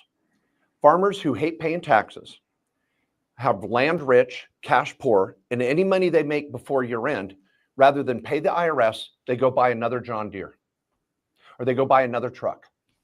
Did they need another John Deere? Did they need another truck? 9 times out of 10, they did not. And so they end up buying shiz, and we drive by farms all the time, don't we, people? If you live in your rural area anywhere, where you see it littered with equipment that is not making them money. It was used as a write-off. And if I don't get 100% write-off and I have 100% tax rate, then I'm spending money to only get a 30% benefit. Now, Sheila, if you need a piece of equipment and it's going to make you a freaking ton of money and you need it to grow your business, go buy it. But if you don't need that equipment, take the effing profit, pay 30% on it, take the 70% that's not now sitting in a piece of equipment you're not using, take that 70% and go buy a rental property. Put it in your solo 401k and buy some crypto, buy some XRP, buy some Bitcoin, go loan it to someone. Take that 70 cents that would have been locked down with something dumb and go make more money with it. Now, do we need to reinvest into our businesses? Yes. But we don't want to do it to save taxes. Let's do it because it makes us freaking money. I think a good earmark is if I make profit, I'm going to take 30%, set it aside for the IRS. I'm going to take 30%, reinvest in my business. And I'm going to take 30% and go build more wealth. Now, this is after I pay myself. We're talking about profit. I mean, I'm going to be paying myself throughout the year that I've got to live on. But the profit, what am I doing with that? I'm going to pay 30% and pay the IRS, 30% maybe reinvest in the business, and 30% to go buy something else that's going to make me money outside of the business. So that's my take on it, Sheila. Hopefully that helps. Anyone else on these Thank five? you so much. Thank Because you went above and beyond. You even broke it down in a way that I could understand 30, 30, 30. So it at least gives me a filter to ask myself, will this equipment or this investment make me more money? Otherwise, use the 30, 30, 30 rule. On the profit, yeah. And then meanwhile, you should be doing your S election, because when you make money in your LLC, I got to peel off the what I'm going to really live on. And I want to make sure I'm peeling off an amount. I'm paying my FICA on it, and I'm living on that. Everything else is to either pay taxes, reinvest, or redeploy. And so if I can get in this mindset, that's why the S Corp is so powerful, because I'm only paying FICA on what I'm living on, and everything else I'm redeploying. And that works like a machine. And you get into a rhythm, and that's the way rich people get richer. And it's perfect for a landscaper, a small business owner, and any restaurant owner, food truck owner, lawyer, accountant, engineer, architect, dentist. I mean, this is what we all do. If any of you are, seriously, everybody, I don't know what the method is. I use Zoom and a few other platforms. I don't know on this one. I'd love to see your questions, but just me dropping the bomb on 300 business owners that have LLCs that maybe have not got an S election, your brain should be exploding on what do I do next. So any other questions or thoughts? Anyone? Yes. Yes. There is. Where does cash value life insurance play a role for tax-free? Cash value life insurance is a tool that is effective. It's a valid strategy. I like the strategy of cash value life insurance. The issue is, when do you do it? And when does it fit the best profile of a small business owner? I see a problem with cash value life insurance a lot of times because it's sold to people that are still building their business. They do not have a lot of financial wherewithal depth per se. They may still be buying a home. They haven't even funded their Roth IRA, haven't funded their 401k. They may have college savings accounts that aren't full. And some life insurance agent rolls in and sells them a big fat life insurance policy. And if they can't keep the premiums up, it disappears. It's happened to me twice in my lifetime. Now, Maria has a question. Oops, sorry. Oh, let me say, but if I have a client that's making 500 grand a year, they've got their rental property for the year, they funded their 401k for the year, they funded their Roth for the year, they're building wealth, and now they're looking for extra strategies. Now we talk cash value life insurance. So if you're making a buttload of money, let's talk about cash value life insurance. If you're not, I'm going to term and invest until I can get there. Term and invest. Okay, next question. Maria, take the mic. Thank you, Adrian. Thank you so much. Lots of value here. Thank you, Mark. Thank I am you. an independent. You're welcome. So I'm an independent broker, and I did hire my son because he needed a job. He's in college, and I needed an admin. So I figured he would be a write-off for me as for the business, I should say. He currently does not work for me. He has another job. This was just to help each other out. Like, he needed money, and I figured let him earn it, which he did very well. So at this point, you said after 18 or older, you 1099 them, right? Your children. Hire them in one, what capacity, and two, since he was already a W-2 employee of the company, do I now need to hire him as an employee of an entity I have not formed yet? For example, the Maria Family Company, Okay, LLC, tax it as an S corp. I got all that. Yeah. I would love to ask how many people in the room have kids under age 18 and how many people here have kids 18 or older that act like they're under age 18. I would suspect 60, I speak everywhere, 60% of you in the room have children, half of which are under age 18, half are above. So listen, you 60%, and your question is phenomenal. Let's talk about the 18 and older. If a kid is working in our business, and you're a real estate brokerage, right? You're a broker, agent, real estate? Correct. Okay.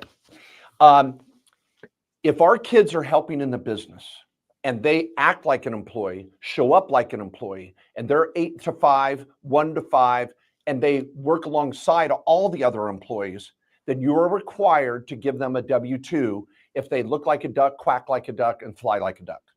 Okay? Which I did. I did that. Which they did before.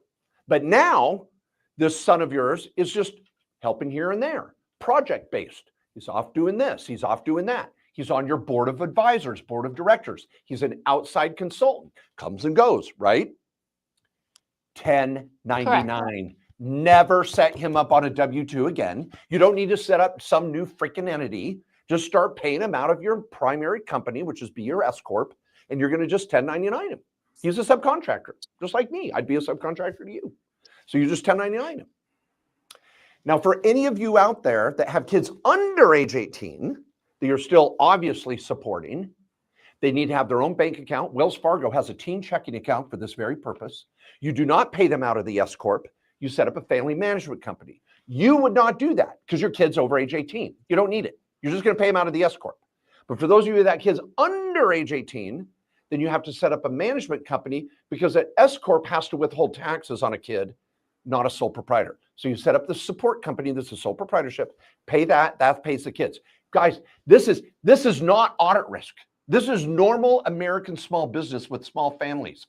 This has never been, in 25 years, I've helped thousands and thousands of clients do this and not had one issue. I've taught thousands of accountants that have not had an issue with this. If your accountant starts to push back on this, fire your effing accountant and level up. And if you want to learn more about, I have a whole chapter on how to do this in my book, Tax and Legal Playbook, podcast that's on YouTube channels on this. Please learn more about it. but you're handling it properly with your son, just do not give him a W-2 at this juncture. Stick with the 1099. Okay, thank you. Yeah, You he's bet. not hourly, so I wouldn't W-2 him at this point. I'd have all those other, payroll and all that other fun stuff. But 1099 sounds like a good way to go because he is helping with some things. So thank you. Appreciate you. You bet. Nice Thank knowing you. Thank you. A couple of, and see, here's the thing, Seth. I could just keep rambling on about 10 other strategies, but I'd be throwing darts hoping someone liked it. I'm here for you guys. If you've heard of a crazy strategy or heard of a good strategy or something I've already talked about, people, ask me now. I'm all yours. Awesome. Anyone else? Adrian, we have any more for chatter? I do not see any more questions. If everyone, there was Adrian? one. Yes. There's a question in the chat from Yes. Annalie. Oh, okay, great. What about CSR? When is making donations to nonprofits beneficial? Interesting. When you've got so much money coming out of your butt that you want to give some money to charity and you're going to get a small write-off for it, enjoy the ride, you've got to be itemizing. If under the new standard deduction levels of the Tax Cuts and Jobs Act and the One Big Beautiful Bill, you got to be a pretty wealthy person to enjoy giving money to charity and getting a tax write-off. So I would say this to everybody. If you want to give money to charity, do it because you want to be a great person and get a benefit feeling good inside. The tax benefit could very well be non-existent. So don't think of charity. Don't give money to charity because you're getting a tax benefit. Give money to charity because you want to. If we get a tax benefit, we'll enjoy it. Now, if I had your tax return, I could model it and tell you what you might get, but do not think it's worth it. Giving money to charity is not worth it for tax purposes, people. It's because you want to be a good person. Any other questions, anyone? Think that it is it for chatter. This has been amazing. Awesome. Well, thank you, Mark. We greatly, greatly appreciate your time. A fire hose of amazing content. Tell everybody one more time where they should go to learn more about Main Street and how they can work with you and your various teams. Okay, the first place to start, if any of you want a year-end consult in the next 2.5 weeks to literally save tens of thousands of dollars. I'm not kidding. And if you're a small business owner making 100 grand or more, we always find problems. Go to KKOSlawyers.com. KKOS is in Sam, lawyers, LAWYERS.com. Mark J. Kohler, just Google it. You'll see my website. You'll see my YouTube channel. You'll see my social media. You can pick up my book on Amazon. But I would start with a consult at KKOS Lawyers. If you just want to get your minutes done for your LLC before year end, go to mainstreetbusiness.com. Mainstreetbusiness.com. Thanks, Seth. I appreciate it. Thank you very much. We greatly appreciate you joining us. All right. Adrian is the fabulous Ari Gelper here. Yes, I see the handsome face of Ari right there. Let me just tuck Mark away and add Ari. There he is in his glory. We are ready for our final presentation of today. Thank you all for staying with us all day long. Mark, that was incredibly valuable. We got some clear guidance on how to protect what we're building and keep more of our money. We're going to close the summit out with the lifeblood of every business, sales. More real quick, Seth, how do I share screen from here just so I know to get my slides? There's a button at the bottom that looks like a monitor with a plus on it. Oh, okay. Thank you. Okay. All right. So more specifically, trust in the sales process. Our final speaker of today is Ari Gelper. He is the world's #1 authority on trust-based selling, the author of 7 best-selling books, and the founder and CEO of Unlock the Game. For more than 20 years, he's helped entrepreneurs and sales teams escape the pressure-based sales model that leads to free consulting, chasing, and stalled deals. Today, he's going to talk about how to thrive in the trust recession with trust-based selling and the one-call sale. Ari, full disclosure, is my personal sales mentor. I have the good fortune of working with him almost every single week, and he's been transformative in changing our sales process. to work faster and better, reduce our time to get a sale, increase our sales conversion rate. I'm excited for him to share that with you now. Thank you so much, Seth. Can you see my screen okay? We can see your screen. Okay, beautiful. So welcome, everybody, and thanks, Seth, for having me. And it's been great working with you on your business, and thank you for having me as well here. This is very timely because the world's in a new place. And I'm going to talk to you a little bit today about how to bring on new clients without having to sell the way you're used to, in a whole different way to think about this from a trust perspective. So I'll warn you in advance, a lot of my work is very contrarian. It's the opposite of what you're probably used to, what you probably heard of, what you're doing now. I wouldn't be surprised if some of you don't like the act of selling in itself. And there's a different way of doing this. But I've had this for a long, long time, 25 years now. So hopefully this will be a game changer for you for the new year to really grow your company from a different perspective in terms of the sales side. So if you don't know much about me, briefly, I'm the author of 7 different best-selling books. They're all about the concept of not chasing leads, not following up with people, how to shorten your sales cycle down, how to position yourself as what I call a trust authority, so they trust you at hello. You don't have to sell yourself anymore. Have a large following as well over the last 20 years, 25 years. But the one book I'm most excited about, always have been, is this one here. This is called Lessons from Toby. When my son was born, his name is Toby, we were told that he had Down syndrome. And at first, we had no idea what that meant to our lives. Then we realized we had a gift on our hands. If anyone knows anybody who has Down syndrome, you know they're beautiful people. They're loving, they're giving, they're transparent.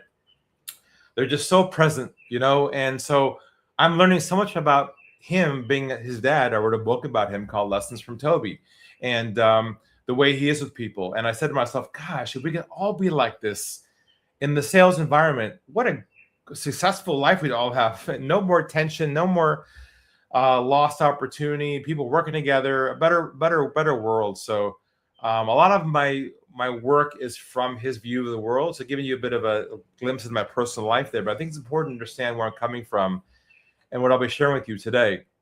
So let me tell you briefly about the story behind my pivot, my shift that happened about 2 decades ago that got me to this point where I am today. But you might resonate with this. I used to be a sales manager in a software company. It was a high-tech business, and we launched the first website tracking tools back then years ago. It's now called Google Analytics. You probably heard of that. But we launched this first the tech tool to track website behavior. And I'll never forget, I was managing at the time 18 salespeople. The big leads came across my desk first. I remember getting a phone call from a website. I picked the phone up, and it was a gentleman from a huge company. You recognize the name. They had hundreds of websites. And honestly, if I close this one sale, it would double the revenue in one transaction. That's how big it was. So the gentleman was a nice guy. He asked me a couple of questions. We agreed to a conference call and a demo to show him what it looked like, how our tool worked in real time. So we installed it on one of his websites, and the day finally came, Friday, 4 o'clock in the afternoon. I'll never forget this. I was in my conference room with my CEO.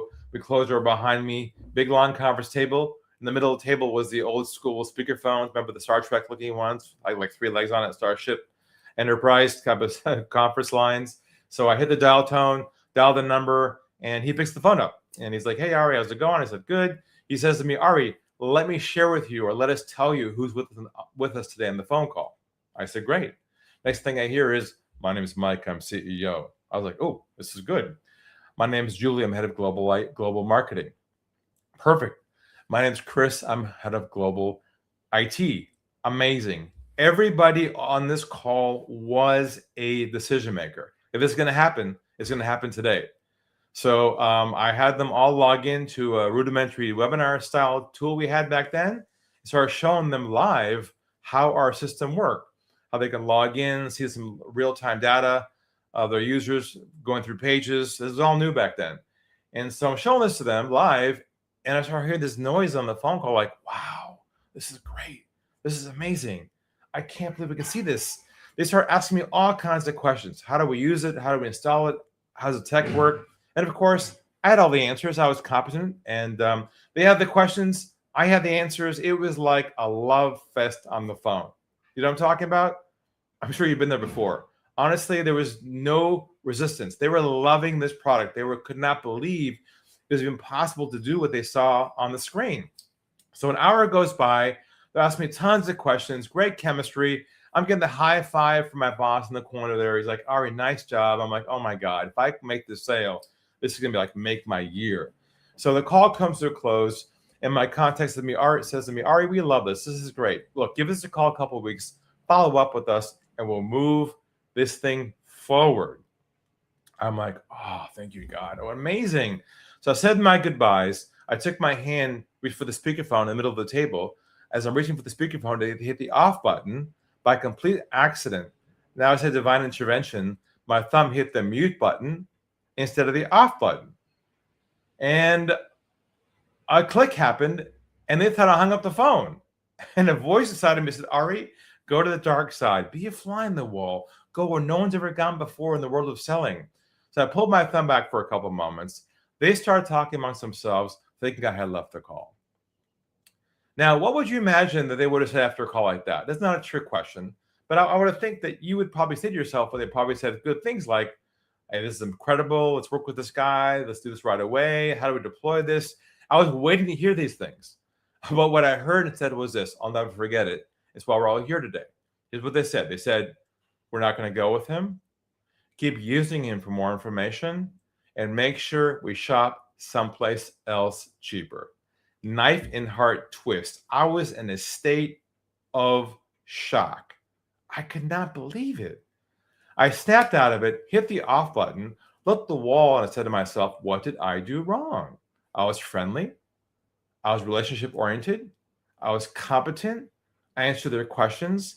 I did everything I was taught to do by the sales gurus, the books on my shelf at home I was reading, the seminars I went to. I did everything a salesperson should do the right way. And here they lied to me. They didn't tell me the truth. I said to myself, this is all wrong. The whole sales process is wrong.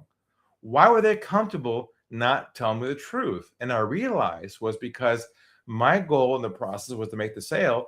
My goal was not to build trust.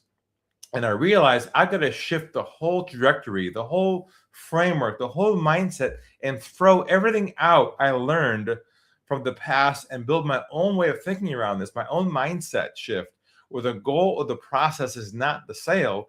The goal instead is trust, deep trust, where they tell you the truth from the beginning. So you're not playing a game with them and being lied to and rejected and playing the numbers game. And that became my whole trust-based selling platform, my whole model around the idea of not having to chase ghosts, follow up with people, and to boost your conversion rate, shorten your sales cycle, all based on trust building and not based on selling. That's a big shift because we've been taught to sell, and I'm telling you, stop selling, build trust instead. And that which leads us now to why more than ever this is so relevant, because I believe I've coined a term called the trust recession. We are now in a trust recession as it comes to a buyer and a seller, where you are being compared to other people. You're being shopped. And now trust is the lowest point ever in the sales process for most businesses. And they have to play the numbers game, chasing people. So what I did was I put together a visual process map to show you what I mean by what the trust recession looks like. And hopefully this resonates with you. You're probably experiencing it yourself right now. Wouldn't be surprised. So here's how I define the trust recession. First is we are now living in what I call a commoditized world, where others do what you do. Services are now ubiquitous, commoditized. And because of that, your potential clients are now in shopping mode. They're shopping you over someone else. They go online, look at your website, go to social media, go to your LinkedIn profile, and you sell X, and they go, okay, I want X. I'm going to shop around and see which X I like better, who's cheaper, or whatever their criteria is. So they're call you inbound, you get a lead. They're in shopping mode. That's their mindset. While they're in shopping mode, we feel it's our job to educate them, to deliver value. So we end up doing what I call free consulting. Free consulting is just like it sounds. We give away the farm. We share information, brainstorm, give ideas, case studies. We feel our job is to over-deliver on value to prove to them that we can do the job. And the irony is they're not questioning whether you can do the job or not, because they don't know if you can do the job or not until after they're a client, not before. So we end up giving our heart and soul out to people. Then they want to think about it. And then we end up in what we call shop in chasing mode. We're going to chase them, follow up with them, use CRM emails to get them later on when they're ready. And we're like, we're deflated. We're like, well, I don't understand. They're a perfect fit for me. They have a problem I can solve. I can help them solve it. And now they want to think about it. And off they go. That's the trust recession. And I wouldn't be surprised right now. Most of you are stuck in this cycle somewhere in your sales process, chasing leads who are not converting. And in many cases, you could be losing twice as much as your company's making in this process by not converting at a higher number than you should be. And that's the premise of today's conversation. So let me kind of show you on the screen briefly a very basic sales model that most businesses operate within. Now, yours might be more complex or simple, but it's pretty common to have a model like this if you're in a business where you're talking to human beings, not e-commerce business or anything like that. Here's how the typical sales model works right now. Either someone contacts you or you contact someone, right? That's kind of step one. Then from there, you schedule a conversation with them. Pretty basic so far. Then they agree to meet with you either on Zoom or Teams or live or however you meet with somebody. It might be even virtual in some way. Then you discuss their problems, their issues, their needs.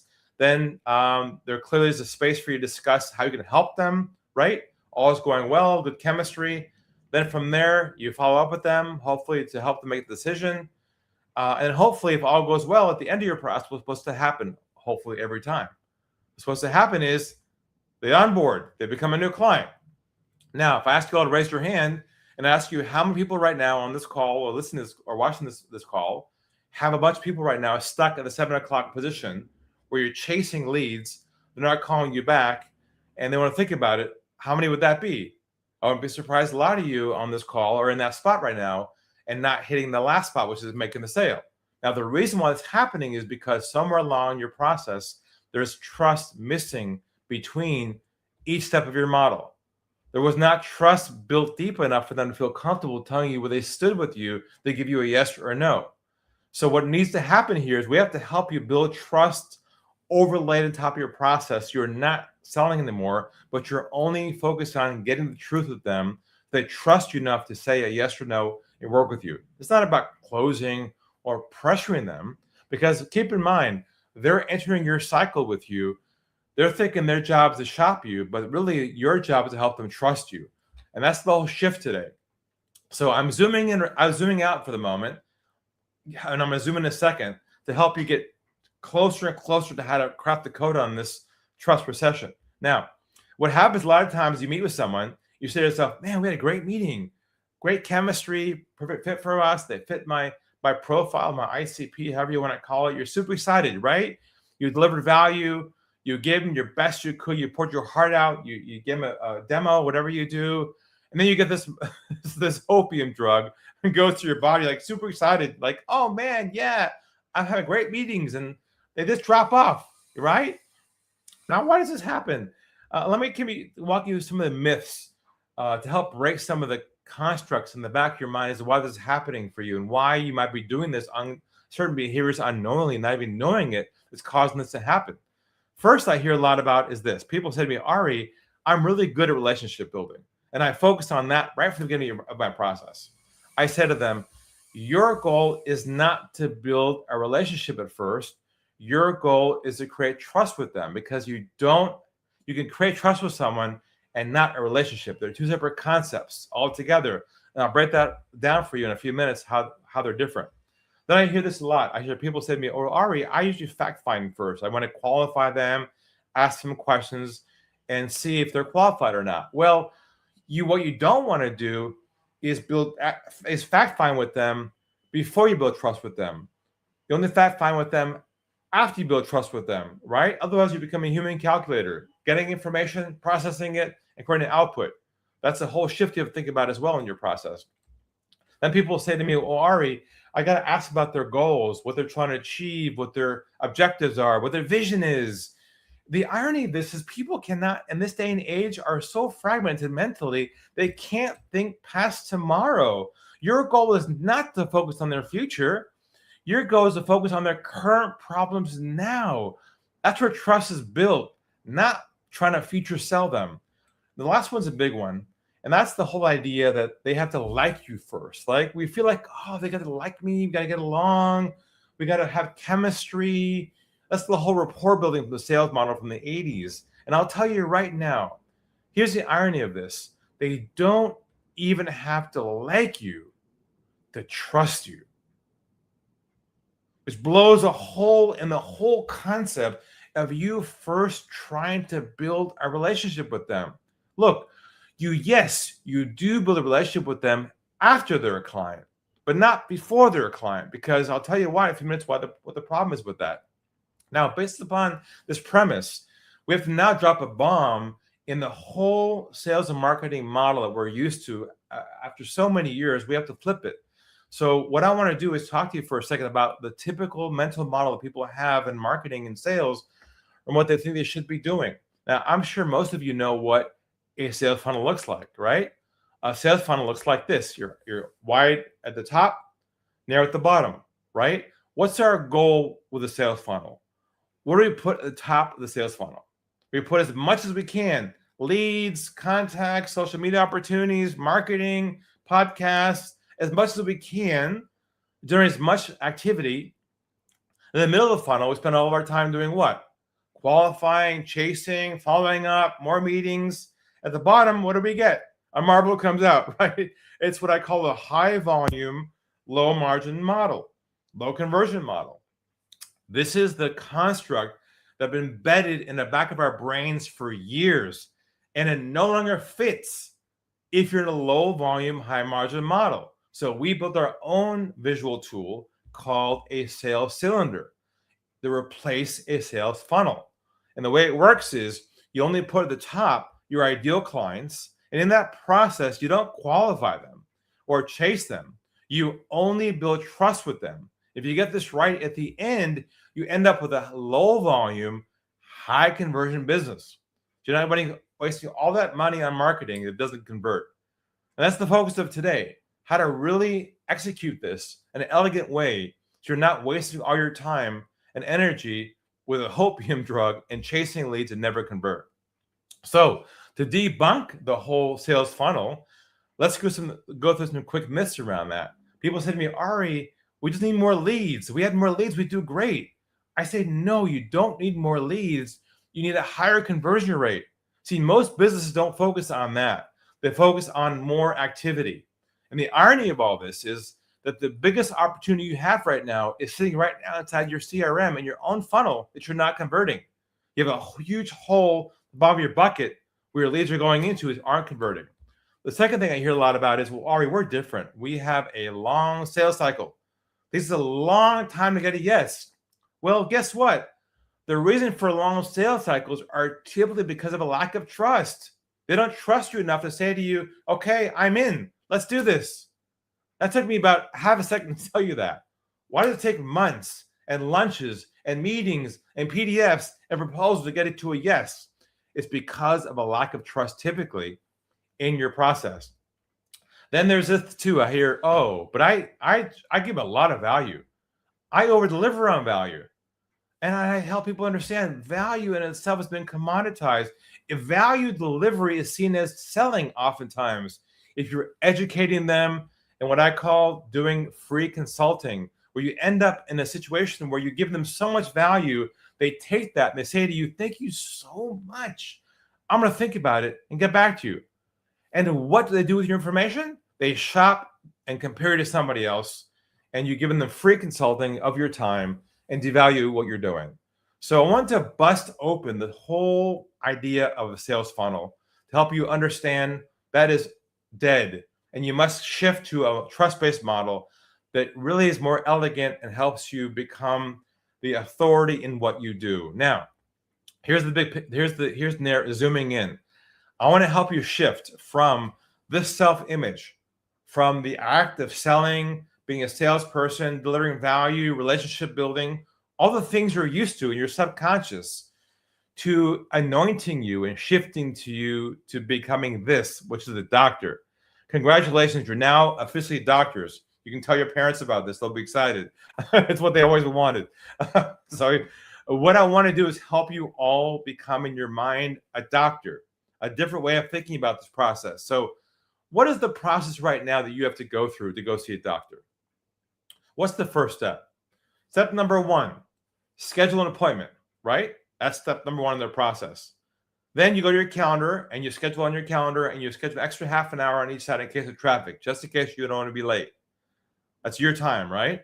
Then you drive your car, you show up at the doctor's office, and you walk in the waiting room, and he's running late. And what do you do in the waiting room? You wait. You wait. Look at your watch. Now, do you invoice him for your time or her for your time? No, that's not how it works. You comply with their process. You're not happy, but you still comply. Then they call your name. You're like, oh, it's about time. You go in there, sit down in the chair in their office in the clinic, and the first thing they say to you is, where does it hurt? Right?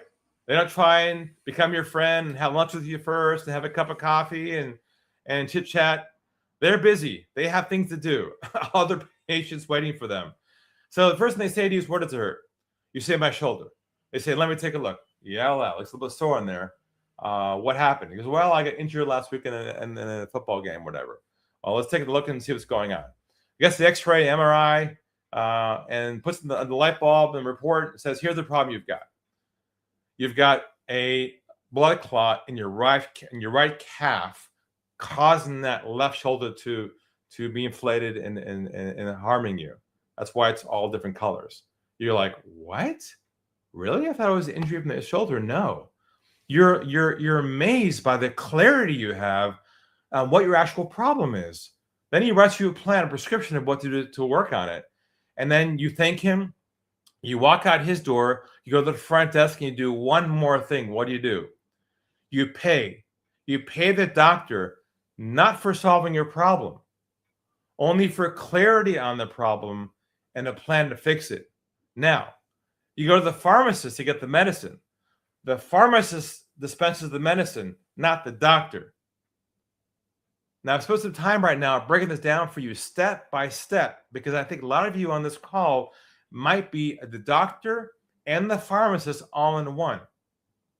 Even the front desk is in the call all in one, because we can help ourselves, but as experts, we have what we call the expert syndrome. We want to tell people what we do.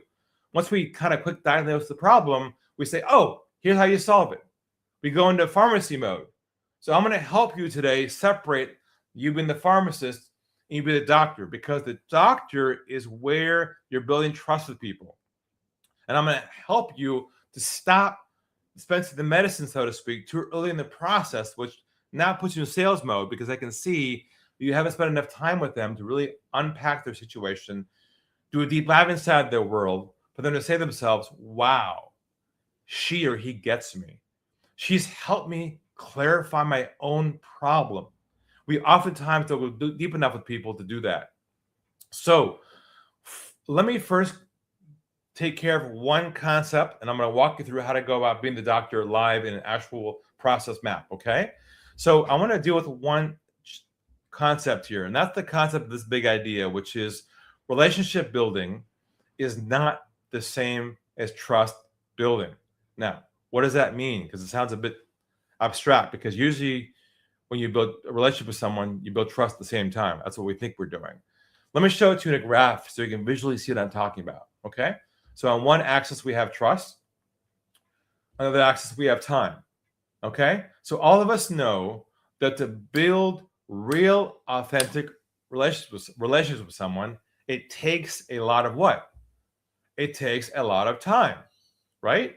Now, a lot of time to build a relationship with someone creates a long sales cycle. Follow-up, meetings, proposals, emails, videos. And with that process in mind, if you're focusing on that and creating a long sales cycle, you end up getting a lot of this. I want to think about it, follow up with them, the next step, leave a voicemail, have them call you back. And then it's a very poor use of your time if you're focused on relationship building to get the trust. It takes way too long. But what if you remove the relationship piece, pre-sale that is, you still have it post-sale, of course, take it out, and you only synthesize and focus on trust building only. That will collapse your sales cycle down to a short amount of time. There's no more chasing. You get a yes or no up front. No more selling yourself. And you can do what you do best, help people. So this concept in itself is a mindset shift because we're so wedded to believe and conditioned to believe, brainwashed to believe that our job is to build a relationship first with a new prospect. That is wrong. And that leads you into the trust recession, stuck in the sales cycle, which will break everything for you. Now, how do you execute this in a way that makes sense? How you do it is a model I developed and are now being used by my clients around the world called the one call sale. Now, in this process, there's no chasing, there's no pressure, there's no closing. Now, when I say the one call sale, I don't mean a signed contract in one meeting. What I mean is such a deep level of trust with them in one conversation that they agree to work with you and go to a next step with you on your calendar. They don't drop off into a black hole. You have to chase them. So they're now scheduled with you like a doctor's office to move forward into your onboarding process from there, okay? So what I'm gonna do right now is I'm gonna walk you through a blueprint or a roadmap of what the one call sale process looks like so you can see it in your mind and think about how do you shift your whole sales model to be the doctor in what you do with them, as I broke it out with you earlier to go see a doctor, what his process is, okay? So it starts with 4 pillars. The first pillar is, of course, the doctor-patient mindset. And in that mindset, there's less socialization, less chit-chat. Hey, let's be friends. I love your shoes. Where you from? How you heard about me? All that kind of goes away. Instead, you're going to use what I call bedside manner, empathy, caring, not the rapport building, which can be seen as BS and inauthentic, okay? Which is hard for us because a lot of us are been trained to be that relationship builder in the beginning. Then from there, you have to shift your thinking from what I call solution-centric thinking to problem-centric thinking. Because we live inside of medicine every day. We love what we do. And the moment we hear someone we find who's got a problem, our instinct is to start talking about the solution. We can't help ourselves. That's called solution-centric thinking. But today, the doctor in this situation, which is you, has to shift to what I call problem-centric thinking, where you can deep dive, unpack their problem to a very deep level, to a level where no one's ever gone before. You're going to help them see it 360 versus 180. Here's a quick image, a visual picture of what I'm talking about. So most business owners, when they meet someone new, a lead, or have a first Zoom call with somebody, they do ask some questions. Obviously, what do you do? What's your challenge? What's your problem? It's very brief, though. They kind of in their mind sort of synthesize, oh, yep, I know this guy's problem. I've heard it for 100 times. And yep, I can help him solve it. After a few questions, you kind of size them up and off you go to the solution mode, which is most of the conversation. And then that's the problem, because then they can see you as trying to just talk about you're the pharmacist here, not the doctor. You did some malpractice. You didn't analyze enough to figure out what the patient, what the core of the issue is. But our model is different, where our process is only problem-centric, no solution discussion at all in that first meeting. This is a skill set where you can do a deep dive, and I'll try to do this in a few minutes, to unpack their problem if they say to themselves, wow, this gal or guy gets me. It's where you're problem focused only. That's where trust is created. They say to themselves, wow, they are spending time with me here, focusing on me and not their solution. So the next pillar is this one called going down the iceberg, right? So imagine the iceberg for a moment. Most business owners are above the iceberg with their leads or prospects. They talk about their challenges, their issues. They accept them as the premise is true, and they go off and move them down their process to the next step. They're always at the surface level. We want to talk about how to go below the surface level to a deeper, vulnerable, emotional level around the problem. We can help them build a business case for this, help them see the downside, the upside to it, and why it's urgent to solve their problem. Otherwise, they will be in trouble at some point down in the future. How you do that is, and I'll give you an example right now, is what we call using trust-based languaging, okay? Let's do an example right now. Let's say you have a lead coming in and they agree to a conference call with you. Say, let's just say on Zoom, a virtual call, a LinkedIn lead or whatever. They show up on Zoom. First thing you say to them is this. You say, nice to meet you. Nice to meet you as well. That's it. No more chit chat. No more, hey, how'd you heard about us? Or what do you do? No more of that conversational, how's it going today kind of thing. Okay. Just nice to meet you. Nice to meet you as well. Then next thing you say is this, which that takes me down the iceberg. First question is, if it's okay with you, if you wouldn't mind, take a step back for a moment and walk me through your background, your situation, and up to your current concerns you have with whatever you sell, your business, your sales process, your operations, and we'll go from there. Would that be okay with you? Now I'll say it again. Ask permission twice. If it's okay with you, John, if you wouldn't mind, take a step back for a moment. Walk me through your background, your situation, and up to your current concerns you have with X, and we'll go from there. Would that be okay with you? Then take your fingers like this over your mouth. Sit back in the chair like this, like a doctor, like a therapist. And go like this. I know I'm not joking. What does this do for yourself? It reminds you to start not to do what? Don't talk. The first rule is be quiet. Shut up. Don't talk. You train yourself not to engage. It's really harder for us because we're not used to this. Sit back like this. Now, this physically tells them you're creating empty space here to allow them to talk and download on you, and you're going to listen. You're not going to engage. You're not going to ask more questions. You're going to listen 100% and be present. So I learned from Toby. Be present. Don't have a hidden agenda. Don't try and solve the problem. Just stay with them. So I'll say it again. If you wouldn't mind, take a step back for a moment, John. Walk me through your background and situation, up to current concerns you have. We'll go from there. Would that be okay with you? That silence tells them, wow, he wants to hear what I have to say.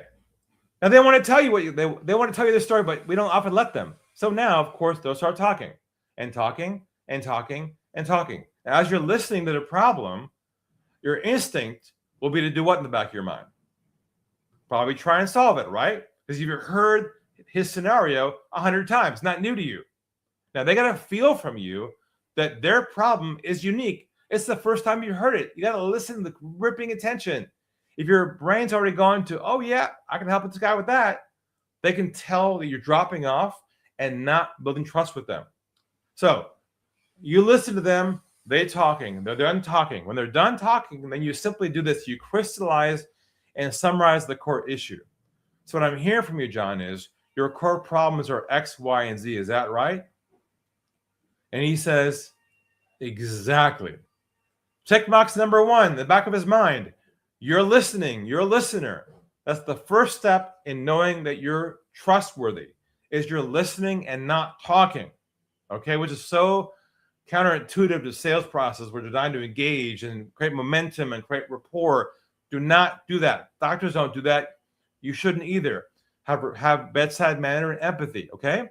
Now, next question down the iceberg is this one. How long has that been an issue for you for? Sit back again. Let them know, process this. Well, for the last 6 months, my team's not performing. We're not doing well. And okay, what have you done so far on your own to try and resolve this? Well, we hired someone else. So they're now being comfortable, being vulnerable with you, opening up and telling you what their issues are at a very deep level. Then midway down, you do what I call cost of inaction, what I call COI, where you help them understand the impact of the problem itself. What's it costing them? What's the impact economically, emotionally, not to solve the problem? Reverse engineering it, doing a deep dive further inside their world. So you might use phrases like, have you considered, John, how much it's costing you every month not to have this issue addressed? Are you aware of the impact to your team? Are they having to not have systems in place to be able to get their job done right? How is it impacting your company? How is it impacting your ability to grow? Is it impacting you emotionally at home? What's the impact of the problem here? Because we have to build a business case with them to justify spending the money to solve the problem. Now, even though they may say they have a problem, doesn't mean they want to fix it. We get seduced so easily into someone saying, oh yeah, I'm looking for help with X. And we assume they want to solve their problem. Doesn't mean they want to solve it. Just means they want information about it. So on this conversation, you have to be the doctor do a deep dive with the MRI and help them understand the full context and impact of the problem and help them build a business case for it. Because on their own, they haven't done that yet. I can promise you that. Then, last question you're going to ask is this one. Is this a priority for you to address and resolve once and for all so you can fix this problem and turn things around? That's a very telling question. If they say no, then you got to let them go. They don't want to solve it. You're a doctor. You solve problems. They don't want to solve it. Then I can't help you. But they say to you, yeah, you're right. We got to work on this. Then beautiful. They're in their mind sold on their own problem, not sold on you. They don't need to be sold on you. Believe it or not, they got to sell themselves on the act of deciding whether it's a priority to work on or not. Then from there, you say this, you then roll out and show them your own roadmap, just like this, a visual tool that walks them through what your process is for how you solve their problem, not your services, not how much you charge. It's a meta step. It's a visual way to show them your mental model or framework for how you solve their problem. So you walk them through you say, may I walk you through our roadmap process? Guy says, sure. Remember, you've said 0 about yourself so far. Only spent time inside their problem. Okay? So you start to walk them through the process. Now, it has to be visual. A lot of your processes now, you probably talk about it, verbalize it, does not work.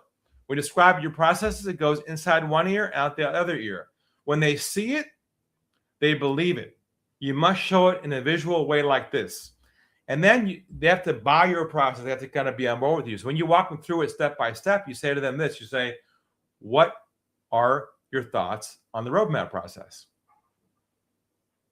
Remember, sit back every time. Let them step into it. Don't ever say this question ever again. Don't ever say, do you have any questions about this? Don't ever use that again. They start picking your brain for free and off they go to someone else. Just say, what are your thoughts on the roadmap process? Probably, if it's done right, they'll say to you, makes sense. Then you go to the last stage, which is onboarding, where you then say, where would you like to go from here? There's no closing. There's no momentum. There's no pressure. You're nothing. You're just trust building. They're still testing you to make sure you're not going to try to sell yourself. You don't have to sell yourself here. Stop selling. Embed a process in place replicatable and can scale that's already known to the human nature based upon the doctor model. Then from there, you slow down. They say to you, how do you work? You say, however you work is a nominal fee of this, or we have a next step from here. And the most important part of all, you schedule them to a next step on your calendar so they don't drop off.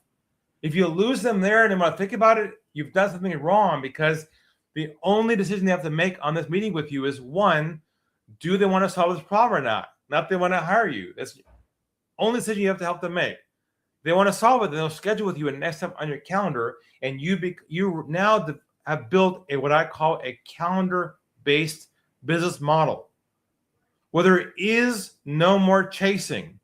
There is no more follow-up. Quick story for you. This is a real story happening this past week. I haven't told Seth about this one yet on our sessions. But I spoke at a conference recently, and a CEO approaches me and said to me, he has like a fleet leasing company. He says, Ari, man, I love what you're talking about, but it's crazy because I taught my team to chase leads. I have a CRM in place for that. Emails, phone calls. We're all about chasing. You're telling me there's no more chasing? I said, exactly. He's like, I kind of believe you, but let's talk about it. So we had a call together, and he shows up with his sales managers, like 8 squares in the screen. I didn't know that they were all going to show up. And I started taking down the iceberg, asking how many leads they have coming in, how many they're losing, and the losses there. Same model I'm showing you. And they're telling me they're chasing leads, sending out proposals, not getting calls back, wasting time with people who aren't responding. They're in the buying process, but not in the selling process for the client. And they hate it. Absolutely. And they're losing twice as more in that process than they're actually making. And so the guy says to me, how do you work? All right. I told him my fee and how I work. He's like, sounds good. He says to me, send us a proposal and an email, and we'll go from there. And I started busting up laughing. I said, you guys did not hear me. your problem that you're trying to solve is not chasing people, not doing follow up with people, and not emailing people. I don't chase people. I don't do proposals. I don't email. I don't follow up. And they started cracking up also. They realized they were stuck in this mode of assuming that's the way people do business. I said, look, I'm going to only send you one thing, okay? And that's an invoice. When you pay the invoice, then we'll solve your problem. And they all were cracking up on the phone line. They were like, oh my God, I can't believe this guy just did it. I said, I'm trying to teach you how to do the same. To make a long story short, they paid the invoice. They're a great client to work with. I love working with these guys. And they're finally converted. This break their way of thinking. So I'm hoping today's breaking your way of thinking to realize we are in a new age, a new economy. You're being shopped. If you are sucked in their shopping mode process, it's over. You'll be commoditized, play the numbers game. If you flip it to this model, you can be very, very successful in the new economy as it comes around with AI and everything else. So here are the big ideas from today. Number one, be the doctor and stop being the pharmacist too early in your process. Even though you can't help it, you got to stop doing that. That's the mindset you have to help you with. Number two, go down the iceberg. Don't cut out halfway through once you realize they're qualified. Go deeper down and spend time with them. Now, the call itself should not be more than 30 minutes, by the way. We're not talking about an hour call. 30 minutes, onboarded, offboarded. That's all you'll need to unpack their problem, to do it right if you master this, the art of this. Also, they got to feel the impact of their issues. Remember COI, cost of an action? That's so important. They got to monetize and qualify what their cost is, the problem is. Otherwise, they cannot justify your fee, right? There has to be an ROI to their problem to justify investing in you to solve the problem. Now, one last tip for you. This is a big one. I'm going to ask all of you on this call to forever, never again use this phrase again in your sales process. Now, this might hurt just a bit, but here it comes. Don't ever again use the phrase follow up ever again. Don't use it in emails. Don't call somebody and say follow up with someone. I'm calling follow up with you. Follow up is a sales word. Follow up triggers momentum. It tells them, trying to move them towards a sale. Okay? So instead of using the word follow up, from now on, post Ari, only use this word. I'm just giving you a call to see if you have any feedback. Any feedback on our previous conversation. Any feedback on our last meeting. Any feedback on our proposal. Feedback's going backwards, not forwards, okay? You have to change your languaging to not be in sales mode, because I can tell a mile away the minute you're in pursuit mode, even with one word alone, okay? So the big picture today is this. You have to go through a wholesale transformation with you and your team to get out of the trust recession and differentiate your company, not based upon your solution, because your solution has been commoditized. You win the game by differentiating your sales process by being trust-based company, and you prove it to them from hello. So look, if this resonates with you and you feel like this feels like you need to move this direction, I'm going to give you the opportunity today to get access to a copy of each of my best-selling books, my 3 best ones. I'll pay for it. I'll mail it to you in the mail. They'll be in a box, so not digital. I will send you a physical copy of the 3 books in the mail from my office. Just scan the code, go to the URL there, fill out the form. If you want, on the back end on the checkout page, you can schedule a time to talk with me privately, and I'll spend some time with you to deep dive inside your sales process and figure out where the holes are, so you can see from a landscape view where the issues are. So I recommend, if this resonates with you, great. If it doesn't, don't pursue it. But if it feels right to you and it feels like natural to you, then grab the books, schedule a consultation, and we'll go from there. And that hopefully should be a shift for you to realize this is a wake-up call. The world's changed, and you have to shift your process to not carry over what you've been doing to solve your conversion issues. So hopefully it helps. And I'll bring it back to you, Seth. All right. Thank you so much, Ari. We can't, the little StreamYard link, can you hide that thing? Because it's blocking the URL. Oh, sorry. Let me, Hit hide. Perfect. There we go. So it is arigilper.com/Seth. and or scan the QR code. The link is in the chat as well. We'll get to questions in just a second. I will just tell you from my own experience, it used to take us 4 calls to get what we're now getting in 1 call. We went from a 4-call sales process down to a 1-call sales process, and our conversion rate is a lot higher. We are getting more people to enroll in our services on 1 call than we were getting before at 4. So I am living proof this works, along with his hundreds of other testimonials. Adrian, do we have any questions in Chatter?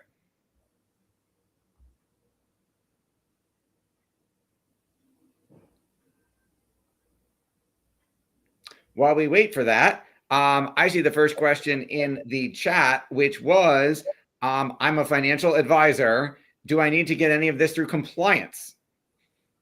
No, because this is not the marketing part of the process, only conversion. So this is just you changing your thinking on how you approach your potential client. Like a lot of advisors do a lot of free consulting, free information.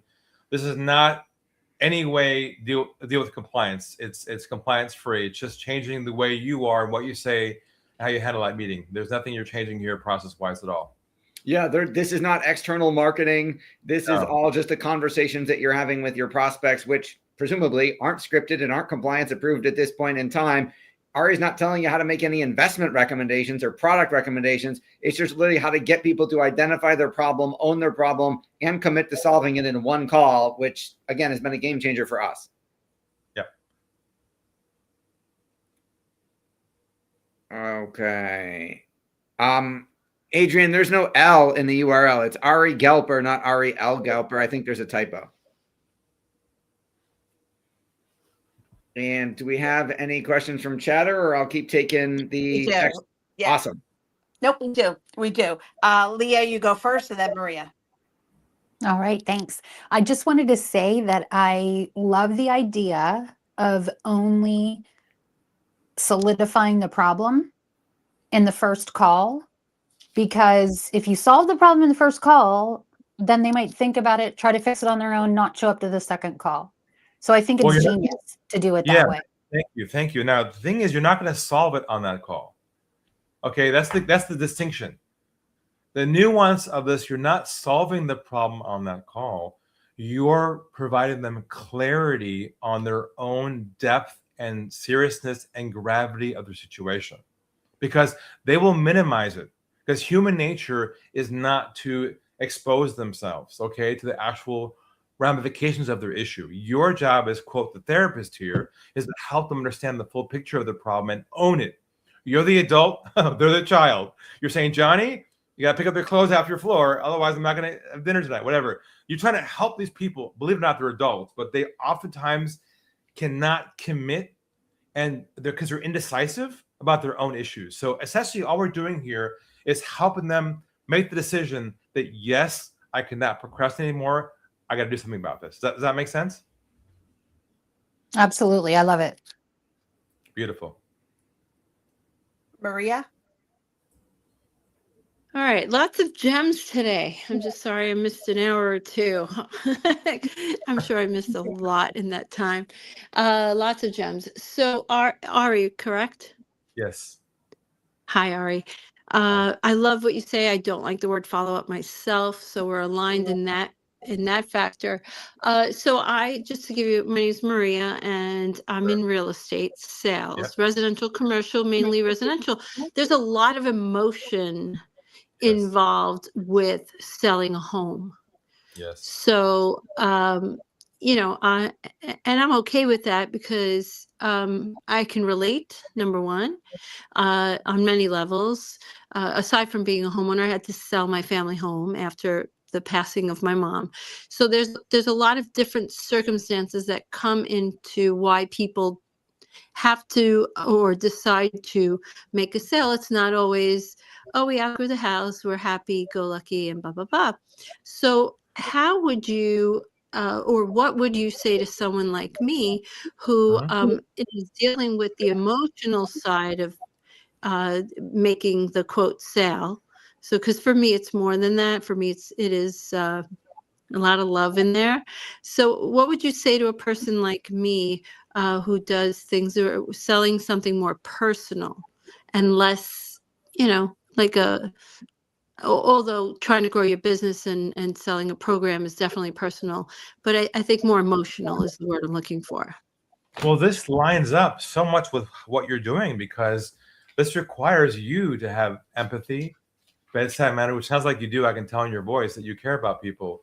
And I think what you have to do is lean into this, and you have to let people know that as an agent, you are not here to sell yourself. You are not here to promote your services. You're here to help them get through this process and this journey with the least amount of pain as possible and friction as possible.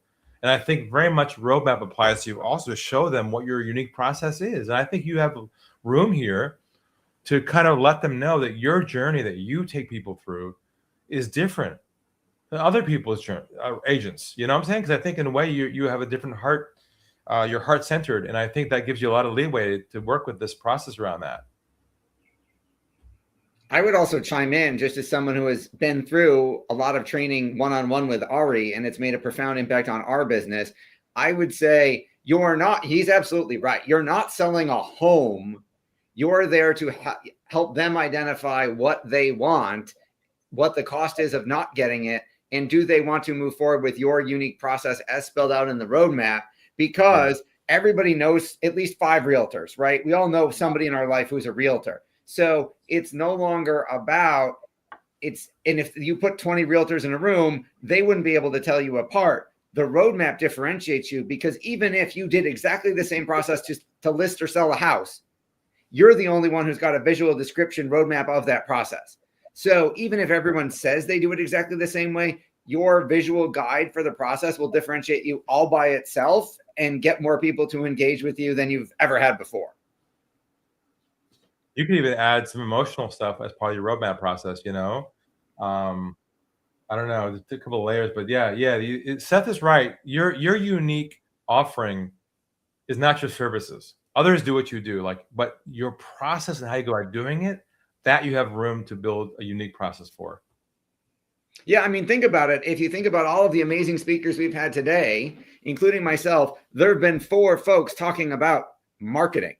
There was me, there was Max Bidna, there was Eric Huberman, there was Partiv Shah, and we all come about it from different ways. So we could all get hired by the same business to grow their business in a different way with a different process. It doesn't mean you don't need all 4 of us. You would probably go one at a time in order. But if you think about it, you're a realtor. What will differentiate you isn't I've got this whiz bang way to get top dollar for your home that no one else has, unless you've got that, and then I'll shut up.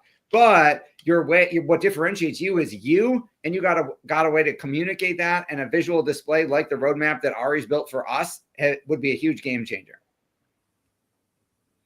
Thank you so Ari. much. We got yep. I'm grateful. I'm grateful that that you hear my heart. I like that. Thank you. I do hear it. Thank you.